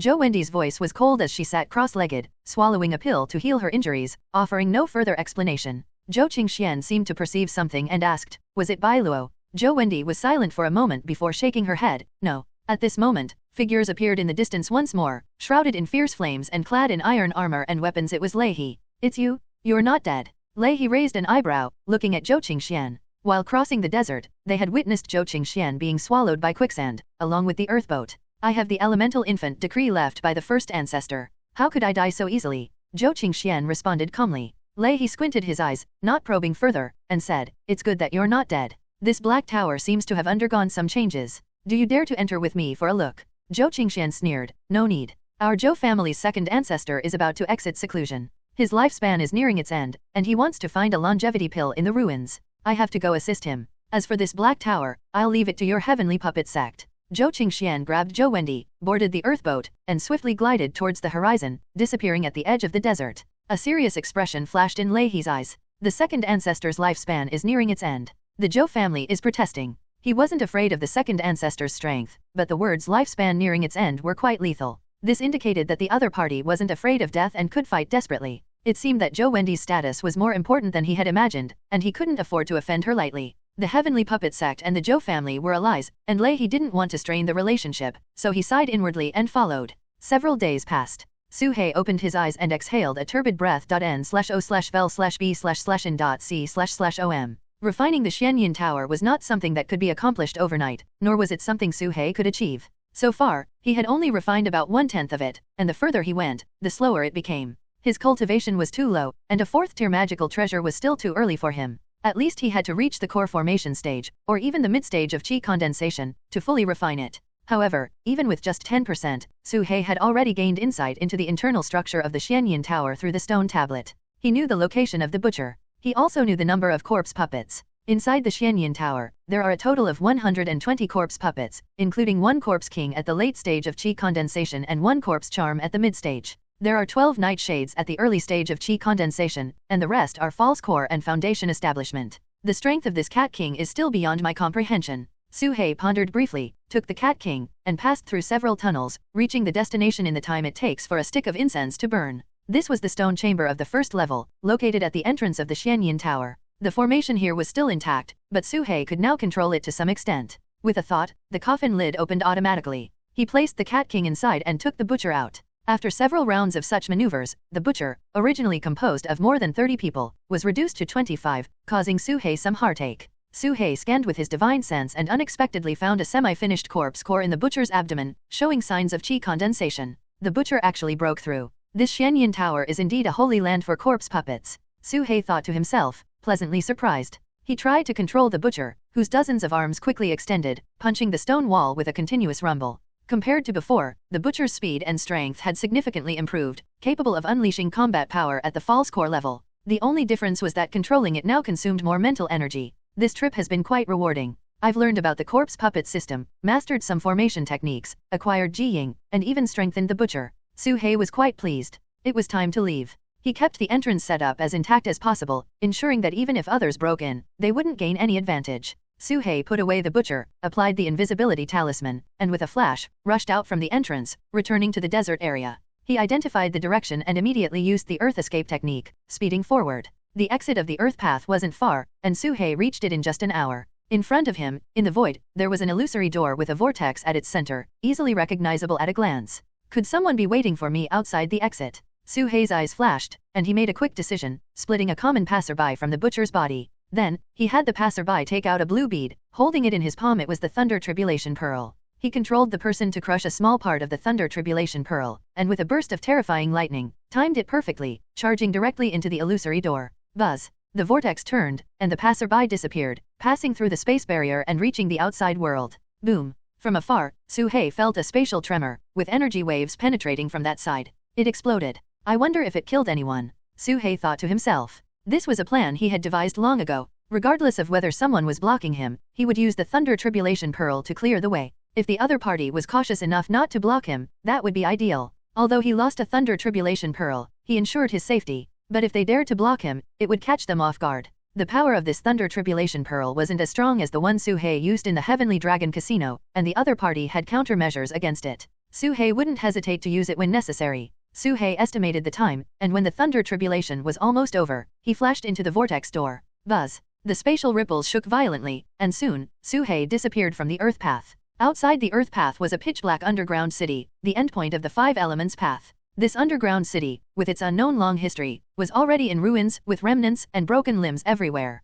Only a few buildings remained intact. Suddenly, a thunderous roar echoed from the sky. Blue lightning illuminated half of the underground city, spreading for miles, shaking the heavens, and drawing everyone's attention. Faintly, human screams could be heard, but they were quickly drowned out by the more terrifying thunder. The scenery before Su He twisted rapidly, and when it cleared again, he found himself in a desolate ruin. Lightning flickered around him, terrifying ripples spread out, and the heavens roared with the power of the 49 heavenly tribulations, which even those at the core formation stage dared not face directly. Around him, there were faint silhouettes turned to charcoal, mixed in the ruins, with heavy casualties. Whether they were targeting him or not, being here indicated something. Su He felt the lingering power of the aftermath and dared not linger. Activating the ever-changing fish and dragon, he vanished, diving underground and fleeing at the fastest speed. Not long after Su He left, A disheveled figure emerged from the ruins, clad in broken armor, eyes filled with terrifying killing intent. It was Leihi. Behind him, Bai Luo, who had stayed far away, remained unscathed. However, most of the Zhou family team assisting them had perished.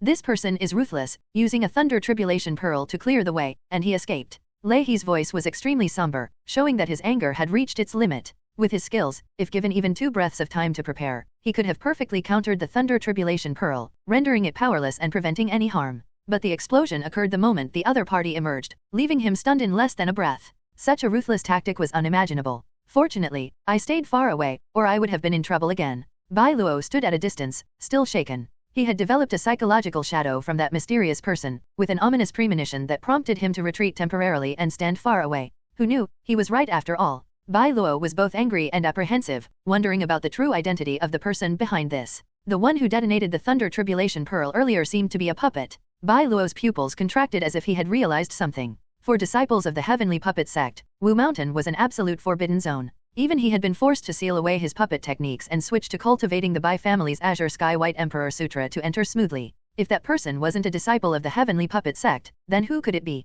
He immediately thought of someone. The person who once caused a sensation in Shuiyang City? Nephew Bai Luo, what happened here? Why was a Thunder Tribulation Pearl detonated? A clear voice came from behind, and a handsome young man with a long sword at his waist, exuding an aloof aura, dressed in white, and at the late Foundation establishment stage, walked over. It was none other than the young master of the Bai family, Bai Qiushui. Bai Qiushui. Bai Luo's expression stiffened. Although he was the top chosen of the Heavenly Puppet Sect, his seniority in the Bai family was a generation below Bai Qiushui. Bai Qiushui's talent was also remarkable, but the Bai family had an ancestral rule allowing only one person to join the Heavenly Puppet Sect every 100 years, so they chose the younger Bai Luo. What's this? You don't seem happy to see your uncle, Bai Qiushui said with a bright smile. Bai Luo's mouth twitched. This person was only 5 years older than him, yet he had to call him uncle, which made him very uncomfortable. Here's what happened. He didn't hide anything and briefly recounted what had just occurred. As for his experiences inside the pyramid, he glossed over them, only mentioning that he had been tricked.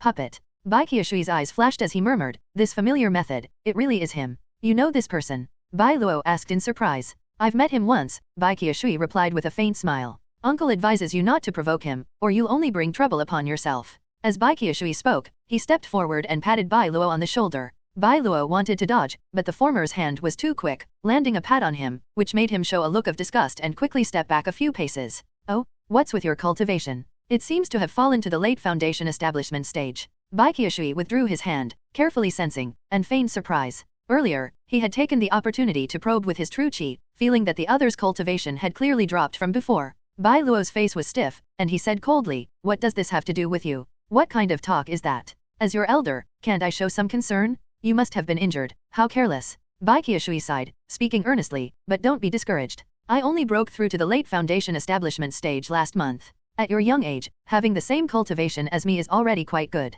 His words seemed to praise but were actually mocking. Bai Luo had reached the late Foundation establishment stage 5 years ago, meaning he had been stagnant for 5 years. To ordinary people, it might be excellent, but for Bai Luo, who had consumed so many resources from the Heavenly Puppet Sect and remained unchanged, it was utterly disgraceful. You. Bai Luo's face turned black with anger, unable to speak. Don't be angry, uncle is just looking out for you. You're still young, and there will be plenty of days to be angry in the future, Bai Qiushui said with an increasingly bright smile. Seeing Bai Luo about to explode, Bai Qiushui laughed heartily and swaggered away. Don't get angry, he's just jealous of me. Bai Luo continued to take deep breaths to calm himself. He had been accustomed to smooth sailing, but since entering these ruins, he had suffered continuous setbacks, and even Bai Qiushui had come out to mock him. Yet, as the top chosen of the Qin Kingdom, he couldn't stoop to argue with such people. Bai Luo, we've found out who that person is. The one who once blew up the Heavenly Dragon Casino, using the alias Ma Tang, skilled in puppet techniques, even Elder Ding Quan suffered at his hands. Leihi appeared in time, speaking in a deep voice. Later, he entered the ruins, used a puppet butcher to kill Zhou Wenjun, drove Lu Ruyan mad, and defeated Zhou Qingxuan's external incarnation.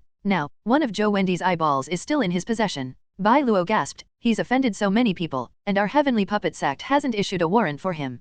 Humph, you should ask Qin Sunji about that. He's been tight-lipped on the matter, saying he'll handle it, but what handling? Leihi grumbled. He didn't know that Qin Sunji had tried to handle it but failed, even provoking the Demon Lord. However, the butcher puppet he crafted is indeed quite sinister. I've never seen such a puppet before, Leihi pondered. The ruins of the underground city marked the end of the 5 elements path. Each path led to a different position, arranged in 5 directions but not far from each other. At this moment, Su He found a dilapidated house to settle in. He initially wanted to dig a pit, but the soil here was black, hardened by millennia of yin energy, as hard and foul as a stone in a latrine. Only by using all his cultivation could he barely dig a hole, so Su He had to give up. Fortunately, the house was sturdy enough. Su He pondered briefly, scattering 10,000 spirit stones to set up a simple vortex spirit devouring formation as a defensive measure, then went into seclusion to expel the thunder from his body. Earlier, he had withstood 2 strikes from the thunder tribulation to break through the encirclement. This underground city is vast, and it hasn't been fully explored yet. But in the depths, there are indeed some extremely terrifying dangers. That must be where the end lies, Su He thought to himself. His knowledge of the underground city was limited to previous rumors. Now, having spent over half a month in the Earth Path, there might have been new developments. After half a day, Su He finished adjusting his breath, dismantled the formation, and recovered 8,000 spirit stones. The 9-square grid formation allowed for partial recovery of spirit stones as long as it wasn't triggered. Spirit stones were not only used for daily cultivation but were also heavily consumed in formations. Crack, crack, crack. Suddenly, the ground ahead trembled, and a spot began to bulge. Then, a withered claw emerged from the ground. A wild corpse puppet. Su He's eyes narrowed. Boom. A ferocious green-haired zombie burst out from the ground, baring its fangs and claws, lunging at Su He. Green-haired flying zombie, false core stage. This ruin was indeed fraught with danger, and Su He encountered it just as he arrived. Su He was about to act when a small black dot flew out from his scales, darting like lightning into the green-haired zombie's ear, burrowing into its brain. The green-haired zombie immediately froze. Moments later, its ferocious eyes turned vacant, becoming bewildered. Can it really control corpse puppets? Su He's eyes flickered. He hadn't actively controlled it, Ji Ying had acted on its own. He pondered briefly and thought, return. The green-haired zombie opened its mouth, and Ji Ying flew out, landing on Su He's head. Roar. The green-haired zombie roared again, raising its claw to strike Su He. Go. Su He released Ji Ying, which darted into its mouth, and the zombie froze once more. N/O/vel/B/jn.C//OM. After repeated experiments, Su He discovered that as long as Ji Ying entered the brain of the corpse puppet, it could be controlled. However, once it flew back, the corpse puppet would break free and attack again. This move was effective against the green-haired corpse puppet at the false core stage, but it hadn't been tested on more powerful corpse puppets. Rustle, rustle. At this moment, Ji Ying's wings began to tremble, conveying a certain emotion. Without any verbal communication, Su He understood its meaning. It was hungry. Go, Su He commanded. Whoosh. Ji Ying instantly darted forward, burrowing into the green-haired corpse puppet's body and began devouring it from the inside. The corpse puppet remained motionless as its brain shriveled, followed by the rest of its body, emitting a grinding chewing sound.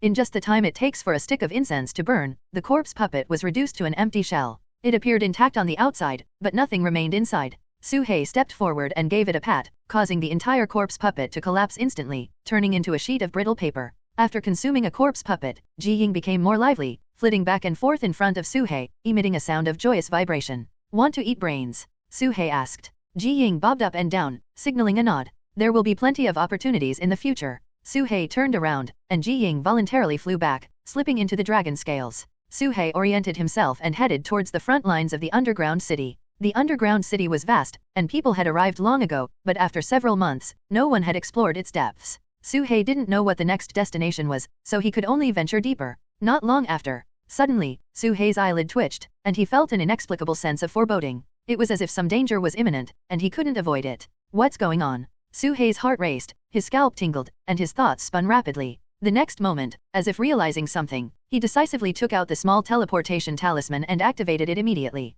At times like this, any hesitation could mean the difference between life and death. Whoosh. Space warped, a ripple flashed, and Su He vanished on the spot. Boom. At the same moment Su He disappeared, a massive handprint descended from the sky, landing where Su He had been. The terrifying shockwave surged skyward, sending countless bricks and stones flying, leveling the entire street. The ground collapsed, leaving a deep crater, shaking the area for miles. The handprint was 1,000 feet wide and 10 meters deep. To cause such destruction in such a sturdy place showed the immense power of the person who cast it. A small teleportation talisman? Humph, quite alert. In the sky, an old man in a purple robe appeared, his expression stern, eyes like lightning, showing no trace of emotion. Behind the old man, on a rooftop, stood a young girl in purple, her face pale, her breath weak. It was Zhou Wendy, severely injured but not dead. Did he escape? Zhou Wendy was surprised. Indeed, he had a small teleportation talisman and was quite alert. Even my sure kill strike couldn't hit him, the old man in purple said calmly. This old man's aura was as powerful as Lei He's, and he was the second ancestor of the Zhou family, Zhou Qing, who had just emerged from seclusion. He was here for the longevity pill. Zhou Qing's cultivation was the highest among those who entered the ruins, having reached great perfection of the golden core 300 years ago. However, after countless years and repeated failures to break through, he had regressed to the late Qi condensation stage, comparable to Leihe, but had accumulated considerable experience in breaking through. Zhou Qing was confident that if he found the longevity pill and extended his life by 60 years, he had a good chance of successfully forming a nascent soul. Continue the pursuit, Zhou Qing said calmly. Yes. Zhou Wendy touched her forehead, and one of her eyes turned golden, flames burning as if sensing something. But after a moment, Zhou Wendy's expression changed. What is it? Zhou Qing looked over. He seems to have teleported very far away. I can't sense him at all, Zhou Wendy said in surprise. How is that possible? A mere small teleportation talisman, how far could it take him? Zhou Qing was skeptical. Zhou Wendy sensed for a long time again, still to no avail, only pointing towards the depths of the underground city, saying, only a general direction, very far away. Zhou Qing squinted his eyes. In fact, the mist strike just now surprised Zhou Qing. Before he struck, he hadn't even released his divine sense, nor locked onto the target, just slapped in a general direction to catch the opponent off guard. Even this was detected, proving the opponent was indeed skilled. This piqued his interest further. Interesting, Zhou Qing murmured, his eyes flickering. This ambush failed. The opponent should realize there's something on him that can be tracked. He might destroy that eyeball or hide it in a dangerous place to lure us in. Next time, there won't be such a good opportunity. Then, what should we do? Zhou Wendy asked hastily. The scarlet flame demon eyes aren't easy to destroy. Whether he'll abandon it is uncertain, but this one is cunning. Better not to act rashly, Zhou Qing said calmly. If the teleportation was close, he could chase and hunt him down, but teleporting so far in one go gave the opponent enough time to set traps. From previous understanding, the opponent was also ruthless, not a kind soul, and this place was fraught with danger. A single misstep could lead to disaster. He decided not to pursue, focusing on the longevity pill instead. I agree, Zhou Wendy nodded. N/O/vel/B/jn.C//OM. At this moment, deep within the underground city, an unknown distance away, Su Hei's figure suddenly appeared, falling from midair and crashing to the ground. He panted heavily, blood seeping from all his scales. That palm strike hadn't even landed, but just a trace of its residual force had severely injured him. It showed the level of cultivation that person possessed, late Qi condensation stage, and it was a full-force strike, leaving no room for error. Su Hei's face was ashen. He was extremely sensitive to danger. If the opponent had used divine sense, he would have sensed it immediately and teleported away. But this time, he hadn't felt a trace of divine sense or killing intent, just a palm strike that completely enveloped his area. This was a dangerous enemy? Su Hei was able to respond so quickly purely because he realized his oversight. The eyeball? This eyeball likely had a tracking function, and he could even feel a sense of being spied upon from it. It was greed and a fluke mentality that made him think it was a treasure he could use, almost leading to disaster. I was careless. This thing can't stay on me. Su Hei had underestimated the danger of the eyeball. He considered finding a dangerous place to hide the eyeball as bait to trap the opponent. But soon, Su Hei dismissed this idea. Such a small trick might work on some juniors, but against such a formidable opponent, it was unlikely to succeed. Cough, cough. Su Hei coughed up blood again and quickly took a blood-replenishing pill. Fortunately, it was just a superficial wound, not affecting his foundation. It was only because he reacted quickly enough. If he had been a moment slower in escaping, the outcome would have been different. Ji Ying. Su Hei's mind moved, and Ji Ying crawled out from the gaps in his dragon scales. Ji Ying didn't take flight but landed directly on the ground, looking rather deflated. The palm strike just now had affected Ji Ying as well. However, compared to Su Hei, Ji Ying was much less injured thanks to the protection of dragon scales and could still move freely. Su Hei, on the other hand, had fractures in all his bones except for the intact dragon bone in his tail. Su Hei took out a storage bag containing an eyeball and placed it in front of Ji Ying. The eyeball was entirely golden, with flames swirling inside, looking extremely bizarre. Eat, Su Hei commanded. Ji Ying approached but recoiled as if electrocuted the moment it touched the eyeball, retreating far away, its body trembling with fear. Afraid. This left Su Hei even more astonished. Ji Ying could even consume corpse puppets, yet it was afraid of this eyeball. This made Su Hei's heart grow heavier, with a strong sense of dread rising within him. This must be a treasure? Whether it was Ji Ying's reaction or the relentless pursuit from the other side, everything highlighted the value of this eyeball. But no matter how valuable something is, you need to be alive to keep it. The other side had been chasing him non-stop, even deploying a late Qi condensation stage elder who could track his location. Su Hei couldn't keep this item, he had to get rid of it. Could it be the flames? Is it like the Thunder Tribulation Pearl, where piercing it would cause an explosion? Su Hei stared at the golden eyeball, his eyes flickering. After a brief contemplation, he put the golden eyeball away, planning to heal first and then find a suitable place to discard it. Su Hei looked around. This was an unfamiliar place, devoid of the ruins of the underground city, with only some undulating black mountains. He had no idea where he had been teleported to. This was the downside of the small teleportation talisman Su Hei had crafted. The talisman teleported randomly and over long distances, easily sending him to strange places. Ji Ying, check if there's any danger nearby, Su Hei ordered. Buzz. Ji Ying took flight and patrolled the surroundings. After a few simple circles, it returned and landed, conveying waves of dissatisfaction. Su-hei helplessly realized that the corpse beetle was hungry again. Perhaps it was due to its injuries. With no other choice, Su-hei chopped off a head from the butcher and tossed it over. Buzz. Ji-ying immediately became excited, rushing over and devouring the head in no time. After finishing the meal, it finally started working, wandering around the vicinity. Su-hei also took the opportunity to focus on healing. After about the time it takes to burn a stick of incense. Suddenly, Ji-ying seemed to have discovered something, issuing a hostile warning and darting toward a mountain ridge. Boom! It seemed to have collided with a dull metallic object, causing Ji-ying to fly back and hover in front of Su-hei, eyes filled with anger. Someone's here. Su-hei quickly hid his true body underground and brought out the butcher puppet, moving forward. His physical body was injured, but his divine sense was unaffected, making the puppet the best choice. From behind the mountain ridge, footsteps could be heard, and a monk wearing a kazaya walked over from the other side of the slope. The monk was tall and muscular, holding a crescent moon staff in his right hand, a broken bowl in his left, with large prayer beads hanging from his waist, yet his gaze was extremely gentle. Upon seeing the monk, Su-hei's pupils contracted. Demon Monk Kuxian. Su-hei recognized him as one of the Chutian Alliance members who attacked the Mountain Movers sect that day, Demon Monk Kuxian. Su-hei hadn't expected to encounter someone from the Chutian Alliance here. At this moment, the butcher glared with its dozen eyes, rotating on its head, its body swelling with countless pustules, staring at Kuxian with overwhelming murderous intent. A normal person, upon seeing the butcher, would either flee in terror or be too mentally overwhelmed to react. But Kuxian merely paused slightly, put away his staff and bowl, and clasped his hands together. Amitba. Benefactor, it seems we have met before. Kuxian began with a Buddhist chant, then looked up with a gentle smile. Su-hei just quietly watched him, saying nothing and making no move. Benefactor, human faces are human faces, Buddha faces are Buddha faces, all beings have their own faces.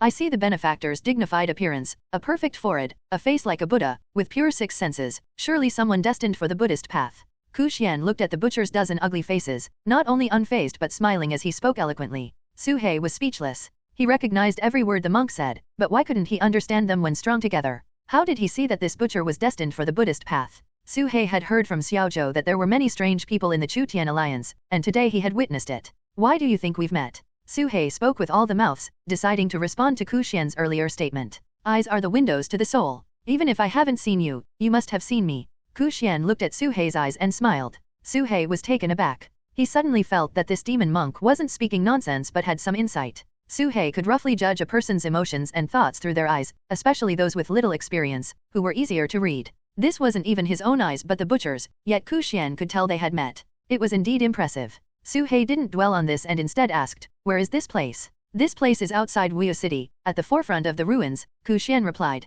Wuyo City. Su-hei was puzzled. Wuyo City means carefree and joyful, referring to that underground city, Kuxian continued. Su-hei thought carefully. That city was full of corpse puppets and dangers, hardly carefree, likely named in ancient times. At this moment, another person arrived. This person was burly, with skin as dark as steel, wielding a star-shattering hammer, making loud noises as he walked, exuding a strong oppressive aura. It was Demon Man Zhang Tai. Master Kuxian, who is this person? Zhang Tai's pupils contracted upon seeing the butcher, showing a wary expression. If it weren't for Kuxian communicating with it, he would have smashed it with his hammer. This is the rumored ninth danger in the world, benefactor butcher, Kuxian said with clasped hands. Zhang Tai stared at the butcher for a while, squinting his eyes, and said, "This is clearly a corpse puppet, and it's being controlled by someone. Its true body should be behind it. Let the true body come out and speak." Despite his rough appearance, Zhang Tai was actually sharp-minded, immediately seeing through Su-hei's nature. Having fought against the Qin kingdom for years and countless battles with the heavenly puppet sect, he had long developed the ability to see through puppets at a glance.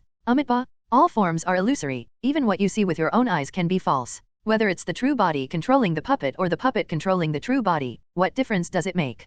Kuxian said. Zhang Tai was left speechless. When this person appeared, Su-hei felt like retreating. He didn't want any interaction with someone at the core formation stage, as it was too dangerous. N/O/vel/B/jn.C//OM. His true body had already quietly retreated 1,000 feet away. In these ruins, not only was the range of divine sense limited, but the control range of puppets was also restricted. However, with Su-hei's speed, escaping wouldn't be an issue. But suddenly, Su-hei thought of the golden eyeball. That mysterious eyeball. He didn't know how to handle it, but if he gave it to the Chutian Alliance. Su-hei carefully weighed the pros and cons of handing over the item to the Chutian Alliance and made a decision on the spot. "Do you two have any business here?" Su-hei controlled the butcher to ask, without revealing his own thoughts. "Not really, we just sensed some spatial fluctuations here, so Master Kuxian came to check it out, and we happened to run into you." Zhang Tai spoke bluntly, unlike Kuxian, who was more cryptic. I entered by accident as well, Su He replied. Zhang Tai found the butcher's appearance unsettling and didn't want to linger. He glanced at Ku Xian and secretly transmitted a message. Who is this butcher? Such a malevolent presence. In the past, he would have killed on sight, but Zhang Tai refrained from acting and instead inquired. He is fated with my Buddha, Ku Xian replied. Zhang Tai immediately understood, clasped his hands together, glanced at the butcher, and said, I won't disturb you any longer, take your time. Hold on. Su He stopped him, took out a golden eyeball from his storage bag, and said, Are you interested in this? Name your price. At this moment, both Ku Xian and Zhang Tai turned their attention to the golden flame-like eyeball. The scarlet flame demon eyes. Zhang Tai observed it for a moment and clearly recognized it, gasping in surprise, wait here. He turned and left. Before long, Zhang Tai returned from a distance, accompanied by a man in a scholar's robe, none other than Su Qingfeng, the leader of the Chu Tian alliance. Additionally, a large bald eagle flew over and landed on Ku Xian's shoulder. Su He immediately retreated. Su Qingfeng waved his hand, and everyone stepped back, leaving him alone to approach, standing on the hillside at a safe distance.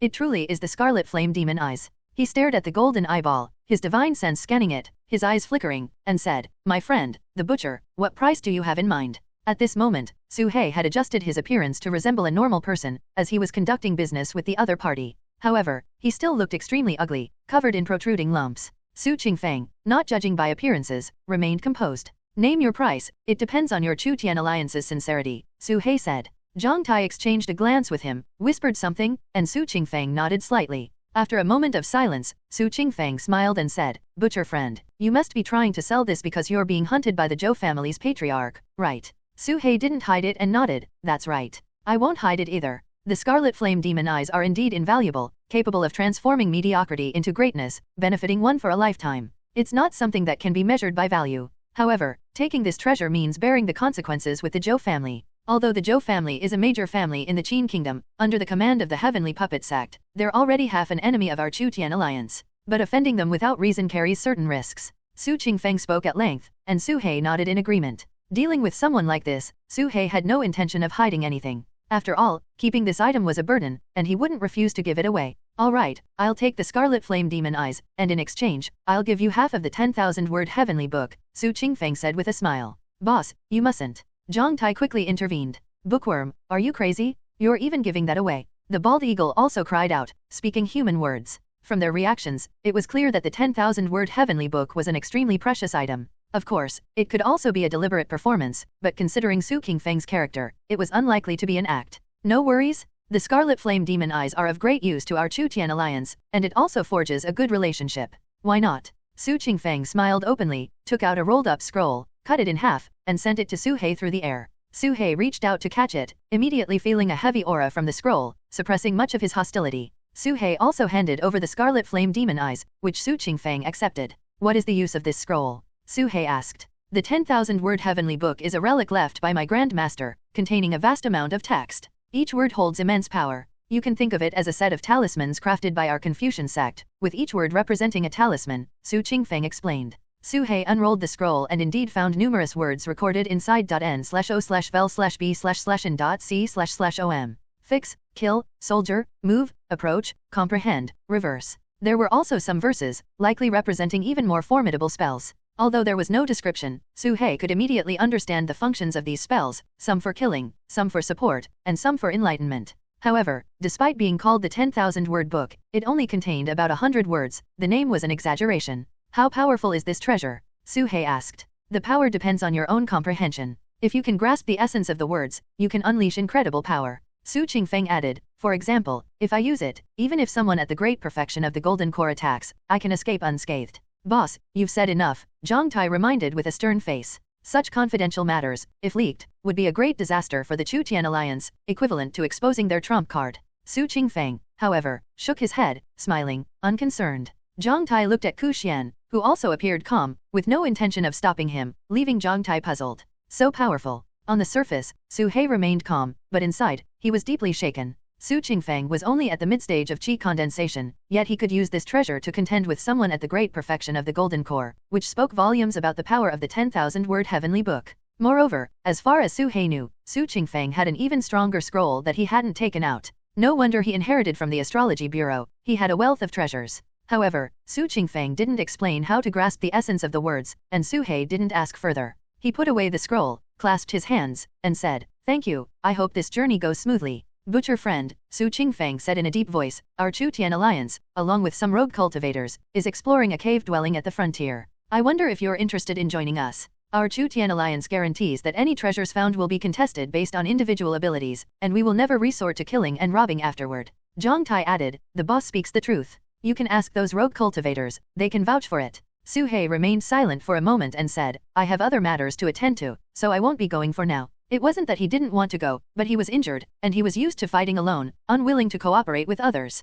He also scoffed at the Chu Tian alliance's righteous conduct. If they didn't kill and rob, why cultivate immortality at all? Su Qingfeng didn't insist, taking out a jade slip and saying, "If you change your mind, you can come anytime. According to our speculation, it should lead to the core of the ruins." The jade slip flew over and was caught by the butcher. "Farewell." Su Qingfeng and the others turned and left. Ku Xian glanced at the butcher and the real Su He in the distance, saying, "Fated one, the Buddhist sect is always open to you." He chanted a Buddhist mantra, with the bald eagle on his shoulder, and drifted away. Su He ignored those who didn't speak plainly. The people of the Chu Tian alliance are all extraordinary. Earlier, Su He had sensed the aura of everyone present. In summary, there were only 3 words: unfathomable, completely unfathomable. Ku Xian was only at the Great Perfection Foundation establishment, and under normal circumstances, such a cultivator would be easily defeated by Su He, but Su He had no confidence in defeating him. The other 2 were even more formidable, both at the Qi condensation stage. And that bald eagle, seemingly ordinary, but with an even more terrifying aura within, deterring Su He from probing further.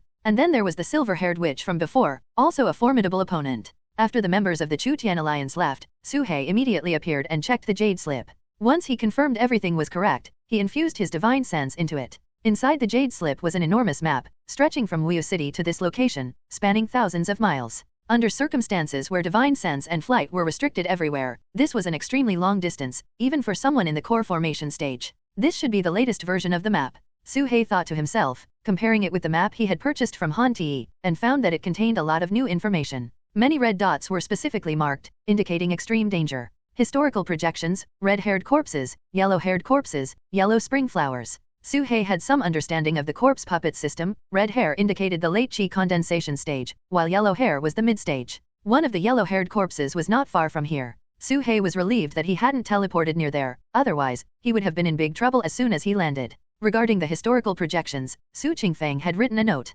Historical projections appear without any pattern and can occur anywhere. I have only marked places where they have appeared before. Please be aware. Su He was naturally very wary of these highly dangerous historical projections. Although most were harmless, some were extremely lethal, still carrying the Dao rhythms of ancient times. Encountering one could lead to death on the spot, regardless of one's cultivation level. Su He had only been here for a short time, so he hadn't encountered any yet. Following the map, Su He left the area and found a safe, secluded place to heal and recuperate. This time, it was only a flesh wound, and Su He recovered within half a day. Then, he took out the scroll of the 10,000-word heavenly book. His gaze focused on a single character, Enlighten, which was used for comprehension. Su He currently had few things he could comprehend, with the ever-changing fish and dragon being one of them. Enlighten. With a low shout, a character flew out from the 10,000-word heavenly book and appeared above Su He's head. In an instant, Su He felt his mind become clear, as if he were soaking in an icy spring. Confusions and uncertainties were instantly resolved, and he was immersed in a peculiar state. The key to the ever-changing fish and dragon is not speed, but form. When speed reaches its peak, relying on the change of form can surpass the extreme. Su He closed his eyes, and insights appeared in his mind, continuously simulating and calculating, practicing until he reached the essence. It was unclear how much time had passed. Su He's eyes remained closed, but his body began to move. Swish. He vanished on the spot, his figure tracing a lightning bolt, executing the ever-changing fish and dragon technique, leaving behind a series of afterimages in midair. 1, 2, 10, 50. On his first attempt, Su He left 50 afterimages, 5 times more than before. Whoosh. Su He disappeared again. This time the afterimages formed a continuous line, reaching 80. Su He kept shifting, leaving countless afterimages, repeatedly surpassing 100 in no time. Time slowly passed. The enlightened character above his head didn't last long, dissipating after just an hour. But Su He had no intention of stopping, continuing his relentless practice. He had a premonition that his movement technique would play a crucial role soon, potentially saving his life at a critical moment. Su He took out the 10,000-word heavenly book again and pointed at a learn character. Learn, not for himself, but for Ji Ying. A learn character appeared above Ji Ying's head, and it began to mimic, flying through the air and leaving an afterimage, precisely the ever-changing fish and dragon. Even the corpse beetle can learn. This 10,000-word heavenly book is indeed extraordinary, Su He thought to himself. Ji Ying's speed was already fast, and now, combined with the Dragon Clan's movement technique, it was beyond description, even with lightning. Su He had to concentrate to barely discern its technique. Ji Ying was learning, and Su He was learning too, mimicking Ji Ying's flying form, learning from each other. Ever-changing fish and dragon. Su He vanished, his afterimages quickly surpassing 100, instantly reaching 200, 300, and still climbing. In the end, as long as Su He wished, he could leave any number of afterimages. Unknowingly, Su He's comprehension of the ever-changing fish and dragon reached the third level of perfection. The third level, countless afterimages, the true body hard to find. The fourth level, afterimages become tangible, capable of creating an external incarnation. Thus, the three levels were fully comprehended, yet Su He was still some distance away from the fourth level's tangible afterimages. He needed to thoroughly comprehend form to enter the next level. At this moment, Su He and Ji Ying stopped, their true chi exhausted, but his spirit was incredibly excited. This 10,000-word heavenly book is worth it. Nov. L. B/JNN. Su He marveled in his heart, carefully storing the scroll. There were still many characters left on the 10,000-word heavenly book, of various types, which would become his trump cards in the future. Su He didn't know the value of the Scarlet Flame Demon Eyes, but obtaining this treasure was definitely a gain for him. After all, the Scarlet Flame Demon Eyes were a hot potato he couldn't use. My current spells include the third level of perfection in ever-changing fish and dragon, falling stars, and mountain-severing abyss. As for puppets, I have the Butcher, Metal Puppet, and Ji Ying controlling corpse puppets. My magical treasures include the Ice and Fire Flying Sword, Black Dragon Pagoda, and the 10,000-word heavenly book. Additionally, there's a grey talisman left by Xian Yangzi. With so many trump cards, I have the confidence to fight against someone in the early chi condensation stage. Su He calculated his means. However, Su He didn't let his guard down. As a rogue cultivator, he had managed to acquire so many trump cards. How many trump cards would the Zhou family, Heavenly Puppet Sect, Snake Catchers Sect, and other adversaries have? Like the young man who had chased him all the way, even after being tricked so many times, he still had the mind to ambush him at the exit, which spoke volumes. Let's take a look at the Chu-Tian alliance. Su He took a rejuvenation pill, meditated for a moment, and adjusted his state to the best. He took out the butcher and split off a normal person from it, a nondescript member of the Iron Mountain gang. But to be safe, Su He removed its facial features, turning it into a faceless person. This way, no one should be frightened. Su He was worried that the butcher's appearance was too terrifying and would cause alarm, so he came up with this plan. He stored the main body of the butcher, put a mask on the faceless person, dressed it in a black robe, and then leaped towards the location Su Qingfeng had provided. Before long, Su He arrived at the place. Ahead was a cave dwelling with a large entrance exuding eerie ghostly energy, and a large group of rogue cultivators gathered outside. The members of the Chu-Tian alliance were also among the crowd, seemingly discussing strategies. Su He's true body was hidden within the faceless person as he descended and approached. Another rogue cultivator. Where are you from? State your name. Seeing Su He appear, a rogue cultivator stepped forward and shouted loudly. Greetings, my surname is Su. Su He cupped his hands. After all, no one knew his name, so there was no need for an alias. Su, are you planning to join us or act alone? The cultivator with thick eyebrows and big eyes was very straightforward, speaking rapidly. Let me make it clear first, our group is under the jurisdiction of the Chu-Tian alliance. We've all signed a series of peace agreements, which prohibit us from initiating harm, and we must unite against external threats. Treasures go to whoever gets them first. If you're willing, you can join, if not, you can go to the other side. He pointed in another direction, where only a small group of people gathered in 3s and 5s, scattered around. Su He glanced over and found that most of them were demonic cultivators, like Wu Zhou from the Bloodrobe sect. Except for a few who were independent, almost all rogue cultivators had allied with the Chu-Tian alliance for added safety. No matter their conduct, righteous cultivators like Su Qingfeng always gave a sense of security.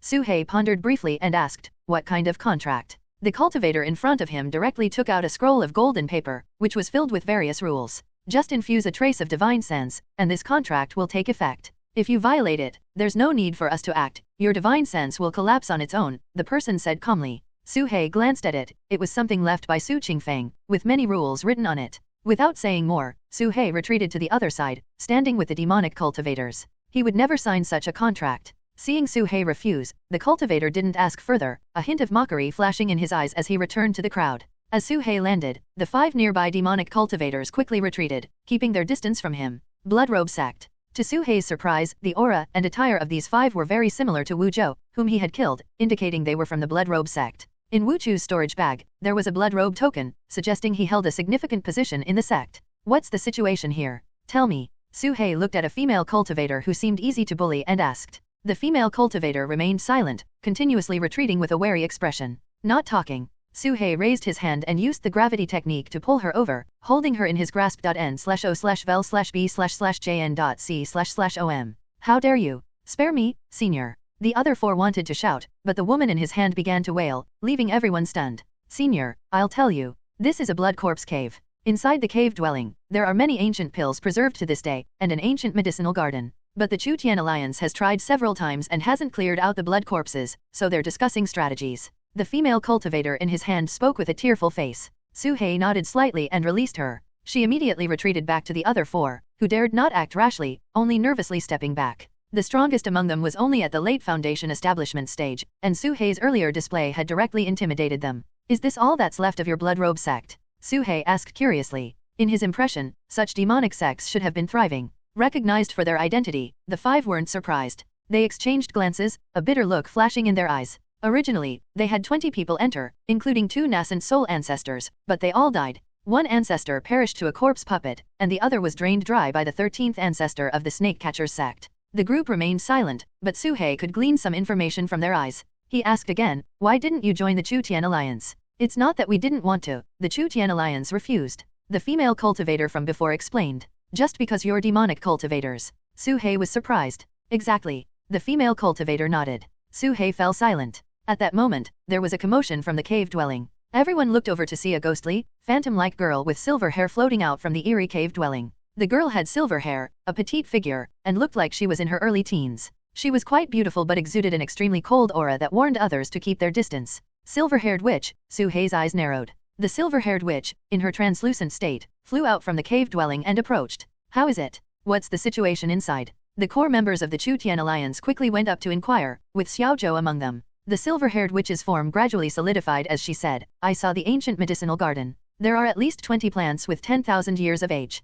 10,000 years. Everyone gasped. In today's world, even 1,000-year-old medicinal herbs are rare, let alone 10,000 years old, which are priceless and of unimaginable quality. Moreover, there's a 100,000-year-old golden thunder bamboo, the silver-haired witch added. This left the entire Chu-Tian Alliance stunned, with Zhang Tai's eyes almost blazing with desire, itching to rush in and harvest it immediately. However, there were too many corpse puppets inside the cave dwelling, continuously emerging from the ground. After clearing wave after wave, he dared not venture in recklessly. Although others didn't know what they were discussing, their expressions revealed that they must have discovered something extraordinary. And just then, a strong wind blew across the sky, with a hazy light shining down from beyond, appearing at the top of the cave dwelling, with a hint of Dao resonance emerging. It's a historical projection. Retreat quickly. Everyone retreated, their eyes warily watching above the cave dwelling. Historical projections appear without any pattern, possibly remnants of ancient Dao resonance or some kind of world rule at work. Most projections are harmless, but some contain the divine might of ancient cultivators, and just a trace can be deadly.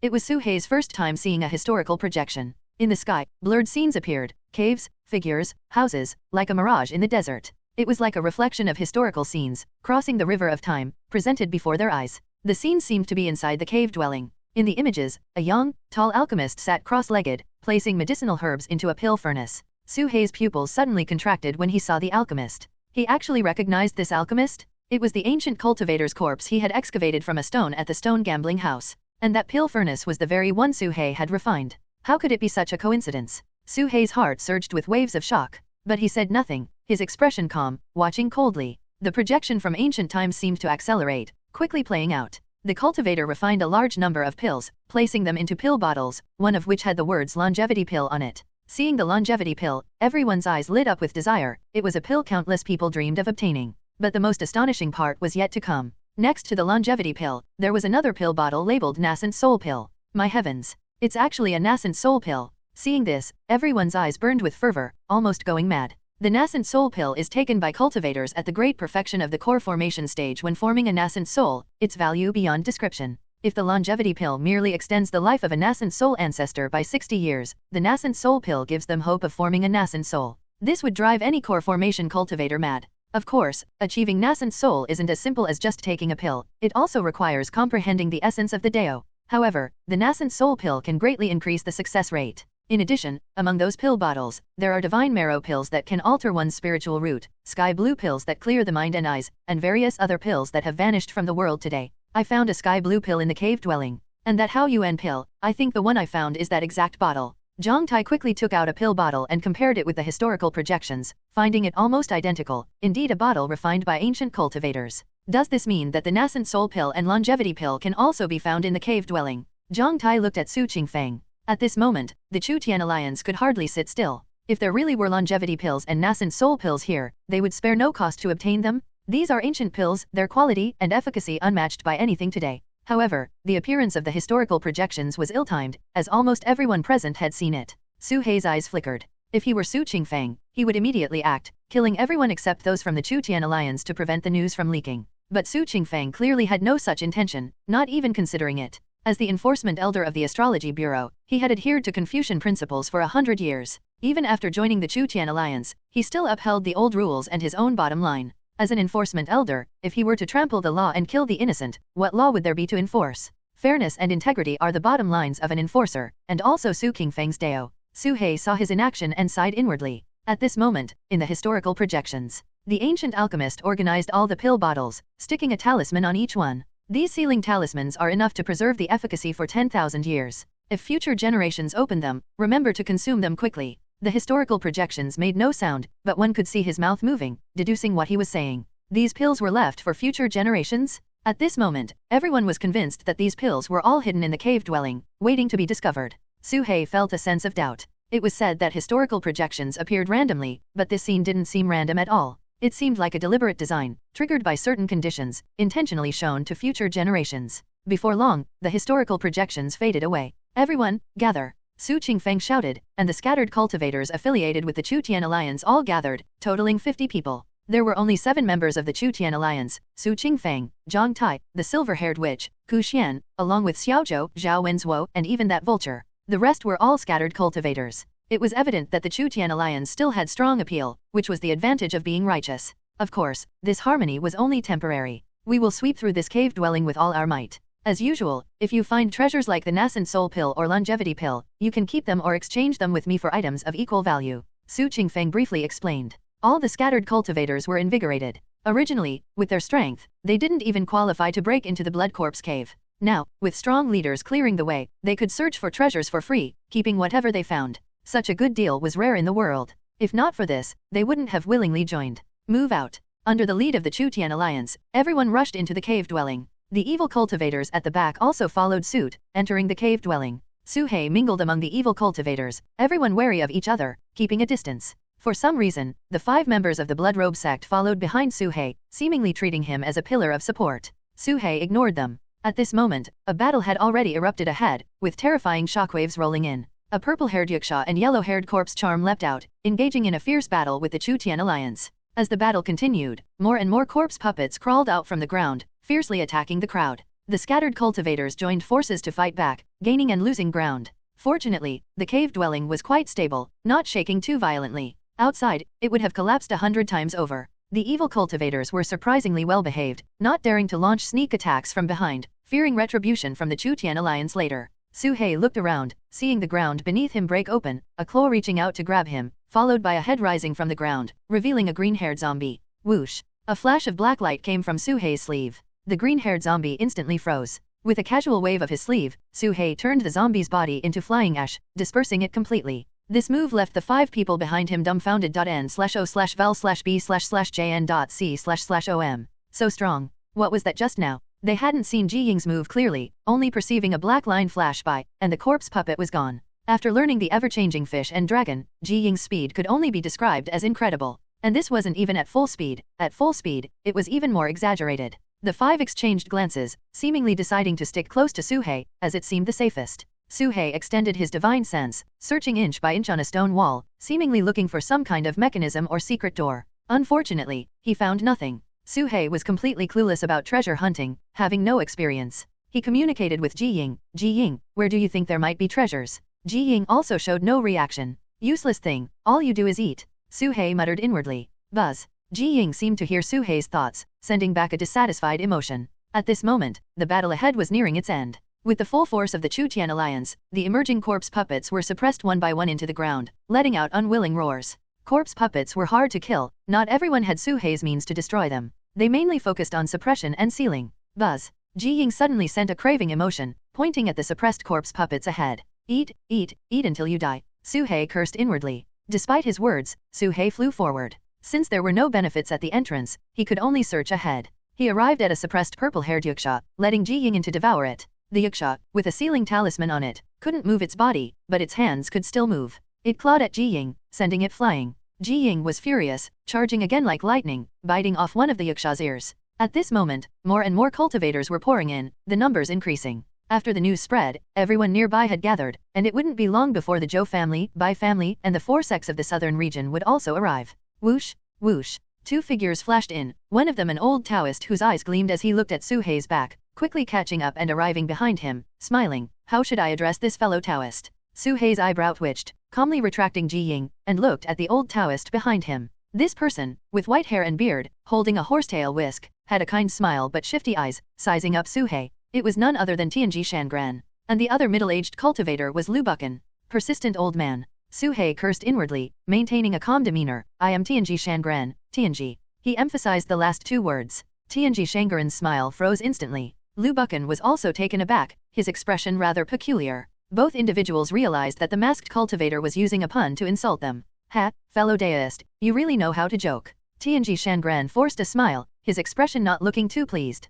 Suhei ignored the 2 of them, stopped feeding the corpse puppet, and with a swift movement, dashed deeper into the cave dwelling. Old Taoist, how many children of destiny is this now? Lu Buchan asked sarcastically. None of your business. Tianji Shangran snapped, waving his horsetail whisk and stepping onto a cloud to follow. Lu Buchan pondered for a moment and said, Old Taoist, how do you rate my aptitude? You'll be like this for the rest of your life, just wait for death. Tianji Shangran mocked. Lu Buchan's mouth twitched, and he said no more. Tianji Shangran's speed gradually increased, but he found that Suhei ahead was even faster. Suddenly, Suhei stopped moving. Tianji Shangran caught up, only to see Suhei's figure quickly blur and dissipate, leaving only an afterimage. As for Suhei himself, he was already nowhere to be found. An afterimage. Tianji Shangran's face turned alternating shades of green and white. At this moment, Suhei left behind a series of afterimages, moving through the cave dwelling at an incredible speed. The appearance of these 2 made him feel a sense of crisis. With Tianji Shangran here, the Zhou family, Bai family, and some hostile forces were probably not far behind.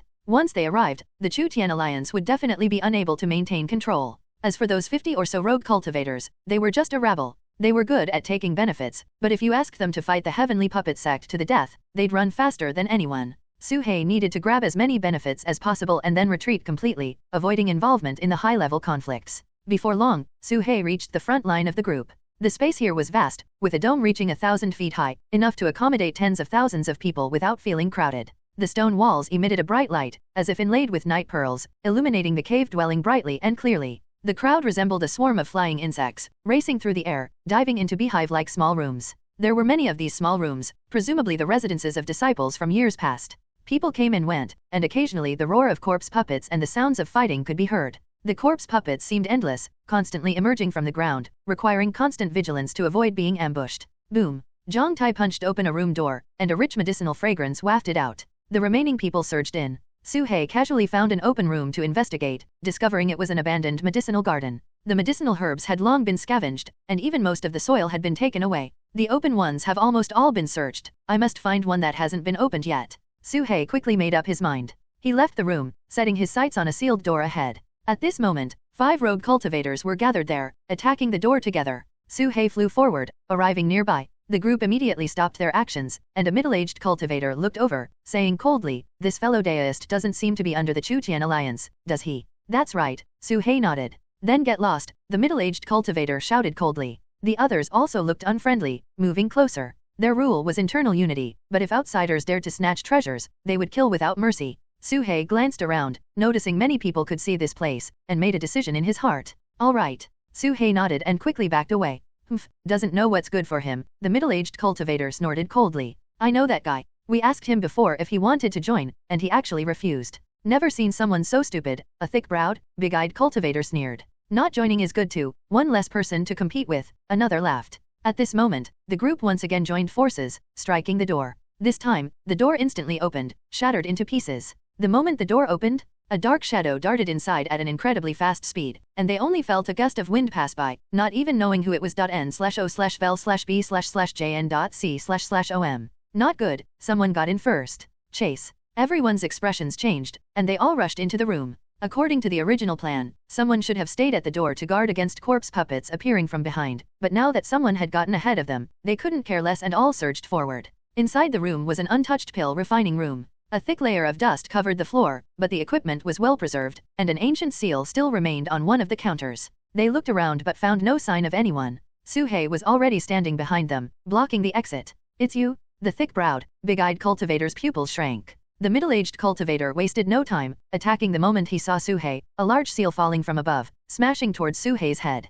This situation was one he had encountered many times, always striking first. Whoever hesitated would suffer, clearly an experienced person. "Ji Ying, leave no one alive," Suhei said coldly, just a fraction slower than the man, as he needed to set the seal and block the exit. "Ah!" The middle-aged cultivator screamed, clutching his head and falling to the ground, convulsing, foaming at the mouth, quickly having his brain devoured by Ji Ying, the large seal falling powerlessly. The remaining people were horrified, but their actions were not slow, launching various attacks at Suhei. Suhei's figure instantly disintegrated, his physical body smashed to pieces, leaving nothing behind. But before they could celebrate, they saw Suhei appear once again. What had just disappeared was only an afterimage. Falling stars. Suhei unleashed a spell at the peak of Foundation establishment, meteors falling one by one, crashing onto their heads, but various magical treasures emerged, water rippling, light shields endlessly cycling. This spell, capable of killing at the peak of Foundation establishment, didn't kill a single person. Suhei gradually realized that the rogue cultivators who made it here were no ordinary people, each having some skills, their combat power not to be underestimated.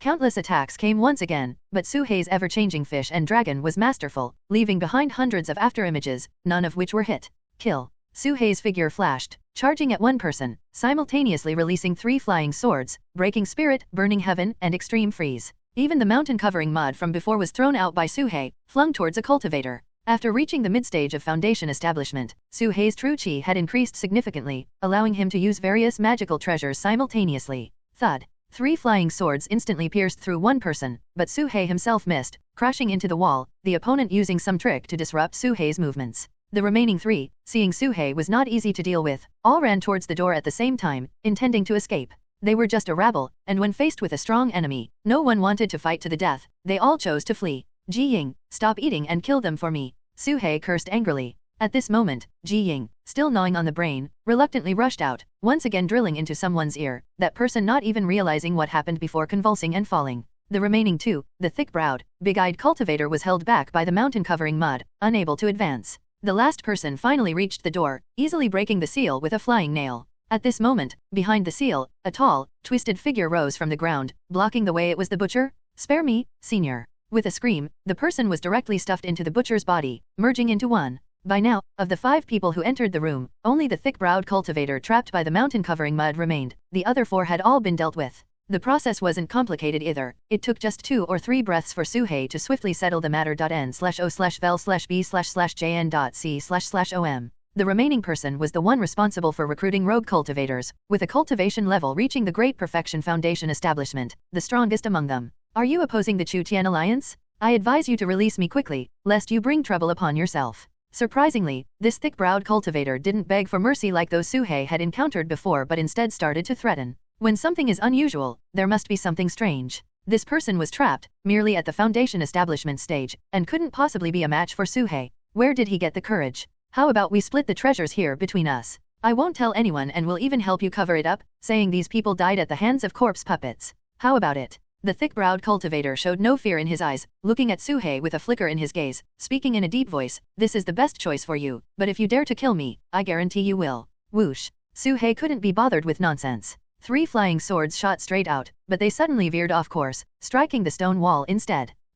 Suhei raised an eyebrow and charged forward, but something bizarre happened. His movements distorted, causing him to dash to the side, missing once again. "Indeed, I felt something was off earlier." Suhei's eyes flickered. He tried to move left, but his body involuntarily went right. Not only was his puppet affected, but even his true self was influenced, though not as exaggerated as the puppet. The butcher stumbled slightly, almost tripping over his own feet. Suhei immediately stood still, maintaining his current state. What kind of technique is this? It actually disrupts my sense of direction, Suhei thought warily. Once he lost his sense of direction, what use was speed? He would just crash around like a headless fly, perfectly countering his ever-changing fish and dragon technique. My friend, I advise you not to make things difficult for yourself. We are both smart people, and you don't want to waste time, right? At this moment, the mountain covering mud on the thick-browed cultivator was also falling off to the side. The man wore a cold smile, his eyes gleaming as he was about to break free. Su-hei's eyes turned icy. In the past, he would have studied such a strange method. But now, he didn't plan to waste time. He directly took out the Black Dragon Pagoda, quickly enlarging it to fill the entire room, crushing down like a towering mountain. The man's face changed dramatically, instantly smashed by the massive shadow, his body exploding into pieces with a bang, not even having time to utter a sound, his form and spirit annihilated. The Black Dragon Pagoda's attack direction deviated slightly, but its massive size crushed everything in all directions, rendering the small deviation useless. Even some equipment in the back was smashed to pieces, collapsing along the way. It was like using a sledgehammer to crack a nut. This cultivator never expected Su-hei to have such a terrifying weapon. Su-hei consumed 30% of his true qi, quickly storing away the Black Dragon Pagoda. Reaching the mid-stage is different. If it were the initial stage, that move just now would have consumed at least half of my true qi, Su-hei thought to himself. In fact, Su-hei had other ways to deal with his opponent. Once he adapted to the disorienting feeling, he could have handled it with his true self. But time was pressing, and he worried that if this person delayed, something unexpected might happen. It was all for safety. After dealing with this person, the chaotic feeling disappeared, and Su-hei breathed a sigh of relief, collecting the mountain-covering mud and retrieving the storage bags from all the corpses. The thick-browed cultivator's storage bag was crushed by the Black Dragon Pagoda, but one item remained intact, catching Su-hei's attention. Su-hei reached out and grabbed an ancient bell into his hand. The bell was bronze-colored, inscribed with countless spell imprints, impenetrable by divine sense. Su-hei pondered for a moment, then flicked the ancient bell with his finger. The bell vibrated slightly, sending ripples throughout the room. Su-hei immediately felt dizzy, and his puppet fell into a state of confusion, unable to distinguish left from right, up from down. What a magical bell! Su-hei could tell that the bell was imbued with some strange spell, activated with a simple flick. Its effect was to make people lose their sense of direction, especially effective against puppets. Su-hei probed it with his divine sense, but the imprints inside the bell were extremely strong, requiring at least a stick of incense's time to erase. This puzzled Su-hei. The bell's owner was dead, so it shouldn't be this strong. Could it be that the divine sense imprint belonged to someone else? Roar. A strange cry came from outside the door, and a green-haired zombie rushed in like a flash, baring its ferocious teeth. Boom. Seeing this, Su-hei flicked the ancient bell, sending ripples that caused the green-haired zombie to change direction, crashing headfirst into the wall and embedding itself. Ji Ying flashed forward, instantly devouring the corpse puppet. It seems effective against corpse puppets, Su-hei thought. He had plenty of ways to deal with corpse puppets, so having another one wouldn't hurt. However, he needed to quickly erase the divine sense imprint to avoid future trouble. Su-hei split his attention, using his divine sense to erase the imprint while controlling the puppet to examine the surroundings. The room wasn't large, with a giant pill furnace and two smaller ones, one of which was damaged in the collision. Nearby, a hidden compartment was sealed with talismans, containing jade bottles of pills and some ancient medicinal herbs preserved to this day. Su-hei had experience with such things. Once the ancient sealing talismans were removed, they would turn to dust. After a brief consideration, Su-hei used dragon scales to carve out the hidden compartments, collecting them with the talismans into void stones. Each pill bottle was labeled with the name of the pill. Su-hei glanced over them, finding them to be ordinary pills, mostly second grade, with only 2 being third-grade beginners. Su-hei accepted them all without hesitation. While Su-hei was excavating, he suddenly uncovered an empty space. It was as if he had peeled away the outer shell, revealing another world inside. Is there something inside? Su-hei stared at the stone wall before him, took 2 steps back, and probed with his divine sense, only to be blocked by a strong seal, unable to investigate further. The seal was far superior to the ancient sealing talismans. Su-hei's eyes flickered as he tore off more dragon scales, digging from various angles. Moments later, a small space of 3 cubic meters appeared before him. Inside, there was a giant jade bottle as tall as a person, resembling a pill bottle. However, the pill bottle had a human head on top. It was a woman's head, already turned into a corpse puppet, covered in creepy yellow hair. Mid-stage core formation, yellow-haired corpse charm? I actually dug up a corpse charm. Su-hei's face darkened as he quickly retreated to the doorway. The corpse charm was sealed within a jade bottle, surrounded by a powerful sealing light barrier. This was the only reason he didn't immediately flee but instead watched intently. Upon spotting Su-hei, the corpse charm's eyes instantly filled with ferocity. The large jade bottle suddenly shot forward, attempting to crash into him, but it was repelled by the invisible seal and bounced back. Roar. She let out a heart-wrenching scream, glaring at Su-hei as if she wanted to devour him. The overwhelming corpse chi spread from the bottle but could not extend beyond the seal. Facing such a powerful corpse puppet, even Ji Ying dared not move, curling up within Su-hei's dragon scales, trembling. Was this corpse charm sealed by someone? But clearly, no one has been here. Su-hei pondered. The seal here was left from ancient times, not by later generations. Su-hei examined the pill bottle the corpse charm was riding. It was also a sealing magical treasure, covered in patterns that seemed to depict a city. After waiting for a moment and seeing that the corpse puppet could not break free, Su-hei felt reassured and continued to search the room. Every pill and medicinal herb he found was dug out and stored in his storage bag. He also took away 2 pill furnaces. There were some prayer mats on the ground for meditation. Su-hei dusted them off and stored them in his storage bag as well. Anything he saw and could take, he left nothing behind. Su-hei moved quickly and efficiently, finishing in the time it takes to drink a cup of tea. Seeing that he had almost everything, Su-hei was about to leave. Suddenly, his gaze fixed on the seal. He noticed a token partially exposed at the corner of the large jade bottle. This is... Su-hei's pupils contracted. The design of the token was very similar to his descendant of Gongsho token, originating from the same source. However, the token before him was slightly smaller, seemingly a lower grade. Su-hei glanced outside the door, using the butcher as a meat shield to block the entrance. Then, he took out that token. As soon as the token appeared, the ferocity in the yellow-haired corpse charm's eyes vanished, replaced by a moment of confusion. N/O/vel/B/in.C//om. Her gaze fixed on the token in Su-hei's hand for a long time, her eyes trembling. You recognize this? Su-hei hesitated. The corpse charm looked bewildered, and after a moment, her expression showed intense struggle, as if resisting something, causing the jade bottle to creak. Suddenly, a slender hand reached out from the bottle, grabbed the token on the ground, and tossed it to Su-hei. The token penetrated the seal, and Su-hei caught it in his hand. He didn't rashly use his divine sense to probe it but observed the corpse charm's expression. Seeing her look of anticipation and ensuring no one was approaching from behind, he then used his divine sense to explore it. Buzz. In an instant, Su-hei's consciousness saw a vast, boundless city.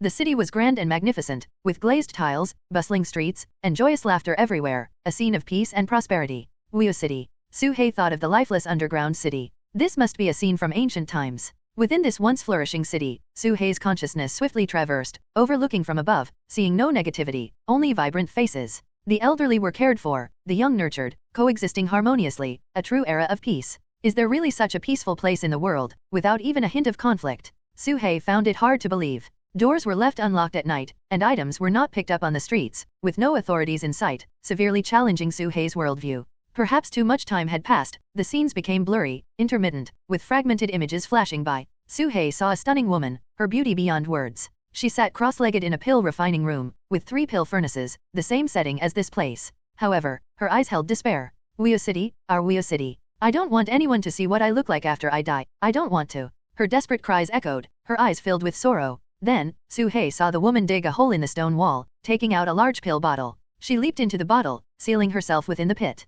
If someone from the future comes here, I have only one request: kill me. I have sealed my cultivation. Even if I turn into a corpse, I will only be at mid-stage core formation. Inside this pill bottle is my life's wealth, as a reward for killing me. Her faint words transmitted over. If no one comes, so be it. Let me be buried here forever, unseen by future generations. As her voice faded, the dust on the ground automatically filled in, burying the pit in the stone wall. Outside the blood corpse cave, a large group of figures was rushing toward this place on various flying devices. On one of the underground ships sat 2 people, the Heavenly Puppet Sect duo, Leihi and Bai Luo. Beside them was a large group following the lead of the Heavenly Puppet Sect, including the southern region's 4 sects, the Zhou family, the Bai family, and others, though they kept a distance.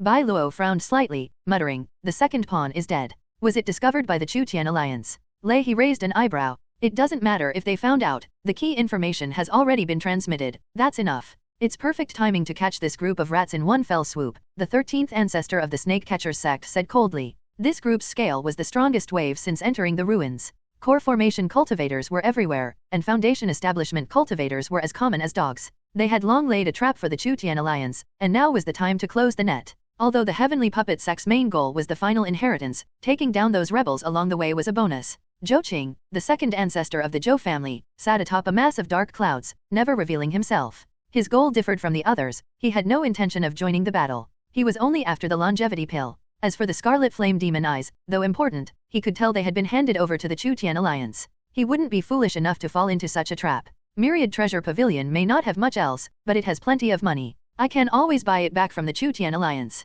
As for you, Zhou Qing's eyes flashed with a cold light. The treasures on you are surely more valuable than the Scarlet Flame Demon Eyes. At this moment, Su-hei stood before the corpse charm woman, having finished reading the contents of the token. The corpse charm in front of him also gazed at him, her hollow eyes no longer showing ferocity but confusion and a hint of pleading. A humble plea. But only for a moment, her expression turned to struggle again. Alternating between confusion and viciousness, her face twisted in pain. She wanted to crawl back into the bottle, not wanting to be seen like this, but feared Su-hei would leave. She looked at Su-hei, her eyes full of supplication. Su-hei sighed, shaking his head. It wasn't that he didn't want to help her find relief, he was also tempted by the treasures she left behind. But his abilities were limited.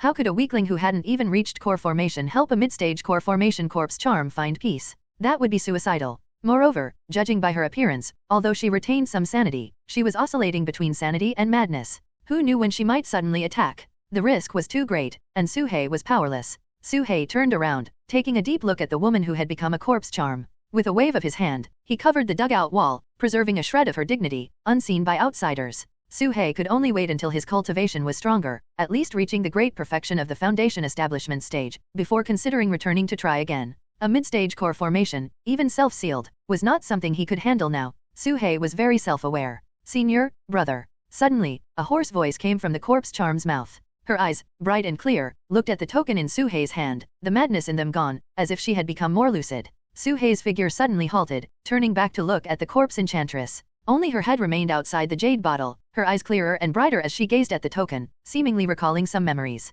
Senior brother? Is this woman the junior sister of that descendant of Gongshu? Suhei's eyes flickered as he carefully recalled the contents of the token once more. I, descendant of Gongshu, to save my master. Great calamity. Yin corpse pill, sealed myself. Receive my inheritance. Divine puppet sect. The words in the token were fragmented. Suhei quickly formed some conjectures. The owner of this tomb is likely their master, let's call him Ancestor Gongshu for now. This person encountered a sudden disaster and needs healing. And that disaster led to the destruction of Wuyo City, the annihilation of the Gongshu lineage, turning everyone into corpse puppets. Suhei's thoughts raced. Undoubtedly, these corpse puppets were cultivators from this place or residents of Wuyo City. But what kind of upheaval caused the current scene remains unknown. Suhei was also curious about what kind of catastrophe could turn the once prosperous Wuyo City into its current state. What is the connection between these events and the divine puppet sect? However, Suhei came here only to seek treasures and find an opportunity for a breakthrough. N/O/vel/B/in.C//om. Such curiosity that kills the cat is best avoided. Time should not be wasted. Suhei glanced once more at the hopeful eyes of the corpse enchantress, took a deep breath, and quickly made up his mind. With a wave of his hand, he activated the gravity technique, causing a large amount of dust and sand to pile up, completely burying that area and restoring it to its original state. Although the corpse enchantress had regained a bit of clarity, even if she didn't attack him, the overwhelming corpse chi inside, once released, was not something Suhei could easily withstand. He couldn't guarantee that he could retreat unscathed after breaking the seal. Moreover, to kill a mid-stage core formation corpse enchantress, Suhei couldn't find any method other than exhausting his true chi to drive the Black Dragon Pagoda. His true chi was already running low, and whether he could succeed or not was uncertain. Even Su Qingfeng and others hadn't killed the corpse enchantress but chose to seal and suppress her, indicating that her vitality was extraordinarily strong. Suhei left the room, silently noting the location, and swiftly departed. Not long after Suhei left, scattered cultivators entered one after another, but they merely glanced around and left. Everyone's time was precious, and no one would spend time in a room that had already been explored. At this moment, the Chutian Alliance had also finished searching 2 rooms and was heading forward together. Suhei's eyes flickered as he followed behind. Before long, the group arrived at a wide passageway. Inside the passage, the air was thick with the scent of blood, corpse chi surged, and in the darkness, pairs of green eyes flickered, emitting a ferocious light. The corpse puppets inside were at least at the false core stage, none easy to deal with. This is the place, the silver-haired witch transmitted her voice. At this moment, besides the Chutian Alliance, most of the allied scattered cultivators had also followed. No one present was a fool, everyone knew there were benefits to be had by following the Chutian Alliance. Zhang Tai glanced at the crowd behind him, a look of impatience flashing in his eyes, but he didn't drive them away. Senior Zhang, although we can't help much, we can still assist from the side. Rest assured, leave your backs to us, no corpse puppet will sneak attack from behind. The crowd stepped forward, speaking flatteringly, showing ingratiating expressions. Some others, however, glared coldly at Suhei and the other demonic cultivators, saying, "What are you following us for? Do you also want a share of the spoils? Courting death? Get lost." The scattered cultivators were unceremonious with outsiders, stepping forward to drive them away, with 2 even drawing their flying swords to attack, pointing at the masked Suhei. Suhei stepped back a few paces, his gaze icy. Suddenly, a battle erupted at the front, with the Chutian Alliance decisively charging into the tunnel, engaging the corpse puppets inside. They knew time was of the essence, and Su Qingfeng immediately used his strongest suppression technique. A giant character suppress appeared above each corpse puppet's head, instantly pressing them to the ground and sealing them, while the others rushed into the tunnel. Seeing this, the scattered cultivators no longer pressed forward, quickly changing direction and charging into the tunnel, fearing others would seize the opportunity first. Humph! Suhei snorted coldly, Ji Ying shot out like lightning, piercing into the ear of the cultivator who had threatened him. Thud! The cultivator fell to the ground, convulsing to death. The other 2 companions were shocked, and before they could call for help, Suhei pointed forward, and 3 flying swords shot out, instantly beheading the 2. Suhei's formidable strength startled the others. But most cultivators rushed into the tunnel, fearing to be a step behind and have the treasure snatched by others, unwilling to turn back to deal with Suhei. As for the Chutian alliance, they didn't even spare a glance, pretending not to notice. Impressive skills, fellow deist. I admire you, it's right to kill those who bully the weak. Two demonic cultivators nearby complimented, cupping their hands. No matter where, the strong are always respected. Suhei ignored everyone, his figure flashing as he activated ever-changing fish and dragon at full speed, leaving a trail of afterimages as he dashed into the tunnel, his speed no less than that of a core formation stage cultivator. Whoosh!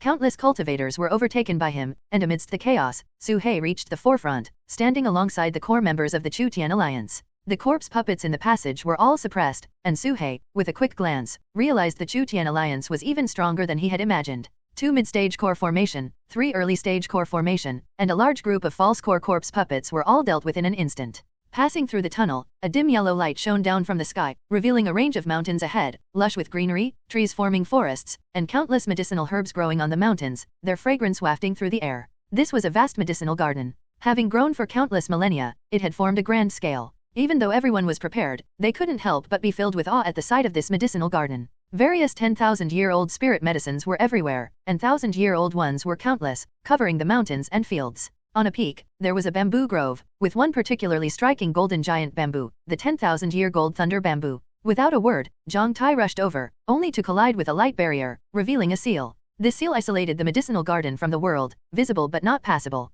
Leave this place. Suddenly, a sinister voice came from within the medicinal garden. A figure covered in red hair emerged from a crack in the mountains ahead, its appearance unclear, but with a pair of glowing eyes watching the crowd. Is this the corpse king of this place? Su Qingfeng's expression was grave as he quietly took out the 10,000-word heavenly book. A corpse puppet of this level not only had a formidable physical body but also terrifying spells, and even a hint of intelligence, making it 10 times harder to deal with than ordinary mindless corpse puppets. Leave, leave. The red-haired corpse king murmured hoarsely, repeating the same 2 words over and over. At this moment, the rogue cultivators from behind also caught up. Seeing Suhei ahead, their expressions changed dramatically. One young cultivator pointed at him and said, "Seniors, it's him, he killed Yu Hao and the others, please, shut up." A middle-aged man beside him immediately pulled the young man aside, covering his mouth. The young cultivator was puzzled and looked at his elder. "Fool, he just killed someone, do you think the Chutian Alliance wouldn't know? And he's standing at the forefront, walking alongside the Chutian Alliance, don't you understand?" the middle-aged man said in a deep voice.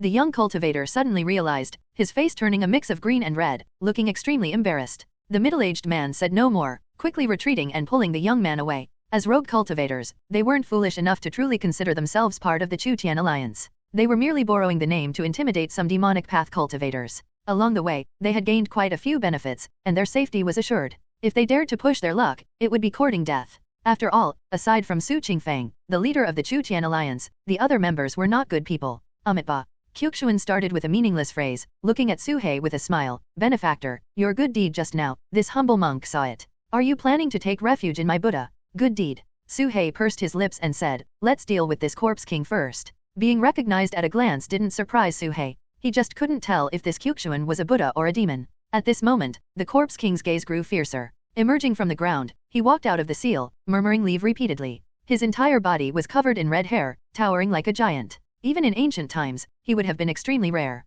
As he walked, a whirlwind of red hair swept through the heavens and earth. The sky darkened, a chilling wind howled, producing ghostly wails, and a powerful oppressive force swept out, sending shivers down everyone's spine. Su Qingfeng's expression was heavy as he clasped his hands and said, "Senior, we only wish to use this place. Non-sect alchemists are forbidden to enter, leave, leave." The red-haired corpse king continued to murmur. Stepping out of the seal, a torrent of corpse chi surged forth, nauseating and maddening. Su Qingfeng immediately raised an invisible wall to block the corpse chi. Non-sect alchemists. Suhei's eyes flickered imperceptibly. At this moment, a startled cry came from the side, murmuring, "Impossible. This is impossible." Everyone looked over to see Zhao Wenzuo holding a tortoise shell, his eyes filled with shock, as if he had calculated something unbelievable. "What happened?" Su Qingfeng asked. "Someone has been here before us," Zhao Wenzuo said gravely. At these words, everyone was stunned, unable to believe it. Zhang Tai quickly asked, "Are you sure? It can't be false." "But I'm not sure if it's a person or something else," Zhao Wenzuo said with a heavy expression. "Perhaps it's just a corpse puppet." The vulture beside them interjected. Despite this, they didn't plan to dawdle any longer. Someone had entered before them, and the situation could develop unpredictably, so they had to act quickly. Take action. Zhang Tai's body transformed, swelling to 10 meters tall, becoming a towering giant, wielding the star-shattering hammer, and smashed it towards the corpse king's forehead. Clang. The sound of metal clashing rang out as strands of red hair grew along the hammer, and red hair began to sprout on Zhang Tai's hand. Purify. A Purify character appeared above Zhang Tai's head, dispersing the red hair, but he was sent flying, crashing into the stone wall, spitting blood. Su Qingfeng unfolded the 10,000-word heavenly book, spat a bit of essence blood onto the scroll, and shouted, "Azure clouds and white robes, draw the long arrow and shoot the Sirius." In an instant, azure light filled the sky, enveloping his body. On the scroll, a phantom of a bow-drawing archer appeared, shooting an arrow that hit the red-haired corpse king right between the eyes. Roar. The corpse king let out a low roar. His body was shot and pinned to the stone wall, but the red hair whirlwind grew fiercer, forming a tornado storm, roaring forward, shaking the entire ground as if the sky was about to collapse.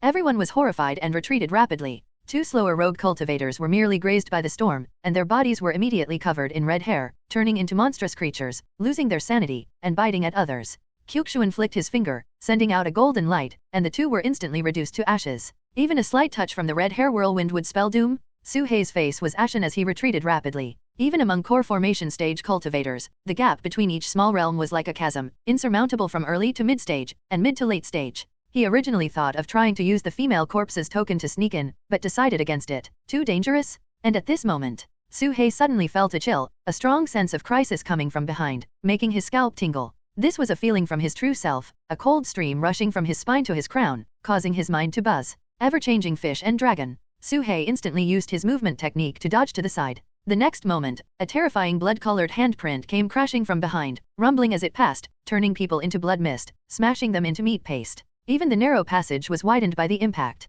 Although Su Hei dodged in time, he was still affected. Half of his puppet's body was gone, and his true self spat blood, almost crashing into the rock wall. Taking advantage of the attack's gap, Su Hei saw the person approaching from behind. It was an old man wearing a straw hat, his face expressionless, with no detectable aura, completely concealing himself. If not for the lingering sense of crisis, Su Hei might have mistaken him for an ordinary old man. Late core formation stage. Su Hei's pupils contracted, a thought like lightning flashed through his mind, immediately recalling the person who had used a shocking handprint on him in Wuyo City. That handprint had appeared without warning, crashing down from the sky, covering all possible positions he could be in. If not for his innate sense of danger, that palm would have surely taken his life. Now, that person had appeared once again. Humph. The Straw Hat Elder remained expressionless, walking forward, raising his hand to unleash countless handprints, causing the rogue cultivators to explode into blood and flesh, shattering into pieces. This was indiscriminate killing. Zhou Qing, late core formation stage. He hadn't followed the main group, but instead advanced at full speed, surpassing everyone, making him the first to arrive.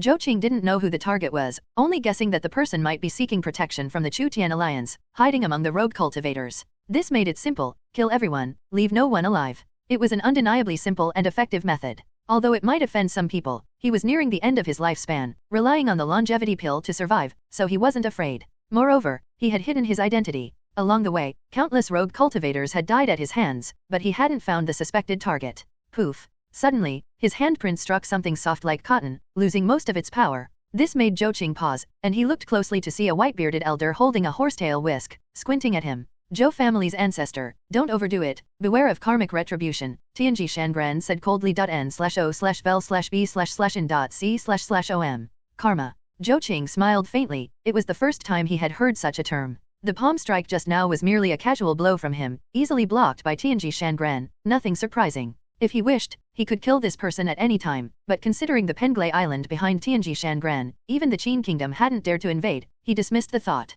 Every cause has an effect. The sins of today will be repaid in the future? If not in this life, then in the next, if not on oneself, then on one's children. That's all I'll say. Whether you listen or not is up to you, Tianji Shangran said coldly. Annoying. Zhou Qing's eyes turned icy as he raised his hand and sent a palm strike, sending Tianji Shangran flying into a corner, his face turning pale. This old Taoist didn't know his place, daring to curse him. Did he really think Zhou Qing wouldn't dare to kill him? I heard you're skilled in divination. Why don't you calculate how long I have left to live? Zhou Qing sneered, his eyes filled with murderous intent. Tianji Shangran snorted coldly, actually starting to calculate, but soon his expression changed to one of shock. Oh, what's the result? Zhou Qing asked with a smile. Tianji Shangran remained silent, but his eyes were filled with unmistakable astonishment. Ha ha ha. Zhou Qing laughed heartily, not pressing further, and turned to walk deeper into the tunnel. The ancestor of the Zhou family, it really is the Zhou family. Su Hei's mind raced, his scalp tingling with fear. At this moment, Zhou Qing was approaching step by step, and two more rogue cultivators attempting to escape were killed with a single palm strike.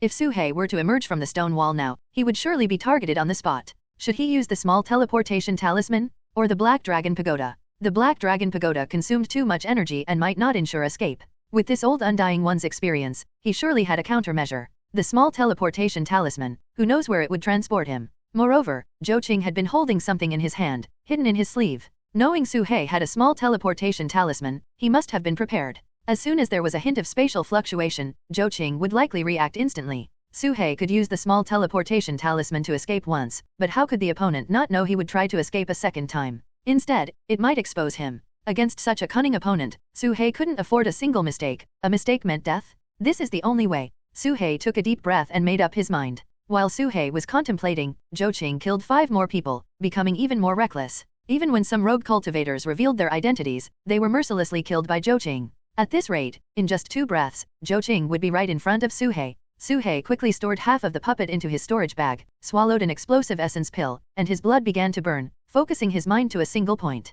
Ever-changing fish and dragon. In this life and death crisis, Su He unleashed unprecedented speed. He burst into flames, like a black lightning bolt, shooting out from the stone wall, racing towards the ancient medicinal garden ahead. His speed was indescribable, leaving countless afterimages in midair, appearing in all directions, filling the sky. This was the 3rd layer of the perfected ever-changing fish and dragon, with countless afterimages, making it impossible to find the true body. Su He didn't use an external incarnation but relied on his true form, achieving his peak speed, faster than even the core formation stage. The moment Su He moved, Zhou Qing also acted. He flicked a talisman of forbidden spirit, which shattered in midair, creating a space devoid of spirit, prohibiting all spells and talismans. Even the small teleportation talisman could be forcibly interrupted, one of Zhou Qing's trump cards. However, it was ineffective against the ever-changing fish and dragon.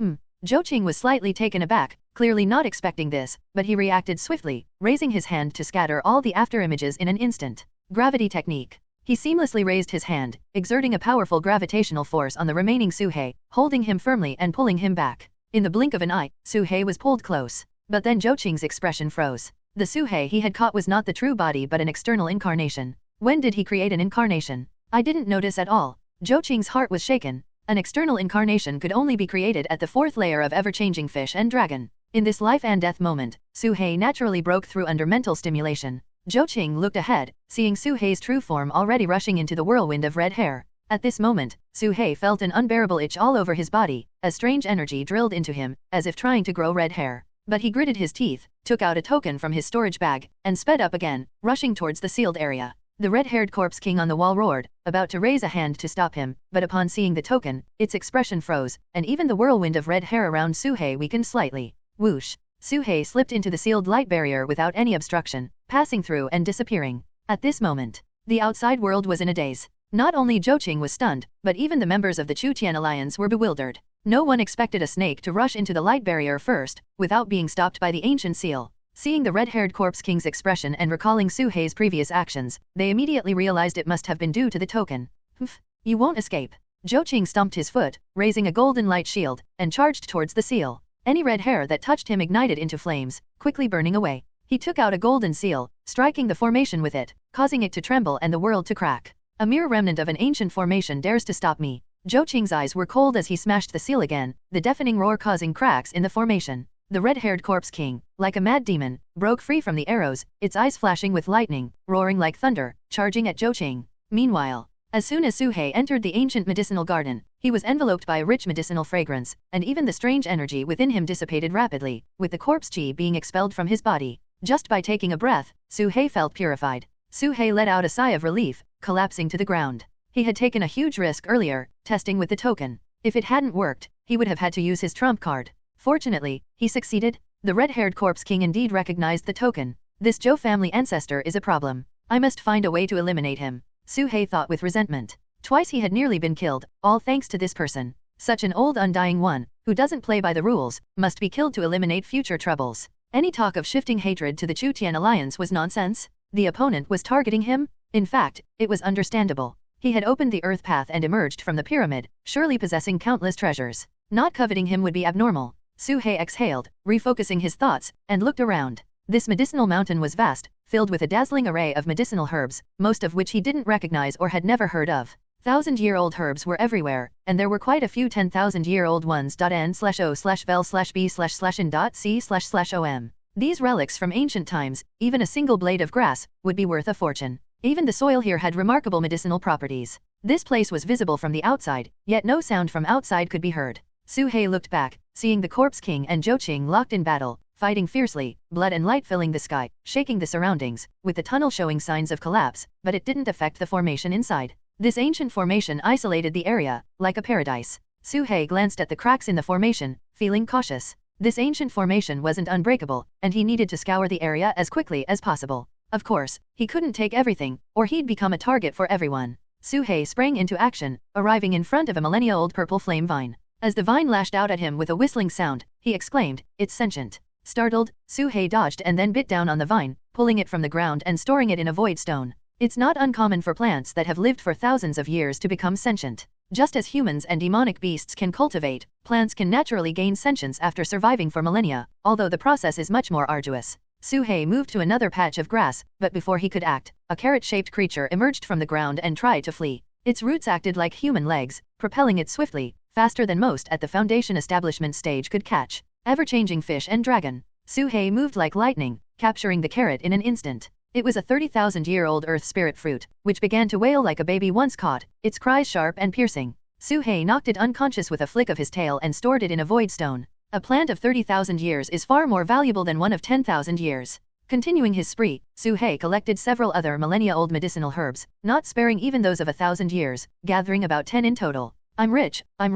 Just selling these would be worth a fortune, beyond estimation. Su-hei's heart raced with excitement, but he took a deep breath to calm himself. With so many eyes watching from outside, keeping his bounty was another matter entirely. Especially the Zhou family's patriarch, who, despite showing no expression, radiated a chilling killing intent that Su-hei could sense even through the seal. Outside the passage, the surviving rogue cultivators, having narrowly escaped death, fled in panic, with only a few daring to linger at a distance, their eyes fixed on the ancient medicinal garden, flickering with greed. "Old Daoist, what did you see earlier?" Lu Buchan asked in a deep voice. Tianji Shangran replied, "For someone like the Zhou family's second patriarch, whose lifespan is at its end, there should be signs of death energy. I can recognize it at a glance, yet this person shows no such signs. As for what I've divined, I can't tell you yet." Hearing this, Lu Buchan fell into deep thought. Could it be that this person has some great fortune? Tianji Shangran merely shook his head with a cold smile. Great fortune wouldn't belong to someone like him. It belongs to those destined by fate. At this point, Tianji Shangran suddenly turned his head, his eyes shining with unprecedented brilliance.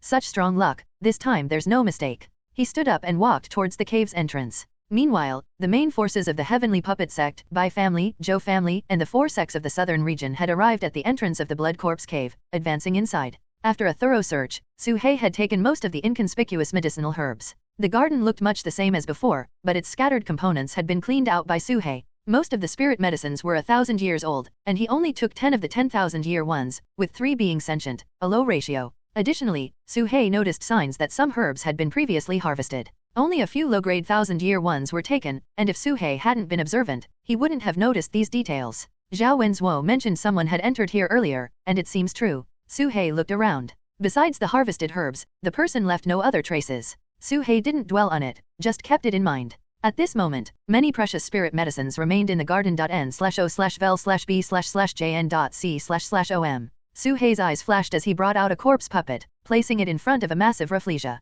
He had never seen this flower before and didn't know its species. Its pistil emitted a bloody scent, seemingly to lure creatures closer. Suddenly, the rafflesia lunged, like a monstrous maw, swallowing the puppet whole in an instant. Its attack speed was comparable to the core formation stage. In Su-hei's perception, the puppet was instantly digested, becoming nourishment for the giant flower. This thing is indeed not to be trifled with. Su-hei had suspected the flower was unusual from the start, and testing it with a puppet confirmed it. Su-hei glanced at the 100,000-year-old gold thunder bamboo atop the peak and the formation about to shatter behind him, quickly abandoning the idea of digging it up. Even if he succeeded, the group outside wouldn't let him go. The risk was too great, so Su-hei decisively gave up. He took out a small teleportation talisman, ready to activate it, but suddenly felt a sense of foreboding. Instinctively, he felt this place was unsuitable for teleportation. Based on past experiences, using it here had a high chance of teleporting him into the mountains, requiring multiple uses to escape. Even if he luckily appeared on the surface, he could easily get lost or encounter danger. Better to trust the known than gamble on the unknown, Su-hei thought, putting away the small teleportation talisman. The soil here had the same effect as the stone walls outside, blocking divine sense. Su-hei made a quick decision, placing a puppet outside, then using an invisibility talisman to hide himself in a pit. This spot was originally where a spirit medicine grew, now occupied by Su-hei. Using dragon scales to dig, he tunneled several hundred feet deep. His hiding place was absolutely undetectable. Of course, this wasn't enough. Su-hei continued digging, but soon hit something resembling an iron plate, blocking further progress. What's beneath here? Su-hei's pupils contracted. Boom! A roar came from outside as the ceiling formation was completely shattered, and everyone rushed into the medicinal garden. Zhou Qing wasted no time, heading straight for the back of the garden, his only target being Su-hei. Not to mention the treasures Su-hei carried, the herbs he dug up alone had to be seized. Leave it to me. Su Qingfang threw a stop character above Zhou Qing's head, momentarily freezing him. Su-hei didn't hesitate, controlling the puppet to activate a teleportation talisman. Buzz! A spatial ripple flashed, and the puppet was instantly teleported away. Su-hei lost contact with the puppet, not knowing where it had been sent. If the distance was too great, this would happen. In the garden, Zhou Qing also sensed the strong spatial fluctuation. With a swift movement, he arrived at the spot where Su-hei's puppet had disappeared, his face darkening. You escaped again. Zhou Qing's face turned ashen. As expected, if he were in the other's shoes, facing a late core formation stage pursuer, he would do the same. It was the optimal solution. But he didn't know that what had just been teleported wasn't Su-hei himself, but merely a puppet. However, Zhou Qing had no time to ponder further. At this moment, members of the Chu-Tian Alliance began harvesting herbs, and a few fearless rogue cultivators also entered, digging up thousand-year spirit medicines. Zhou Qing sensed the approaching main forces, heading straight for this place. Longevity pill? Even without the longevity pill, there might be longevity spirit medicines. Zhou Qing spread his divine sense, scanning the various herbs in the garden. Even with his knowledge, many were unfamiliar. He didn't care, grabbing a handful of spirit medicines and stuffing them into his storage bag, then heading straight for the gold thunder bamboo at the mountain's peak. Su-hei was completely unaware of what was happening outside. At the moment, an iron plate blocked his path downward. Su-hei pondered for a moment and began digging to the side along the edge of the iron plate. The iron plate didn't extend infinitely and had bends. Su-hei continued digging downward along the edges. It took Su-hei a full half-hour of digging before he finally saw what it was. It was a massive square secret chamber, entirely made of metal, with only one entrance at the front, sealed off by iron plates everywhere else. There's a secret chamber beneath this herb garden. What's it used for? Su-hei reached the entrance, staring at the dark doorway ahead, feeling a bit hesitant. At this moment, sounds of battle could be heard outside. Although his divine sense couldn't probe out, the terrifying fluctuations of the battle kept resonating, with spells roaring. Definitely a clash between cultivators at the midstage core formation or higher. Su-hei estimated the time. The people from the Heavenly Puppet Sect should be arriving soon. N/O/vel/B/in.C//om. He definitely didn't dare to go out. Looking at the door in front of him, Su-hei pondered briefly and then made a decision. Ever-changing fish and dragon, external incarnation. Su-hei's figure became blurry, and shadows shot out from his body, overlapping infinitely beside him. When the number of shadows reached its limit, they solidified, turning into a real entity, transforming into a black snake identical to Su-hei himself. This was the external incarnation? External incarnation was considered a relatively advanced secret technique in major sects, typically mastered only by those at the core formation stage or some prodigies. Su-hei, in a moment of crisis, had a sudden inspiration, evolving the ever-changing fish and dragon to the 4th level, naturally using the incarnation. One must admit, the growth speed in dangerous environments is always faster than in comfortable ones, which is an advantage. The downside is the risk of dying. Su-hei wouldn't deliberately put himself in danger just for growth, he was purely forced into it. At this moment, Su-hei looked at the incarnation in front of him, and the incarnation looked back at him. This felt different from a puppet, both seemed like himself, able to be controlled at will, and casting spells felt more natural. He could even use the incarnation to control a puppet. Perhaps it was an illusion, but Su-hei felt that the incarnation created by the ever-changing fish and dragon was more advanced than others, almost indistinguishable from the real thing. Even Zhou Qing couldn't tell at first glance, only realizing the truth when he caught it in his hand. Su-hei took out the ancient bell he had snatched. He had already refined it, and it was called the Bell of Chaos. Inside the bell, a spell was engraved, named Chaos Wave, which had a strong restraining effect on corpse puppets. As long as it was struck, the Chaos Wave would automatically be released. Su-hei had reason to suspect that this bell originated from the Heavenly Puppet Sect. Su-hei sent out the incarnation, holding the Bell of Chaos, and crawled into the dark doorway. He didn't know what was inside, so he used the incarnation to probe first. Whoosh! Passing through the door, Su-hei didn't feel any obstruction and entered the secret chamber. This is... In an instant, Su-hei was stunned. Inside the chamber, a series of pills were neatly displayed on the counter, with remnants of medicinal herbs on the ground, very fresh, and various medicinal fragrances floating in the air. It showed that someone had been here not long ago. The pill bottles on the counter were all ancient, with the names of the pills written on them. Su-hei glanced over and couldn't help but widen his eyes, almost dropping his jaw in shock. Longevity pill, longevity pill, longevity pill. There were many pills here, and surprisingly, half of them were longevity pills. The other half were pills that Su-hei was familiar with. Rejuvenation pill, blood replenishing pill, awakening pills. Looking at these familiar pills, Su-hei smiled bitterly inside. He activated his gravity technique and pulled 2 bottles of pills over. The pill bottles were ancient relics, but the pills inside were modern concoctions. Suhei already understood who had been here before. Subai. Subai had left a jade slip saying she had found a pill refining holy land. He didn't expect it to be here. He just couldn't figure out how Subai had reached this place, which was fraught with danger, where a slight mistake could cost one's life. Not to mention the red-haired corpse king and the various corpse puppets in the blood corpse cave. Just getting here without core formation cultivation and incredible luck would be nearly impossible. Suhei naturally knew that Subai was researching the longevity pill. He casually pulled over a bottle of longevity pills. The pills inside were emerald green, full of vitality, yet for some reason, Suhei had a gut feeling that this pill should never be consumed. And on the surface of the longevity pill, there was a cross mark, which Subai usually wouldn't make. This only indicated that there was something wrong with this pill. Suhei pondered briefly, took away some longevity pills, and left only 3 bottles. He also took all the other pills, then took out some empty pill bottles he found in the corpse puppet's room and placed them here. Afterward, he collected the fresh herb remnants on the ground, sprinkled some dust, and perfectly simulated the appearance of an ancient pill refining room. After some arrangements, Suhei couldn't guarantee to fool everyone, but deceiving over 99% was enough. Where has Subai gone? Suhei took out the jade slip Subai left behind, inserted his divine sense into it, and roughly sensed that the direction was towards Wuyo City. At this moment, the struggle in the herb garden had reached a fever pitch. The spirit medicines here were not defenseless, they all had strong offensive capabilities. A rafflesia could swallow a core formation cultivator, and a bomb tree would throw explosive fruits when approached, easily injuring a core formation cultivator. There was also an 80,000-year-old willow tree, with willow branches like flying swords, possessing strength comparable to mid-stage core formation. The 100,000-year-old gold thunder bamboo even had late core formation cultivation. However, plants were still plants. As long as they couldn't move, humans had ways to deal with them. The premise was human unity. When Zhongtai exhausted all his strength to cut a piece of gold thunder bamboo, only to be ambushed by the Zhou family's ancestor, things took an unpredictable turn. Initially, both sides were harmoniously harvesting, taking what they needed, but now, a life-and-death battle had erupted. After a round of fighting, both sides were heavily injured and retreated. As the main forces of the Heavenly Puppet sect, Snake Catchers sect, and others entered the scene, the Chu Tian alliance immediately faced a life-and-death crisis, on the brink of annihilation. Lei He, Zhou Qingxian, the 13th ancestor of the Snake Catchers sect, and others 10 core formation cultivators in total were completely unmatched against the 2 from the Chu Tian alliance. The passage was blocked, and the perimeter of the Blood Corpse cave was also sealed. There was no way to escape, no way to retreat, it was a certain death situation. However, in the face of such a desperate situation, the Chu Tian alliance showed no sign of panic. If you dare to make a move, I'll destroy this herb garden, and no one will get any benefits. Su Qingfeng took out a scroll, ready to unfold it, releasing a world-destroying wave, causing even the space to tremble as if it would collapse. And all the corpse puppets suppressed here, I'll lift all the seals and see how you deal with the corpse puppet army. Su Qingfeng's first statement only made everyone hesitate. The second statement made everyone's faces change dramatically.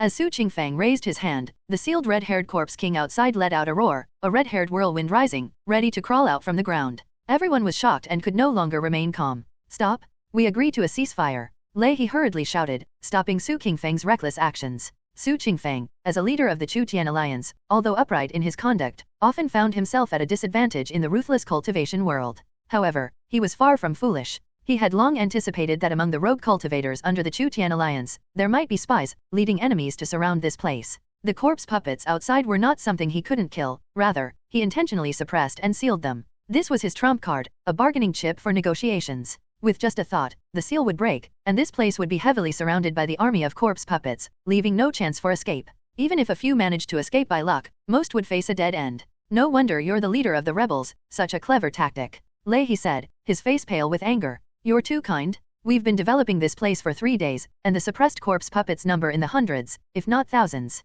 If you give it your all, maybe 2 or 3 of you can survive, Su Qingfeng sneered. Everyone fell silent. Even the 13th ancestor of the Snake Catchers sect, who was exuding a sinister aura as if about to go berserk, remained silent. He wasn't foolish enough to fight the corpse puppets head-on. Have you found the longevity pill? Zhou Qing asked. I've only seen it in historical projections, Bai Luo replied. Everyone nodded in agreement. Zhou Qing sighed, feeling somewhat disappointed. He had come to the ancient relics to extend his life, how could he return empty-handed? Zhou Wendi, seeing that the ancestor had forgotten the main issue, hurriedly sent a voice transmission, Ancestor, my scarlet flame demon eyes. Hearing this, Zhou Qing finally looked at Su Qingfeng and transmitted, name your price for the scarlet flame demon eyes. Our Zhou family runs the Myriad Treasure Pavilion, we can afford any price. Su Qingfeng did not immediately refuse. He smiled and said, let's discuss this matter outside. Upon hearing this, everyone's eyes flickered. The Zhou family communicated through divine sense. but Su Qingfeng spoke openly in front of everyone. Could it be that the Zhou family had private dealings with the Chu Tian alliance?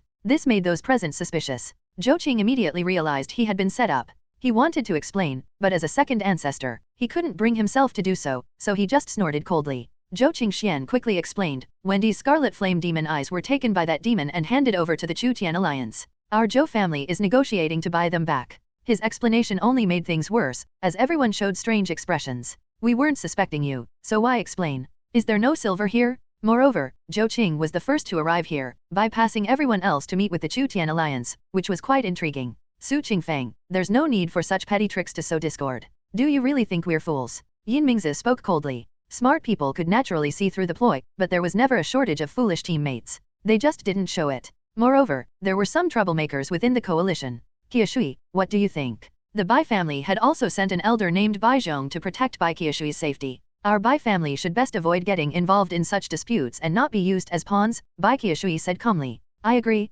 These rebels are not simple, let Qin Sunji handle it. Isn't he capable? Another member of the Bai family echoed. Unknowingly, different voices emerged within the coalition. Subsequently, the medicine garden fell into a brief peace. Everyone turned their attention back to the spirit medicines scattered across the mountains. They had attempted to attack the 10,000-year-old gold thunder bamboo several times, only breaking a few branches, unable to shake the main trunk. Helpless, they turned their attention to other spirit medicines. Some had scouted the surroundings and discovered that the medicine garden had boundaries. Beyond the mountain, a protective layer appeared, and passing through it led to a void space, seemingly the end of the ancient relic. Others began digging downward, finding that the soil here was rich in spiritual qi, a rare spiritual soil. Even if they couldn't find spirit medicines, taking some soil back would be beneficial. At this moment, Su He had searched the secret chamber thoroughly. Besides the pills left by Su Bai, he also found a decayed bamboo sword. The bamboo sword was pitch black and had been in the corner for an unknown number of years, yet it hadn't completely rotted away. However, the spiritual power on it had long dissipated, turning it into a piece of decayed wood.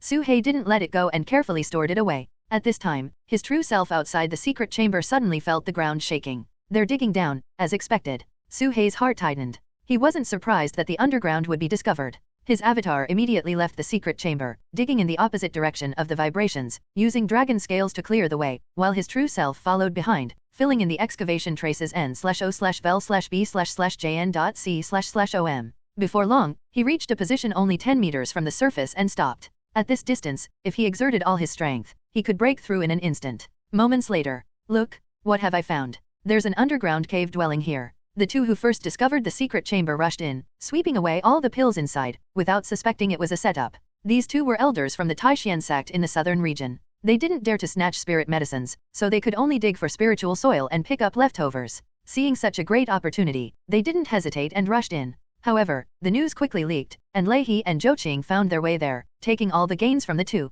Zhou Qing naturally ended up with a longevity pill. He looked at the pill bottle in his hand, hesitated for a while, and didn't open the seal, carefully storing it away. Spreading his divine sense, he scanned the searched secret chamber, frowning as his thoughts raced. If there were more longevity pills, I could let someone else try one first. Unfortunately, there are only 3. Zhou Qing suspected that the pills might have been swapped. Ancient pills and modern pills had very distinct differences, but the longevity pill in front of him was too rare, matching ancient records perfectly, not seeming fake. Moreover, the pill bottle was indeed from ancient times. Zhou Qing couldn't make up his mind and decided to set it aside for now. Buzz. Suddenly, intense spatial fluctuations came from outside, causing terrifying ripples. Not good, it's the minor teleportation formation. The Chu Tian alliance is trying to escape. Shouts of alarm came from outside. Damn it. Zhou Qing and Lei He exchanged glances and rushed towards the surface at the fastest speed. They had been careless. As late core formation stage cultivators, they had been so focused on the underground opportunity that they overlooked the Chu Tian alliance's small actions.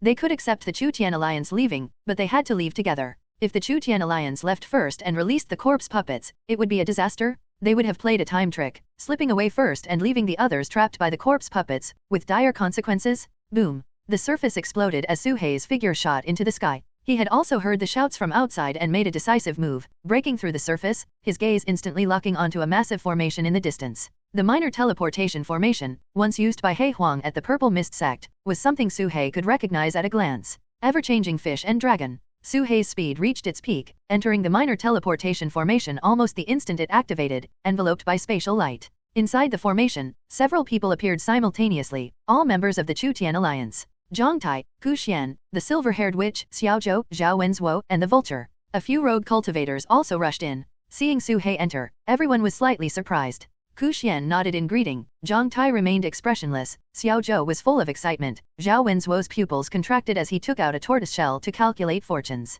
The silver-haired witch stayed icy cold, not even glancing at him. The vulture warily retreated a few steps, perching on Ku Xian's shoulder. Everyone's expressions varied, but it was clear Su Qingfeng had informed them not to stop Su He. Su Qingfeng did not enter, he stood outside the formation, holding the 10,000-word heavenly book, back to the crowd, protecting them. Zhou Qing burst from the ground, eyes locked, and charged toward the formation without a word. Upon seeing Su He inside the formation, his pupils slightly contracted. It's you? Zhou Qing was surprised, instantly realizing that the one who had been teleported earlier was just a substitute, not the true form of this snake. The snake's real body was hidden somewhere, only emerging now. He had sensed something was amiss before. Behind the medicine garden lay an endless void. Even if the snake teleported, where would it go? Entering the endless void was a dead end. Now, it dawned on him that he had been tricked again. In an instant, Zhou Qing's eyes erupted with a murderous intent that could no longer be contained. He took out a grey talisman and crushed it, blood seeping from his palm as he activated a spell. Blood-red runes rapidly spread from the shattered talisman. Where the runes passed, even space trembled, forming a barrier as if to interrupt the teleportation waves.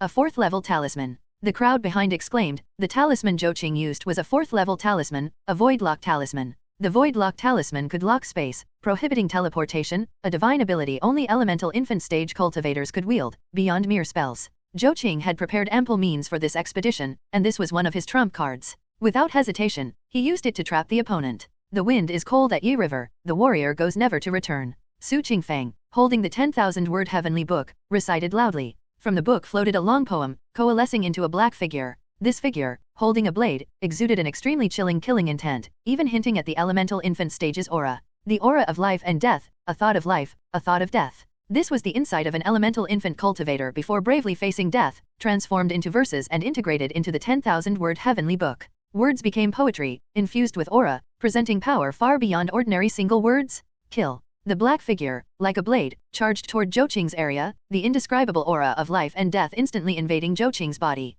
In a flash, Zhou Qing's hair turned white, his eyebrows grayed, skin withered, as if on the brink of death in an instant. Ah! Zhou Qing screamed and retreated, the void-lock talisman forcibly interrupted. God of War avatar. Simultaneously, Lei He also acted. Holding a long spear, clad in battle armor, his whole body exuded fierce flames. Step by step, he advanced, a massive blood-colored figure appearing behind him, like a god of war on the battlefield, capable of slaughtering millions with a single thought. Similarly, an indescribable aura of slaughter swept from the avatar, shaking the heavens and earth. Another elemental infant cultivator's aura, the aura of slaughter. In the past, the owner of this aura had slaughtered 1 million enemy troops, almost single-handedly conquering a nation. All captives were killed without mercy. Endless slaughter forged the myth of Qin Kingdom's god of war, stepping into the elemental infant stage with the aura of slaughter. And this was merely a remnant of that aura, instantly boosting Lei He's power, making him invincible within the core formation stage. Kill. Su Qingfeng spat blood, marking the 10,000-word heavenly book. The black figure, like an assassin rushing toward death, charged unhesitatingly at the blood-flaming god of war avatar, colliding with a thunderous crash.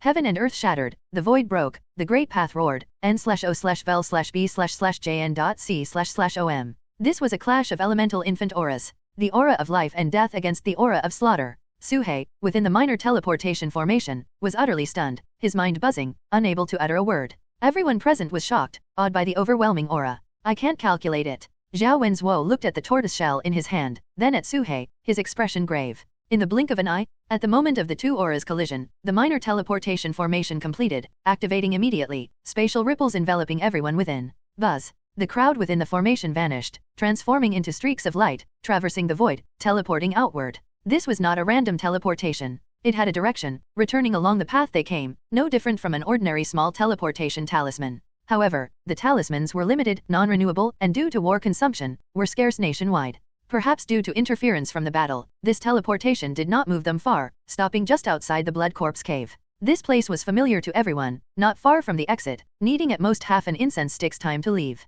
Enough, go. Everyone moved in unison, rushing toward the exit, aiming to escape as quickly as possible. No one cared about Su Qingfeng's fate, they had long reached an understanding. As rebels, no decision could afford a hint of hesitation. Su He also used ever-changing fish and dragon, about to rush out, but hadn't gone far when a sense of dread washed over him. Stay. A sharp voice echoed nearby. Su He hurriedly stopped, seeing a wall of golden flames rise before him, blocking his path, even warping the void with its heat. Being burned by it would be disastrous. Su He squinted, looking to the side. There stood a young girl in purple, graceful in figure, youthful in appearance, resembling Zhou Wenjun, but with golden flames flickering in her eyes, filled with fierce killing intent. Zhou Wendy. A name suddenly surfaced in Su Hei's mind. Swish, swish, swish. From the shadows on both sides and the front, numerous figures emerged, armed with magical treasures and talismans, fully equipped, the Zhou family and snake catchers sect guards stationed here. They had set ambushes throughout the Blood Corpse cave. Zhou Wendy had even taken it upon herself to dispatch an additional Zhou family team to guard the cave entrance, preventing any escape.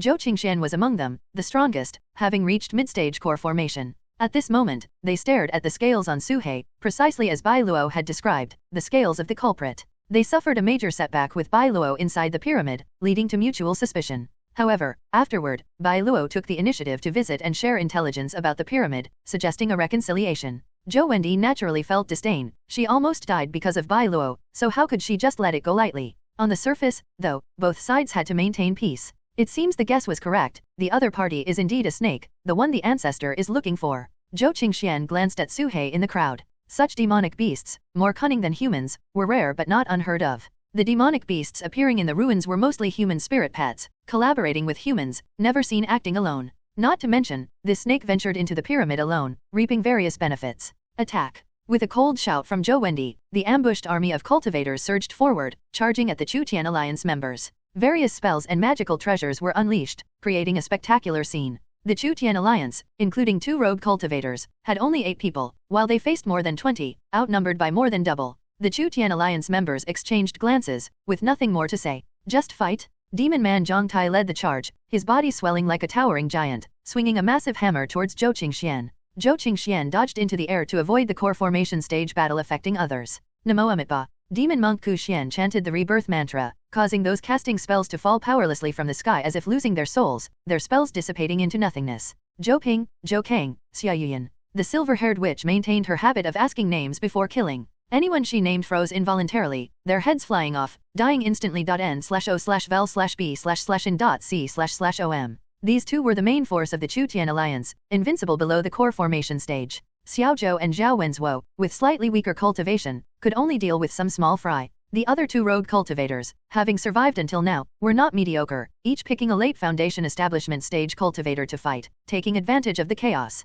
Go, Baldi, kill them, make us proud, Baldi. The vulture stood behind Ku Xian, cheering, seemingly without any combat ability. Though the numbers seemed vastly different, after 1 round of confrontation, the other side instantly lost 5 people, while the Chu Tian Alliance remained unscathed. This clearly showed the true strength of both sides. Su Hei was targeted by Zhou Wendy. He was her initial target. You little beast, today is your death day. Watch me kill you with my own hands, avenging Wenjun. Zhou Wendy's eyes swirled with flames, and where her gaze landed, a raging fire ignited, forming a sea of fire, sweeping towards Su Hei like a fiery storm. Su Hei moved at full speed, leaving countless afterimages, but the flames were incredibly fast, burning all the afterimages. Wherever her gaze landed, even the void could catch fire. What a strange fire, is this the power of the Scarlet Flame Demon Eyes? Su Hei's eyes flickered. At this moment, a false core stage corpse puppet underground screamed, engulfed by the flames, burned to ashes. Su Hei realized he must not let even a trace of this fire touch him. Even a false core could be instantly annihilated. This was an opponent beyond the limits of the Foundation establishment stage. Extreme Realm cultivators were all people with great opportunities and fortunes, possessing extraordinary talent and unique physiques, often with numerous magical treasures. Zhou Wendy was one of them. In fact, throughout the Qin Kingdom, only 3 people had reached the extreme realm of the Foundation establishment stage. Falling Stars, Earth Spike, Lightning Strike technique. Su Hei instantly cast 3 spells, aiming at Zhou Wendy. From above, below, front, and back, various spells appeared, attacking Zhou Wendy from all directions, but before they could get close, they were burned to nothingness by the flames. Then, Su Hei summoned the ivory flying sword, which melted upon contact with the flames. Indeed, ordinary means are useless against her. Su Hei's heart trembled, suddenly wondering if selling the Scarlet Flame Demon Eyes was a loss. At this moment, Zhou Wendy's face was pale, blood trickling from the corner of her eye, seemingly greatly exhausted. Su Hei observed briefly and found that she was surrounded by flames, leaving no gaps. To deal with her, he would either need the Black Dragon Pagoda or the 10,000-word Heavenly Book. But since she hadn't used any magical treasures, she must have a trump card of the same level? Something's wrong. Su Hei looked at the omnipresent flames, suddenly feeling a chill. The opponent's flames seemed to be attacking but weren't truly threatening. Su Hei could easily avoid them each time they burned. And whenever Su Hei tried to counterattack, the opponent could always predict his position and prepare defenses in advance. Su Hei thought of a possibility. This woman isn't attacking, she's defending with all her might, stalling for time. The exchange just now seemed long but was only 2 or 3 breaths. Su-hei had already analyzed the opponent's intentions. Zhou Wendi never intended to kill Su-hei. To verify his guess, Su-hei deliberately left an opening while dodging. As a result, Zhou Wendi ignored the opening, not using the flames to attack, instead watching her surroundings, wary of possible ambushes. Indeed, she's stalling for time. Su-hei's face darkened. Zhou Wendi had exceptional talent but was also very self-aware, knowing she couldn't kill Su-hei. Even Bai Luo was tricked repeatedly, and even the second ancestor failed multiple times. What did she have to kill him? From the start, Zhou Wendi acted fiercely, claiming she would kill him for revenge, but it was all an act. She hadn't used all her trump cards, only using the known Scarlet Flame Demon Eyes for defense, so she had little consumption. However, the blood at her eye corner and her pale face weren't fake. The Scarlet Flame Demon Eyes were indeed used to their limit. But she hadn't shown any other means, aiming to confuse her opponent. However, Su-hei saw through her intentions at a glance. Su-hei glanced at the sealed exit, calculating the probability of escape, and made a bold decision. Su-hei turned and charged deeper into the Blood Corpse cave. He chose to return. Zhou Wendi's expression changed, immediately shouting, "You little beast, are you scared? Afraid to fight me?" Su-hei ignored her, focusing on one direction, moving at full speed, leaving Zhou Wendi behind. His destination was clear: the cave dwelling where the corpse charm resided. At this moment, from the start of the battle until now, it seemed long, but only 3 breaths had passed. Su-hei had already left the battle, choosing to escape. Zhou Wendi realized her plan was exposed, her expression changing drastically, gritting her teeth as she pursued. Butterfly wings appeared behind her, moving at full speed like a phantom, reaching speeds comparable to the core formation stage, yet she still couldn't catch up to Su-hei. His figure grew more distant, disappearing in the blink of an eye. Buzz. At this moment, the space around Zhou Wendi distorted, and an old man, white-haired and withered, emerged from the space. It was the second ancestor of the Zhou family, Zhou Qing. Zhou Qing, now emaciated, his flesh and blood withered, with most of his vitality gone, resembled a dying man. "Where's that snake?" He glanced around, seeing Zhou Wendi's pale face, chasing in one direction, and without further words, stepped forward like a shooting star, speeding towards where Su-hei had disappeared.